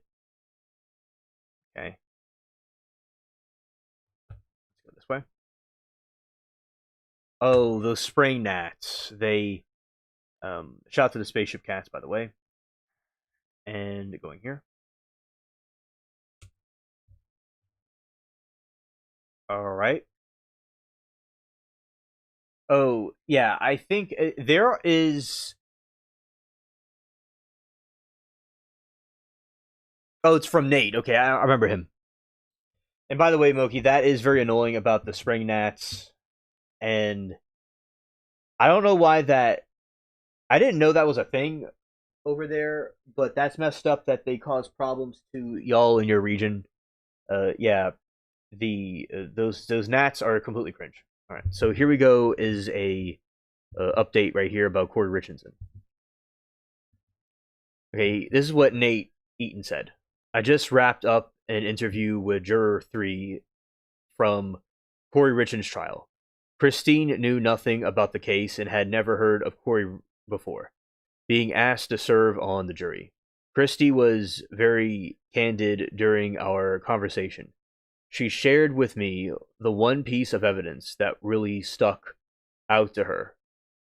The witness who made a big difference, it wasn't who I was expecting.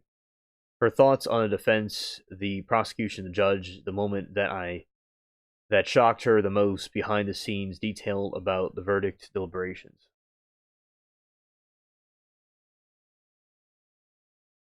We'll be posting an entire 60-minute unedited interview with Christine Friday, May 8 Eastern, Idaho News YouTube channel. Okay. Well, I will certainly react to this. Thank you, Moki.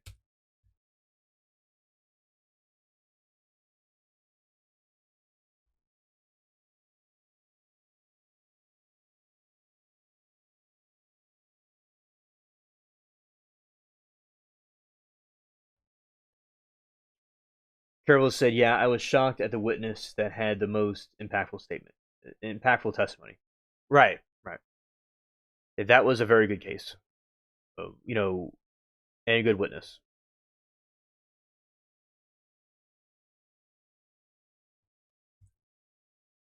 Okay, let's go this way.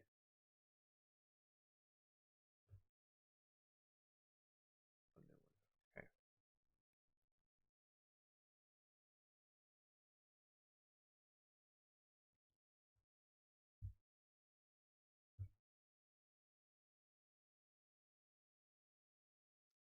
No spoilers, yeah. Okay, let's bring this interview over here. I will react to this right here. All right.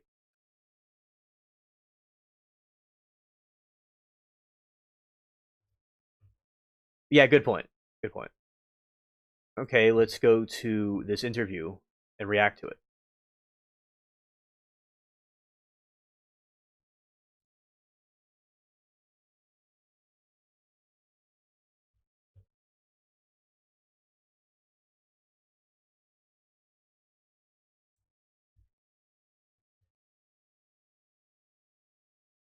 Where I am right now, it's about 70 degrees. It's a beautiful spring night. I'm in San Diego. It's around 10:30 in the evening, and I'm here with my family on spring break.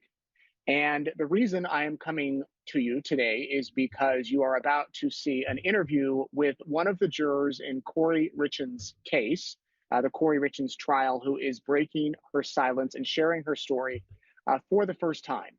Her name is Christy. She was juror number 3. And she spent the last 3 weeks of her life in the courtroom every day taking fervent notes about the case, about the witnesses, the evidence, all of it. She didn't know anything about the case. Apologies for the people in the background. They have no idea what I'm doing here. And I appreciate their patience. She took fervent notes. She really, of course, paid attention to this, and she's going to kind of peel back the curtain on what things were like behind the scenes as far as coming up with a verdict, as far as meeting with her fellow jurors every day, as far as the witnesses, the testimony, all of it. You know, nothing is off limits for this interview. I just have to thank Christy for being willing to do this, and I'm so glad I can bring this interview to you. By the time you see it, it will be Friday morning. But I felt that this was important to do for you. So, by the way, we'd love to know where you're watching from. If you have any questions, please put those in the comments below. About the Kouri Richins case before you got a call for jury duty. So I actually didn't know anything about the case. I am not a person who watches the news or reads the paper. We live on 50 acres out in the middle of nowhere, and my world is pretty well contained. And I had heard that there was a murder in Summit County, but I didn't know if it was a man or a woman or any details when I was called for jury duty. So I knew nothing. Have you served on a jury before? I have not. Oh, wow. What a first time to be picked. Yeah, it was a big surprise. We got the letter saying that that I was up for jury duty, and I filled out the questionnaire, and then they, it would be a couple months before we'd hear back, and then we found out that I was going to be in the pool for interviews, that we would have jury selection interviews. And even then I still thought there's no way. There's just no way. And they said on that what the case was, and they asked us some questions to see how much we knew. But again, I didn't know anything about it. And so I was really quite not naive, but I just went into this case with fresh eyes. I had no preconceived notions whatsoever. So then did you find out right away that you were picked for the jury? They told us it would take about a week, that they would email us and let us know on a certain day that was about 7 days away. And I got an email the next day saying you're on the jury. That I was on the jury. And my fellow jurors and we did talk about, when was your jury selection? When was yours? And most of us were all on the same day. Some of them were on the next day, the day after us, but I think they found what they needed fairly quickly, because I think we were one of the first days. When you went in for the jury interviews, was Kouri Richins there in the courtroom? No, actually, our interviews were virtual. So okay. We sat in a virtual waiting room for several hours, waiting for your turn to be pulled in. And then once you got to when it was your turn to talk to the judge and the attorneys, I do not believe Kouri Richins was there. They didn't introduce her. So if she was, I don't recollect seeing her there. It was just the attorneys, and only the defense attorneys asked questions of me. The prosecution had none. The judge had a few questions. And I just really, it was a pretty short interview for me. It wasn't What did very you think when they said this is a murder case and forgery and insurance fraud? I mean, did your mind start to, wonder? It did. My mind definitely wondered, and I worried about what kind of a emotional toll that kind of a case would take, and the time commitment and all of that. But I was prepared to do my civic duty. I felt like it was a pretty important responsibility and something I was not going to shirk away from just because it was going to be unpleasant. And even though they said it could be 5 weeks. Yes, even though it was 5 weeks, we were, I was still prepared to be on it. I canceled the trip to go see my daughter and her husband because I just didn't want to risk airlines, delays, weather. And so I wanted to make sure that I was available once I found out that I had been picked. Did your husband and friends and family members know the case once you said I've been picked? I didn't tell a whole lot of people at first because, first of all, we're instructed not to. So I let some immediate friends know that would impact my ability to do some things that I had kind of committed to. And I found a mixed bag. My husband is into true crime junkie, so he did not know anything about the case. But where we live, just outside of Park City, is pretty, it's a small town. And so a lot of people had heard about it and were very excited that I was going to be a part of the process. Yeah. So the first time you really saw Kouri Richards would have been the day of opening statements. Yes. And that's the first time you learn about the case. Do you remember what you thought when you, first of all, you see her, that it's a woman on trial for killing her husband, and then you start to hear some of the details? What did you think? Um, it just made me sad at first.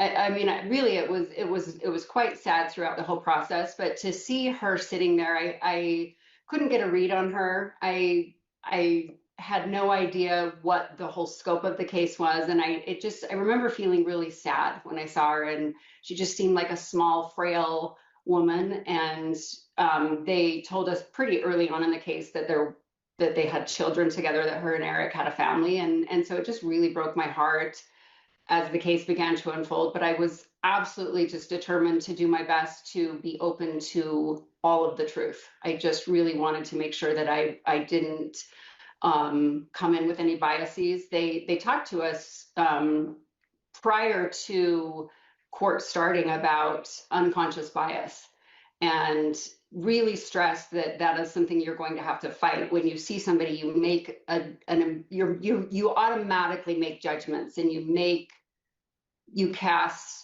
aspersions on just who you think they are, and it's all really rather quick when you see somebody that you've never seen before, that you make those judgments. And so I really tried to remember that with every witness, with Kouri, with everything that we kept seeing, just to try to keep an open mind and make sure that I didn't let any prejudice enter my mind. I wanted to be open to the truth, whatever that was going to be. I remember watching you. You were front row center, weren't you? It was. Yeah, and I remember I would watch all the jurors just to kind of get a read, and you seemed really hyper focused on the witnesses when they were testifying and going back and forth. I did catch you a few times though, just kind of looking at Kouri. I did. I would try to get a read on her. There were lots of really hard things being said by witnesses, and I would look over at her just to maybe see if there was an emotional reaction, or see if there was anything, any cards that she was showing, so to speak. And I felt like she had a really good poker face. I couldn't most of the time figure out what she was thinking or feeling just by looking at her. She was a very hard read, but I did try to really focus my attention on the witnesses. I think I probably took more notes than any of the other jurors, because I was just trying to soak up as much information as I could and make sure that we got the truth.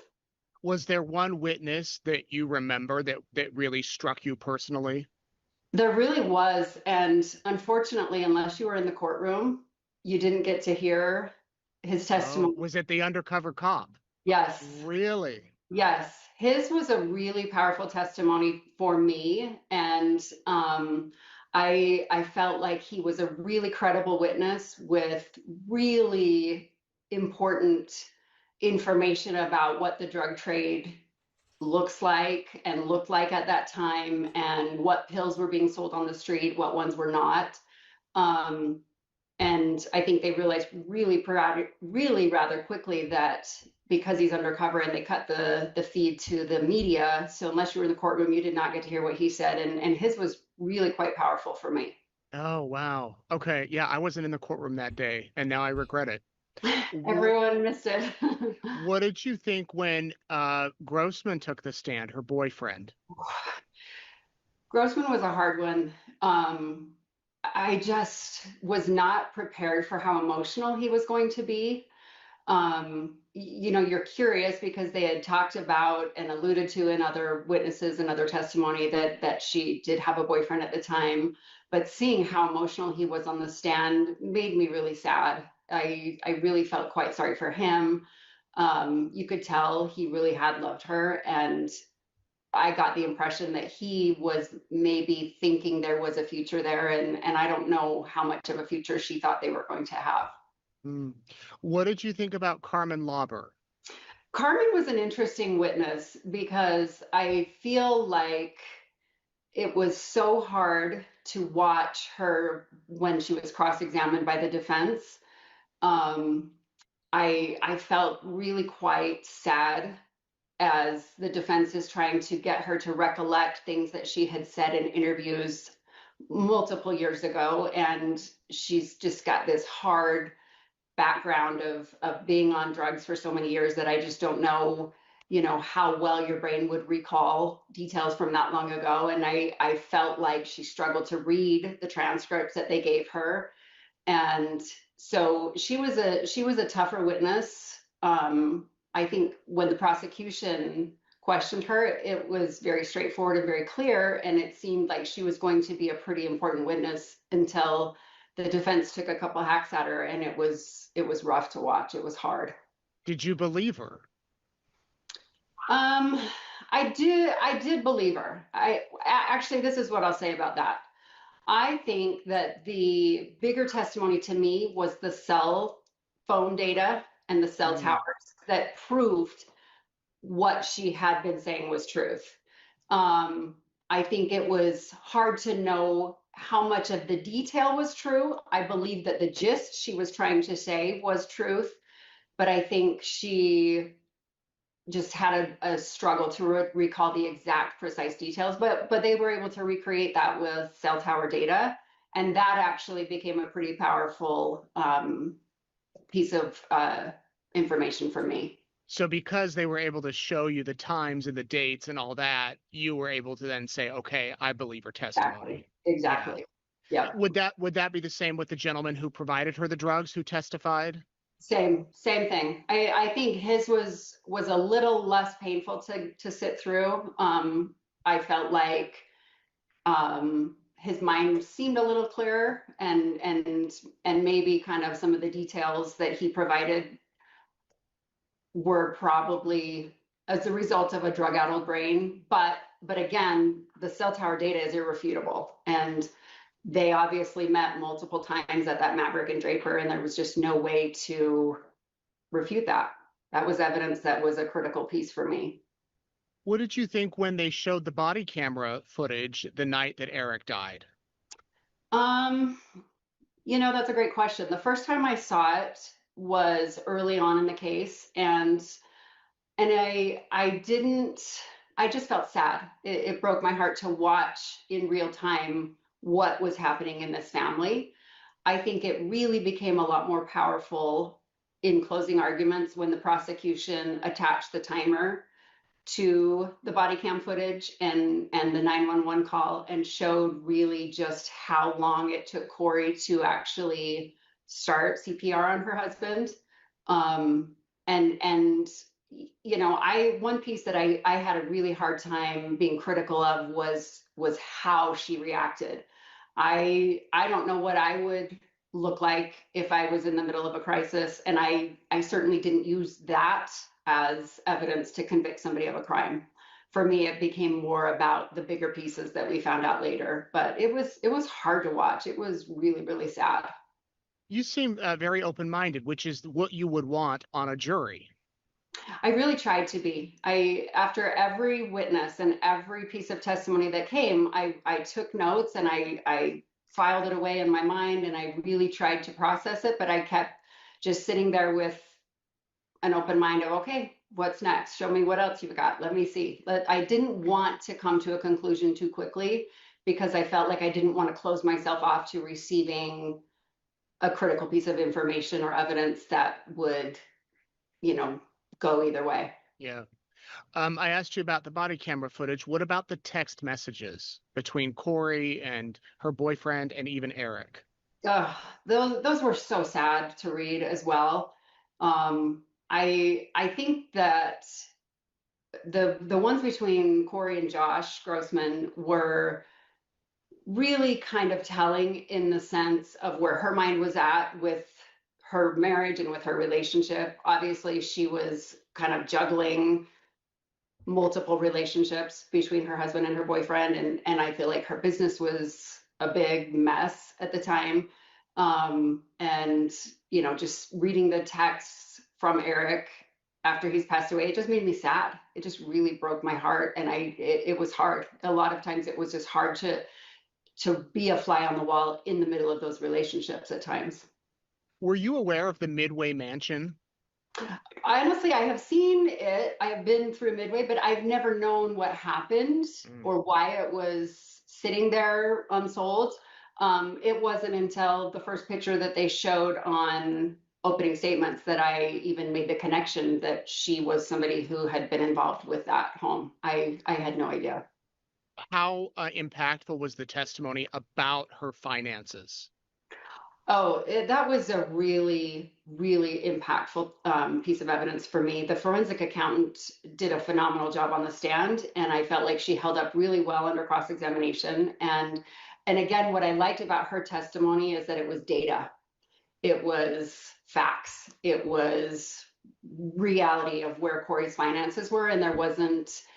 I liked evidence that was hard data because then it kind of takes some of the guesswork out for us as jurors. Right. There was a lot of talk during the trial that you obviously weren't seeing, but in the comments about the private investigator and how he handled the cross-examination. What were your... Yeah, it's just this type of evil that humans are capable of doing is so shocking. It's very hard for me too, Moki, to wrap my head around these types of crimes. It's like we see it, we know it's there, it happens, but to really let it in, to let it sink in, it's like, how on earth can someone do something crazy like this? It's something evil like this is just completely off the wall. Indeed. Yeah, facts, terrible. Facts. Your thoughts sitting in the jury box watching that? You know, that was one of the most entertaining the testimony that we got was the way that he handled cross-examination. First of all, he came in there with his neck brace and walking on a cane, and he was visibly hurting. He had just had surgery to have, I think his spine fused was what he said. And he was a character. He was definitely entertaining, but he brought with him a lot of hard evidence and a lot of information that I feel like was really critical to drive the investigation. But it was so entertaining to watch him on the stand with getting cross-examined by the defense. Yeah, I think half of our audience at least loved him and half were like, I don't like him, he's too abrasive, but people were watching and listening to every word he said. I didn't ever feel like there was a witness I didn't like. I felt like I really tried to not let my personal impressions of somebody determine what I thought about them. I tried to listen to what they had to say. So I wouldn't say there's anybody I didn't like, but I definitely feel like he was one of the more entertaining witnesses we had, and he just gave it right back to the defense. They, props to them. They tried really hard to get him to crack, and he did not. Your thoughts about hearing from Eric's dad and sister? Oh, those were tough testimonies to hear. We got them really early on in the trial, and I'm sure it was intentional so that they would be able to then participate as spectators for the rest of the trial. But it was hard to know. There were a few things that I think struck me about their testimonies, other than just they were heartbreaking and awful, is just how close of a family they seem to be. Yeah. I feel like Katie came in and collapsed to the floor and is just could hardly even breathe. Where's my boys? Where are the boys? And I was glad to see that, because it is just so hard to know what Kouri was thinking. She was just such a, her reactions in the body cam footage is tough. She was reacting. I'm not saying she wasn't, but I felt like Katie's reaction was just a different vibe. She just came in a lot hotter and a lot more distraught. Mm-hmm. And it was just hard. And you knew just by watching that what a close family they were, and my heart just broke for all of them. You also heard from her friend, well, hers and Eric's friends. What was it like hearing those personal, his business partner who took the stand, and then some other friends who said that they had gone on trips together? What were your thoughts about those testimonies? So Eric's business partner came across to me as a really great guy and really trustworthy, somebody that I felt like we could believe. Kouri's friend that came in, I mean, she had a couple of friends that testified, and it was hard watching Chelsea Barney's testimony in particular, just hearing what had happened to her with the home that she was trying to get through Kouri. She basically handed over her life savings, $45,000, and ended up being evicted from the home she had been paying the mortgage on. And that was devastating. That was really hard for me to watch. I'm blanking on her name, but Kouri's friend that went on the trip with them to Hawaii, when she testified that Eric had snuck the gummies in Kouri's bag so that he didn't have to have them found in his bag. That felt icky. That was hard to hear. I felt for Kouri in that situation, because that would be just something that would make you so angry and so upset at your husband. Overall, it was, they were painting a picture. I really wish we would have been able to hear the defense's case. I would have loved to see what witnesses they had that they brought in to say what they were going to say. I would have loved to hear what they had up their sleeve. Did you think that you would, based on how they had been cross-examining and leading up? Yes, and in fact, the one friend of Kouri's that they ended up doing their portion of interviewing her as their witness because she needed to catch a plane and go home. And so that was the only positive we ever heard about Kouri. And so I was really ready for it. And we knew that the prosecution, or we kind of felt that they were probably winding down just by the way the case was going. And when we got into the courtroom, flipped to a fresh page in the notebook, ready to go. And when the defense rested, it was just utter shock. And then to walk out of the courtroom with my fellow jurors and not be able to say to any of them, can you believe that? Like, we just all kind of walked with big eyes and couldn't say a word, couldn't talk about it, I couldn't go home and tell anybody, can you believe that happened today? Like, that was a hard moment. That was really hard. And I don't know if you've gone back to watch it. Have you watched any of the trial or anything? I have gone back and I have looked and seen a lot of the motions and a lot of the evidence that we as a jury were not able to hear. And it is refreshing to me that I feel like we definitely made the right call. I think we came to the right verdict. Especially, I'm more convinced, given some of the testimony and things and evidence that would have been able to be admitted had, certain individuals not passed away and things like that. But yes, I've been able to watch a little bit here and there. Because you found out that they were resting probably about 5 minutes after the rest of the world did. Oh, really? It was Kathy Nestor had said when the prosecution rested, they needed about 30 minutes with Kouri Richins to decide their plan, who they were going to call, what order. They needed some time to consult with her. Oh, so wow. The judge had a long lunch. We came back. The prosecution said, we're done. He said to the defense, they said, we're ready to go. He said, who's your first witness? They consult with each other, and then they said, we're actually going to rest. And I think everyone's reaction was what yours was. And so you wanted to hear the defense. You wanted their side.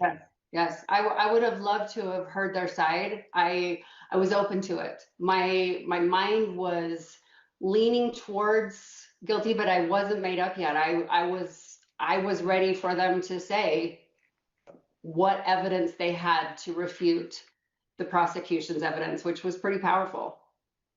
And we never got it. And I suspect we never got it because there isn't any. I did feel that some of the defense cross-examinations, instead of, to me, it felt like all they could do was try to discredit the witness a lot of times. Did it work, or did it rub you the wrong way? It didn't rub me the wrong way. It didn't bother me. I was waiting for evidence or things that they could provide that would back up the belief that she hadn't done it, rather than just trying to discredit a witness personally. It felt personal at times. But I'm sure it's just a strategy, and I'm not a lawyer, and I don't live in the legal world, but I respect it as a strategy. If that's what you're going to do, that's what you got to do.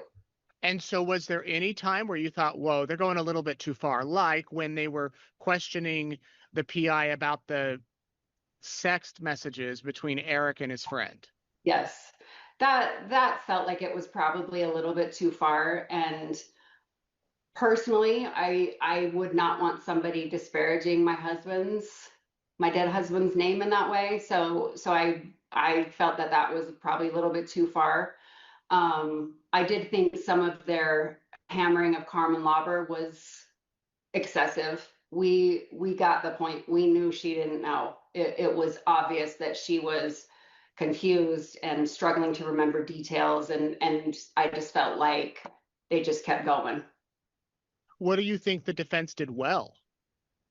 Oh, I think the defense, they were excellent lawyers. I think they did a great job of trying to cast doubt on certain things.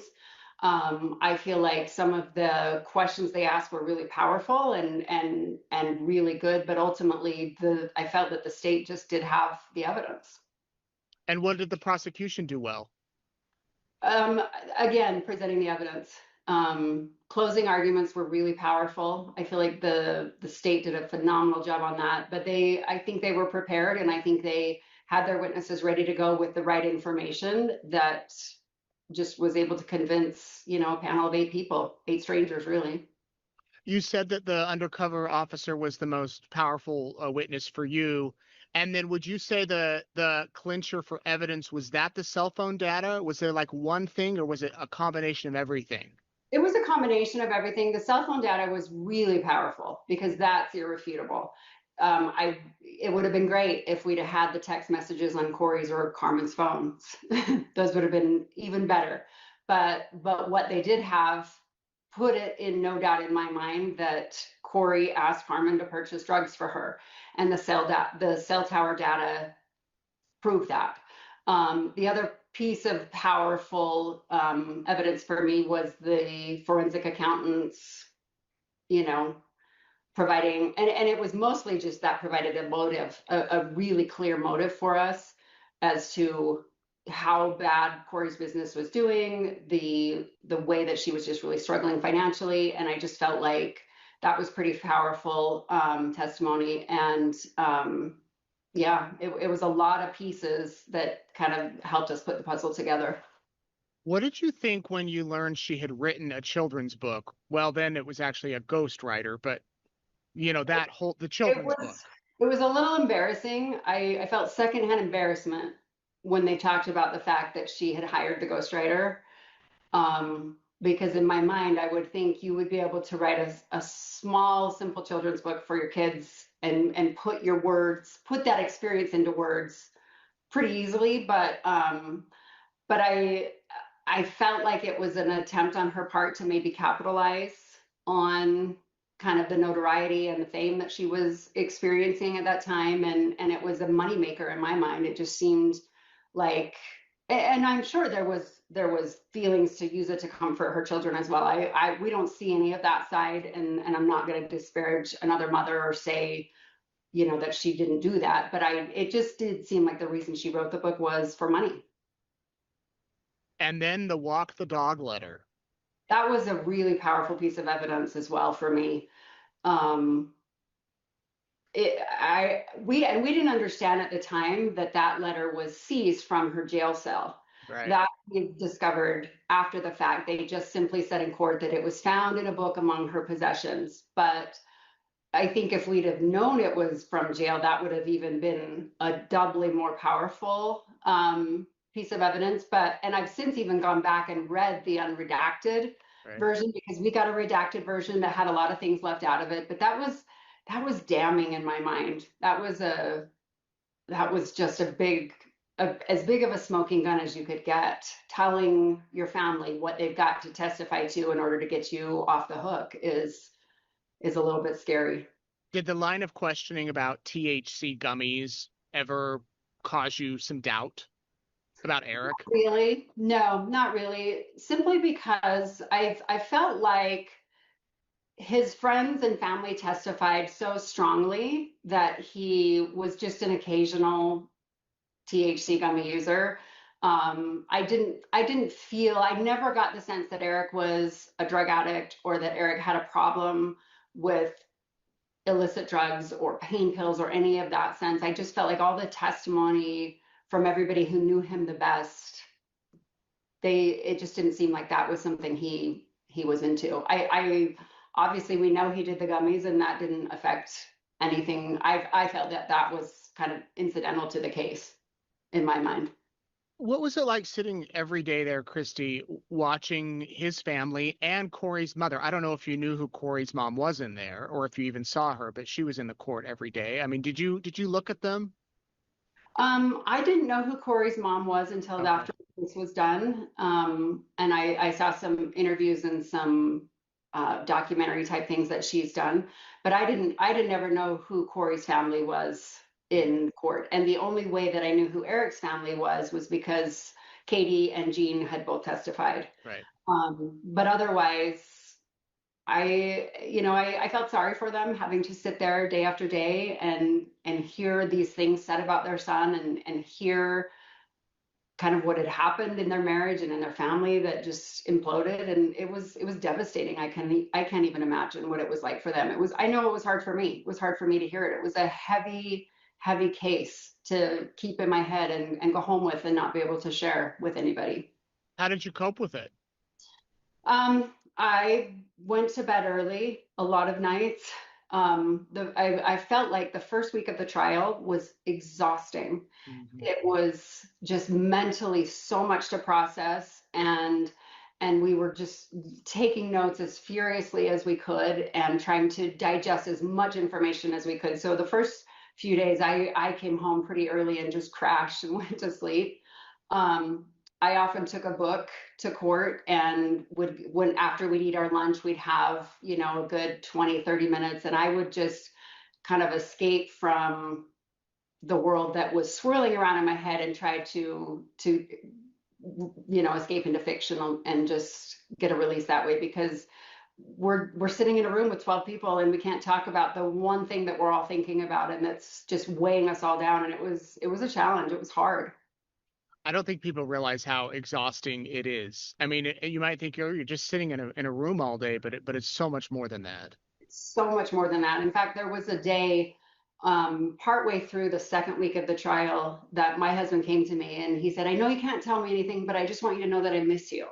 Mm. And he's like, "I've realized in our relationship this week that you're the talker, I'm the listener, and I miss hearing all the little details about your day and all the things that you're thinking about." And it was just hard because I couldn't talk to anybody. And we just kind of had to bear that burden on our own. But it sounds like you've gone back and done research. So once the verdict was out, did you have a million questions? Oh, yes. Yes, we did. And in fact, Judge Mrazek came in to talk to us after everything was all said and done. And he sat down and he let us ask him questions. And he gave us some great advice, and it was really nice to be able to pick his brain a little bit. And yes, I have spent quite a bit of time online, on social media, searching things out, reading articles, watching podcasts. And again, I just feel relief that we made the right call. I believe that we made the right decision, and I'm really thankful that there hasn't been anything that has swayed me otherwise. Do you mind sharing the advice he gave you?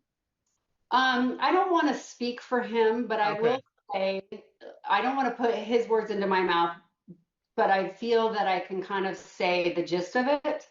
Mm-hmm. He told us that over the next couple of days, as we, the case was done and we'd reached our verdict, he said, over the next couple of days, you're going to really feel the burden of this.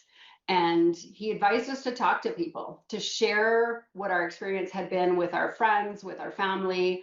And he said what he's seen is that if you don't kind of unload some of that burden, that you end up snapping at your spouse, or you just end up, you keep it bottled up inside. And he really encouraged us to talk about the case with those that we love and trust and share what our experience had been. I think that's great advice, not just for jurors, but even the law enforcement, even journalists, people that have gone to it. Yeah, you guys have watched the same thing that we've watched and carried that same thing around. It's been a heavy burden. It's been tough. I guess the difference is we can talk about it, whereas you guys can't for 3 Right. weeks. Right. Can you give me a little insight into what's that like? Because sometimes you're excused to go in the back. I mean, are you all just sitting in a room? Are there snacks? Are you chatting, playing games? I mean, what's the behind the scenes Yeah. looking like? Yeah. So the behind the scenes was interesting. I do want to maybe start off by telling you kind of what it was like to come to court every day. Please. So we would pull in behind the courthouse, behind the sheriff's complex there, and there would be a sheriff blocking the entrance so nobody else but the jury or other sheriffs could get in. And we would drive around, and our cars would be stacked one on top of the other behind barbed wire. Our cars were protected every day so that nobody could either get our license plates or find out, where. I don't even know if people knew where we were parked. The sheriff had a drone that followed us in and followed us out every single day. And it was alarming at first when we saw the drone. One of our fellow jurors sent a note to the judge and said, "We think there's a drone following us." And they came in and let us know that it was the sheriff's office that was putting up that drone every day. And it was comforting to know that they were really so concerned for our safety. And then we would have to come in and go through a metal detector check, and they would search all of our belongings. And it was basically like 3 locked doors that they had to get us through. And we couldn't even walk down the hallway without a sheriff's deputy there with us. So I've joked that it isn't, I'm not meaning it to sound as tongue in cheek as it does, but it felt like we were in jail sometimes. Because we did not go outside, we couldn't leave for lunch. We were in this jury room or in the courtroom, and that was tough at times. But the jury room was lovely. They had a big table with 12 chairs around it, and we did have a big giant pile of snacks in there. And the courthouse staff made sure that we all had our favorite flavor of soda, whatever we were drinking. They made sure that we had something there. And what was yours? Diet Coke. I'm a Diet Coke. And we did convince several other jurors to give Diet Coke a try. So I did see some of the guys with a Diet Coke actually. So yep. So we shared that. One of the jurors has a coffee company. He brought coffee for a lot of the jurors, and so it became a very like familial place. But at times I just felt the need to have space from, and I think I was more trying to distance myself from the weight of the trial. The people were lovely, and we all got to know each other really, really well because we could talk about everything but the trial. And so we got to know about each other's families and businesses and hobbies, and there was just a lot of like friendly banter. But it's strange to be in a room day after day with this big elephant in the room that you cannot discuss, and we can talk about everything but. So 6 men, 6 women. 6 men and 6 women. And none of you knew each other before. Correct. No, and most of them, are Park City people. I think I'm the only one that lives where I live. I'm not going to say names of towns or anything, but mostly Park City. A few of us kind of in some of the surrounding towns of Park City, and just a great group of people. Do you think you'll be in touch with them? We've definitely got a text thread called the Jurors, where we're chatting and trying to make plans for a get together to be able to meet each other's spouses and kind of unload some of this burden on others. Right. You mentioned the judge. How do you think he ran his courtroom? What were your insights?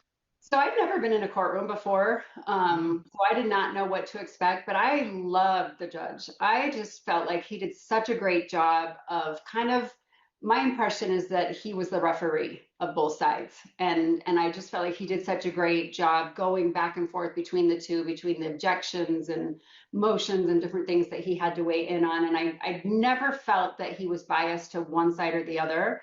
And he just seemed very intelligent to me and very warm and very kind. And I just thought he did a great job running his courtroom. Take us into if you can, as much as you can, the deliberations. I'll be honest, I think people were shocked that the verdict came in less than 3 hours. It's funny that it felt so fast to everybody because to me, it felt like we were really talking for a long time. When the 4 alternates were announced and sent out of the courtroom, one thing that struck me and was a little bit hard for me was that it was 4 women that were sent out as alternates. And having a woman defendant, I immediately felt bad that it was going to be 6 men and 2 women deciding her fate. I would have loved to have had more women on the jury. The men did a great job. I'm not disparaging them in any way, but it just made me sad. And I mentioned something to one of my fellow jurors as we were walking out, and I just said, wow, there's only 2 women left. And she agreed, and we both were kind of struggling with that fact. And we got into to elect a 4-person, and the other woman juror brought up the fact that she felt that it should be a woman that delivers the verdict to the judge, given that we have a woman defendant. And I wholeheartedly agreed, and I was so thankful that she voiced that, and the men in the room were very supportive of that idea. Not that it would change anything, but we just wanted it to feel like it had been a decision by her peers, if that makes sense. Yeah. But I also didn't want to be the 4-person, so I was happy to pass that baton. Her do it. I support you, and I love that, but I don't want to do it. So she was the 4-person, and she did a great job. When we got into deliberate, one of the things we wanted to have all the evidence in the room with us.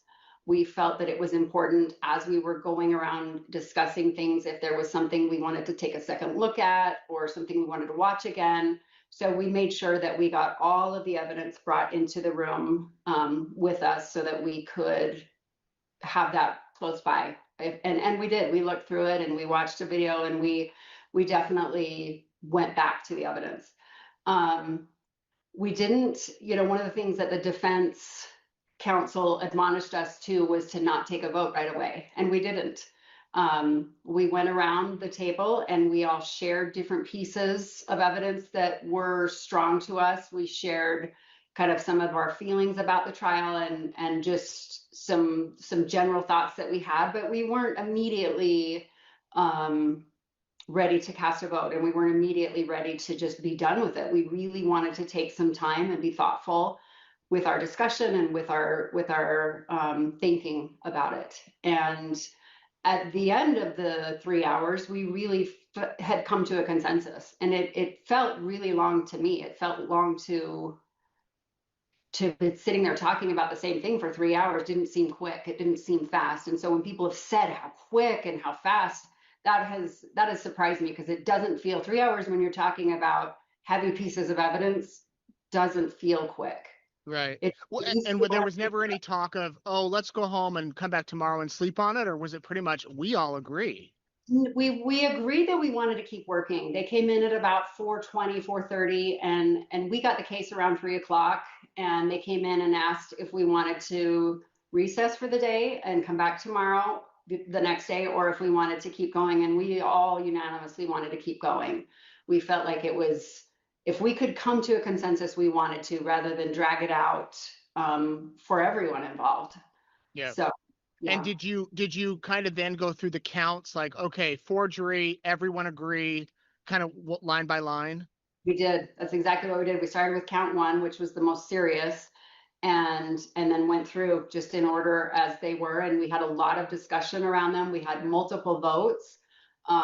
It wasn't a flip or casual decision. We took it very seriously, and we studied the evidence, and we talked about what pieces of evidence were the most powerful to each of us, and just shared everything that we could remember, and found documents and found things that stood out, so that we could have it all right there and use that in our decision making.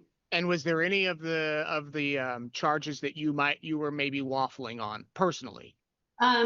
Not for me personally, and I don't want to speak for others, so I won't. But we had to come to a consensus. It wasn't let's vote and we're done in 5 minutes. We had to kind of work through some things and some points that were tough in this. I know the second count was probably the most difficult for all of us, the second charge, the attempted murder. But the law made it really quite easy for us to make a decision.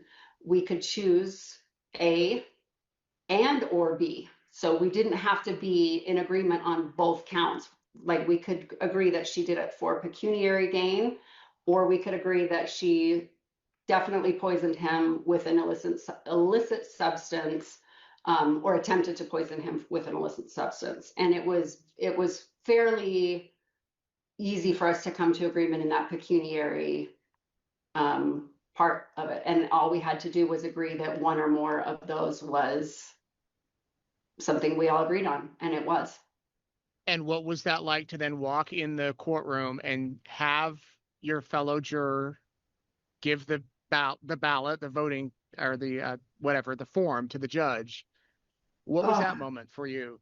That moment was really tough. I felt like after the 4 alternates were sent out, I really felt like the defense, and being I'm in the middle seat of the front row, I definitely felt the eyes of the defense attorney as she was delivering her closing argument, just really kind of staring me down. And when I walked in, I had a hard time meeting her eye, knowing that we had voted on not guilty. And it honestly, it just made me feel sick.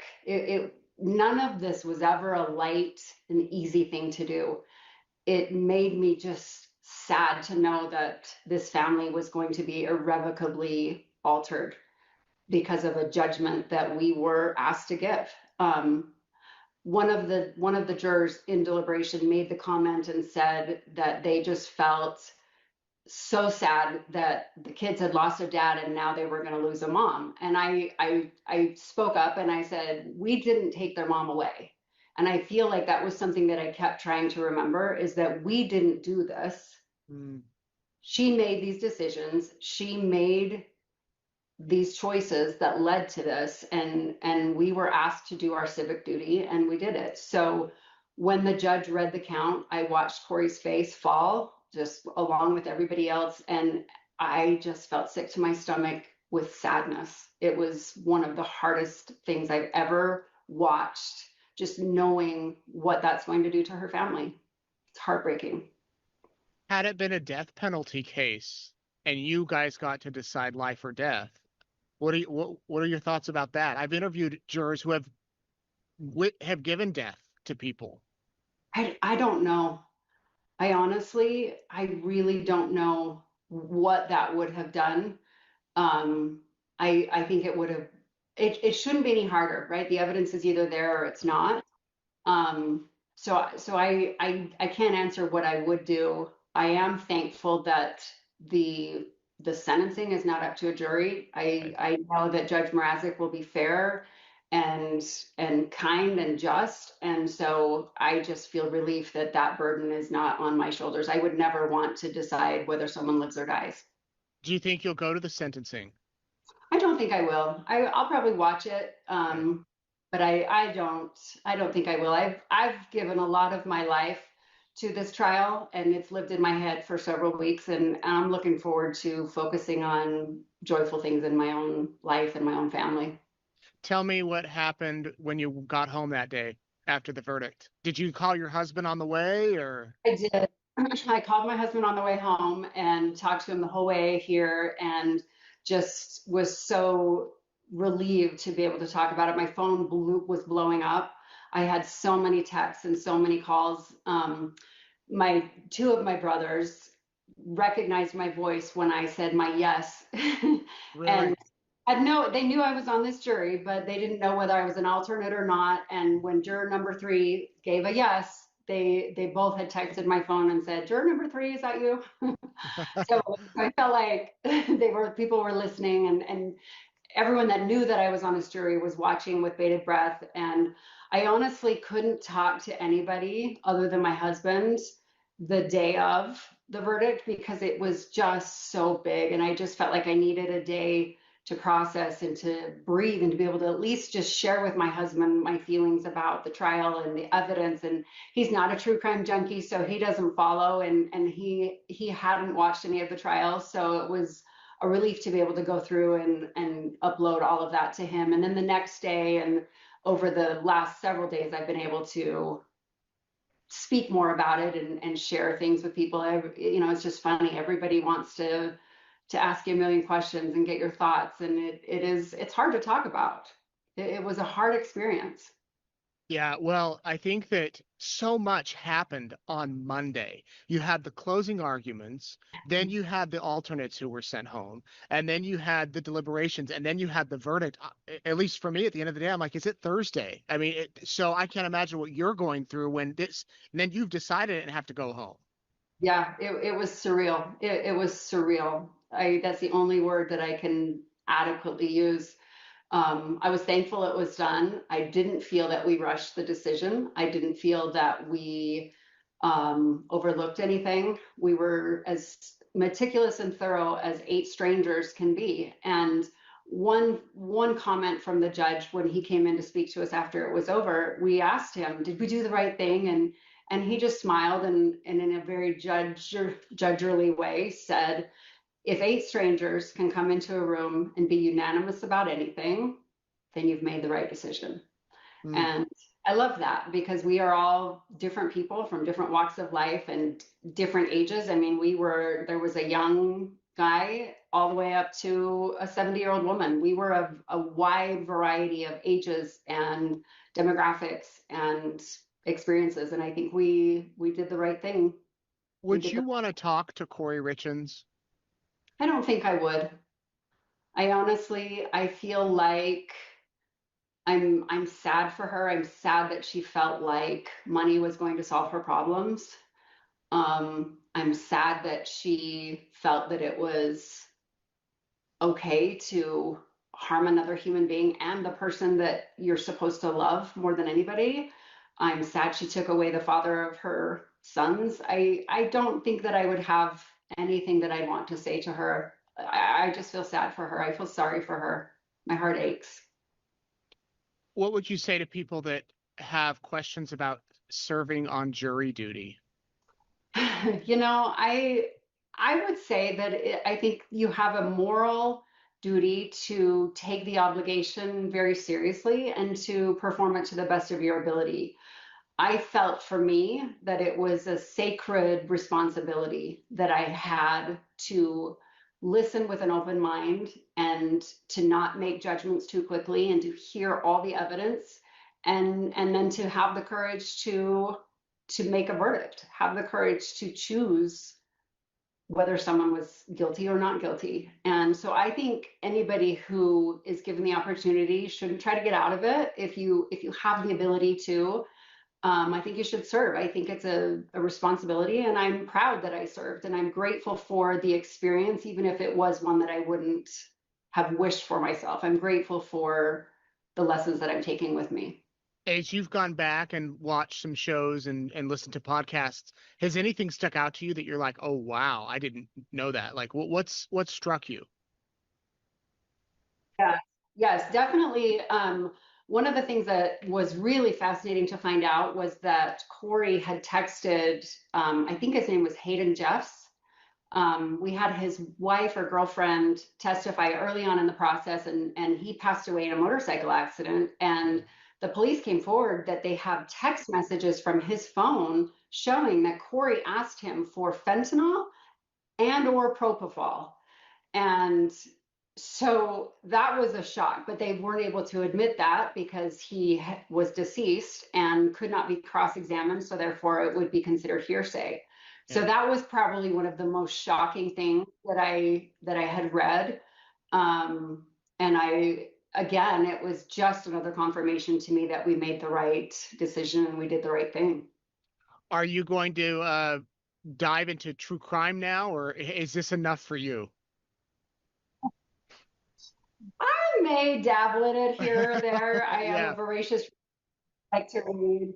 I will see. I definitely probably will be watching and listening to anything Kouri Richins related for the next little while, simply because of the front row seat that I had for the experience and for the trial. But I don't know that it'll make me a true crime junkie at this point. Maybe, we'll see. Right.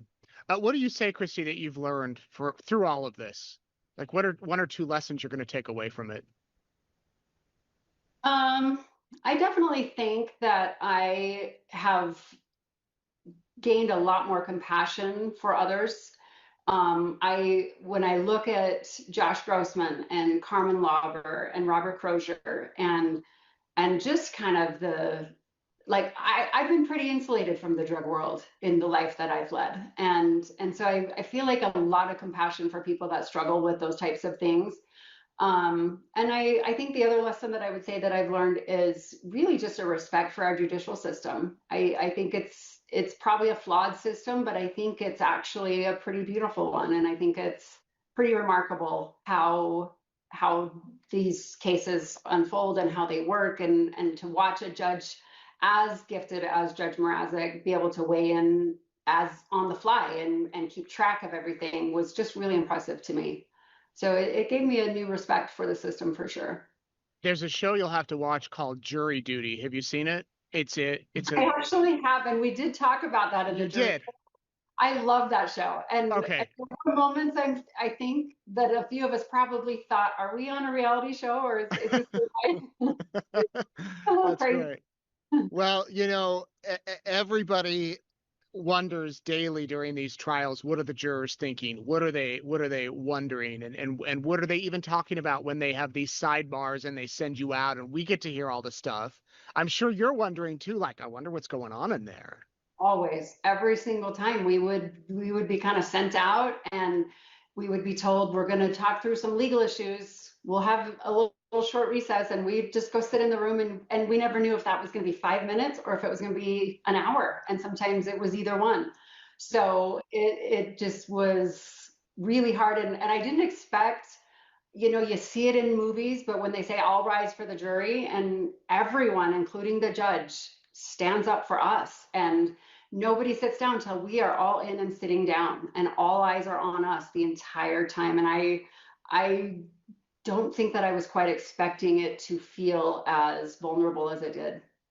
The judge, in almost every case I've covered, all of them, seems to really protect the jury, and this judge seemed to do that as well. Oh, he absolutely did. When we found out that they had kicked out the woman for sketching us in the courtroom, it was actually one of the jurors that we all noticed her staring at us, and we talked about it. But one of them was like, no, I really think that she is sketching us. And so we sent a note to the judge. And so it was, and then to hear that he'd thrown that person out, confiscated the sketchbook, ripped out the pages that had our pictures, and apparently it had even our juror numbers attached to our pictures. So that was a little bit disconcerting to think that our faces could have gotten out there. But I felt like the Summit County Sheriff's Office did such a great job making us feel safe. Like I say, we never went even from the jury room to the courtroom without a couple of bailiffs right there keeping an eye on things, and we were behind locked doors, and our cars were all protected. And so I just felt like they did such a great job just really protecting the jury and really watching out for us to make sure that we felt that we were safe. Well, Christy, if I ever commit a crime in Summit County, I hope you're on the jury, because you're the type of jurors that people need and that our system wants and needs. I mean, it's people like you who are open-minded and fair. And thank you for your service. Thank you for saying yes and not saying that you had to go out of town to visit a family member. Yeah, I appreciate you. That's really kind of you to say. I tried to just keep an open mind and felt that that was my job, is to keep an open mind until every piece of evidence was put out there. And I did. Like I say, I will always wonder what the defense would have had to say, but I think the prosecution did such a great job that it was hard to argue with. The evidence was there in this case. So is there anything you want to add? No, I don't think so. I'm grateful for the opportunity to be able to talk to you. I liked, kind of the format you do for your shows and your interviews, and I didn't want to be a 20-second soundbite passed around somewhere. So I appreciate the opportunity to be able to tell my side of the story and my experience, and be able to let others know what it was like to be a jury on this case. Well, I thank you very much. A big thanks to Christy for being willing to come on and share her story with me. I truly appreciate it, and always find juror interviews so fascinating, so interesting. And if there are any other jurors, by the way, watching this who want to share your story, please feel free to reach out to me. You can send me an email. I guess I should say, though, I will not have email access until Tuesday because we are headed out on a cruise. Our family is, but be patient with me because I will get back to you. If you are a juror and do want to speak, I have been in touch with a couple of other ones, at least one of them who has declined to do an interview. She's already done a few, and I think she's done. That's Laura. You may have seen her on Good Morning America. I appreciate her service. She was the foreperson. And then I believe a few of the jurors are going to be on 48 hours this weekend. So they will be able to share their experience with that. But the invitation is there for any of the jurors who want to come on and speak. And hopefully you will appreciate that. Let me know if you have any questions, everybody. Here's where you can follow me. I'm on Facebook, Instagram, X, and YouTube. Please subscribe to our channel if you haven't. That allows us to continue to do more and more of these type of episodes, these courtroom insiders, even from hotel pools in San Diego. And my thanks, big shout out to my family. They are upstairs in the room, hopefully sound asleep, although I doubt it. We're on vacation. That's where I'm going to head up, though, take a couple of days off for spring break. But I hope you have an enjoyable weekend. And we will be back soon for more Courtroom Insiders as we talk about the case. Of course, Kouri Richins will be sentenced on May 13th, Eric's birthday, her husband's birthday. And hope to bring you more interviews from people involved in the case. All right, everybody. I hope you have a great weekend. Take care. I'm Nate Eaton. This has been Courtroom Insider.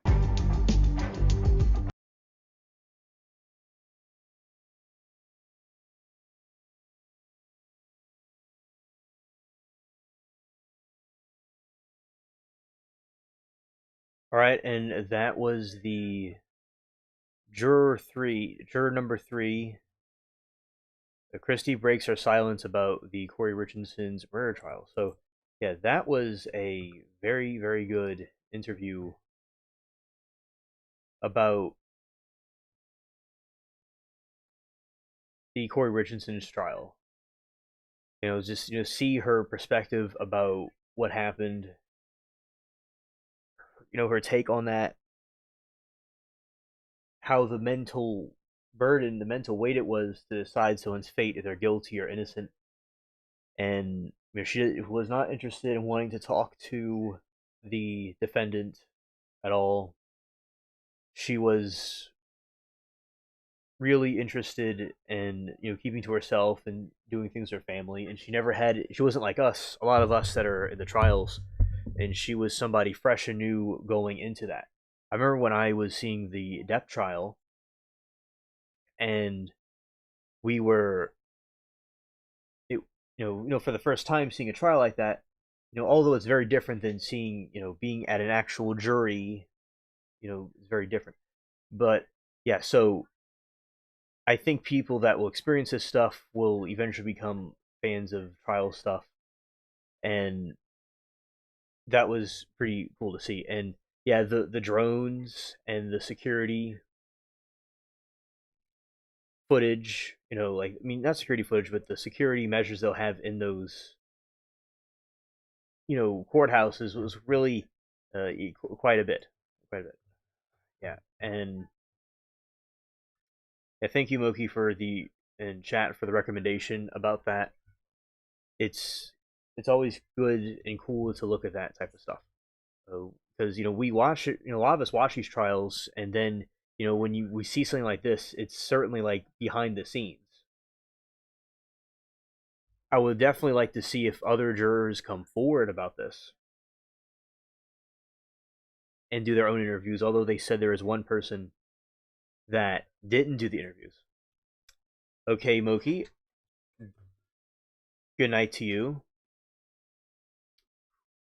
Thank you for coming.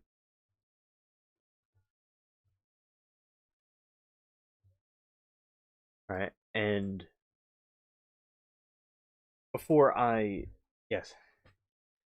officially go and I'm going to, for those that are may not be familiar with this trial, we are going to look at this. We're just going to give a summary about the trial.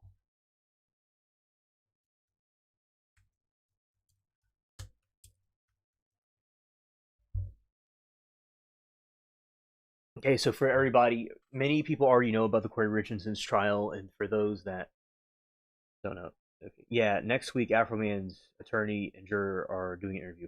O'Carrollville, I will look at that one. I'll definitely react to that one. Thank you. You see, because Duke thinks I'm going to give him a pop quiz. You see, he's saying he wants the room to be like, okay, don't mention the pop quiz alien mentioned. Shout out to Duke. All right. So, March 16, 2026, the Utah jury found Kouri Richardson's guilty of all aggravated murder of her husband, Eric Richards, following the high-profile 3-week trial. Prosecutor successfully argued that Kouri, a children's book author, fatally poisoned Eric March on 2022 by spiking his Moscow Mule with a lethal dose of fentanyl, roughly 5 times the amount needed to kill a person.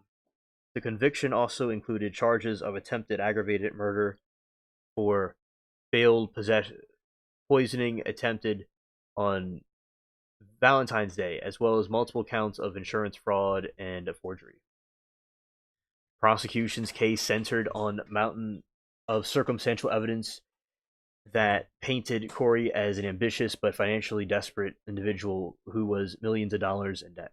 Evidence revealed she had secretly taken out nearly $2 million of life insurance policies on her husband and was having an affair on the time of his death. And jurors also reviewed incriminating digital records, including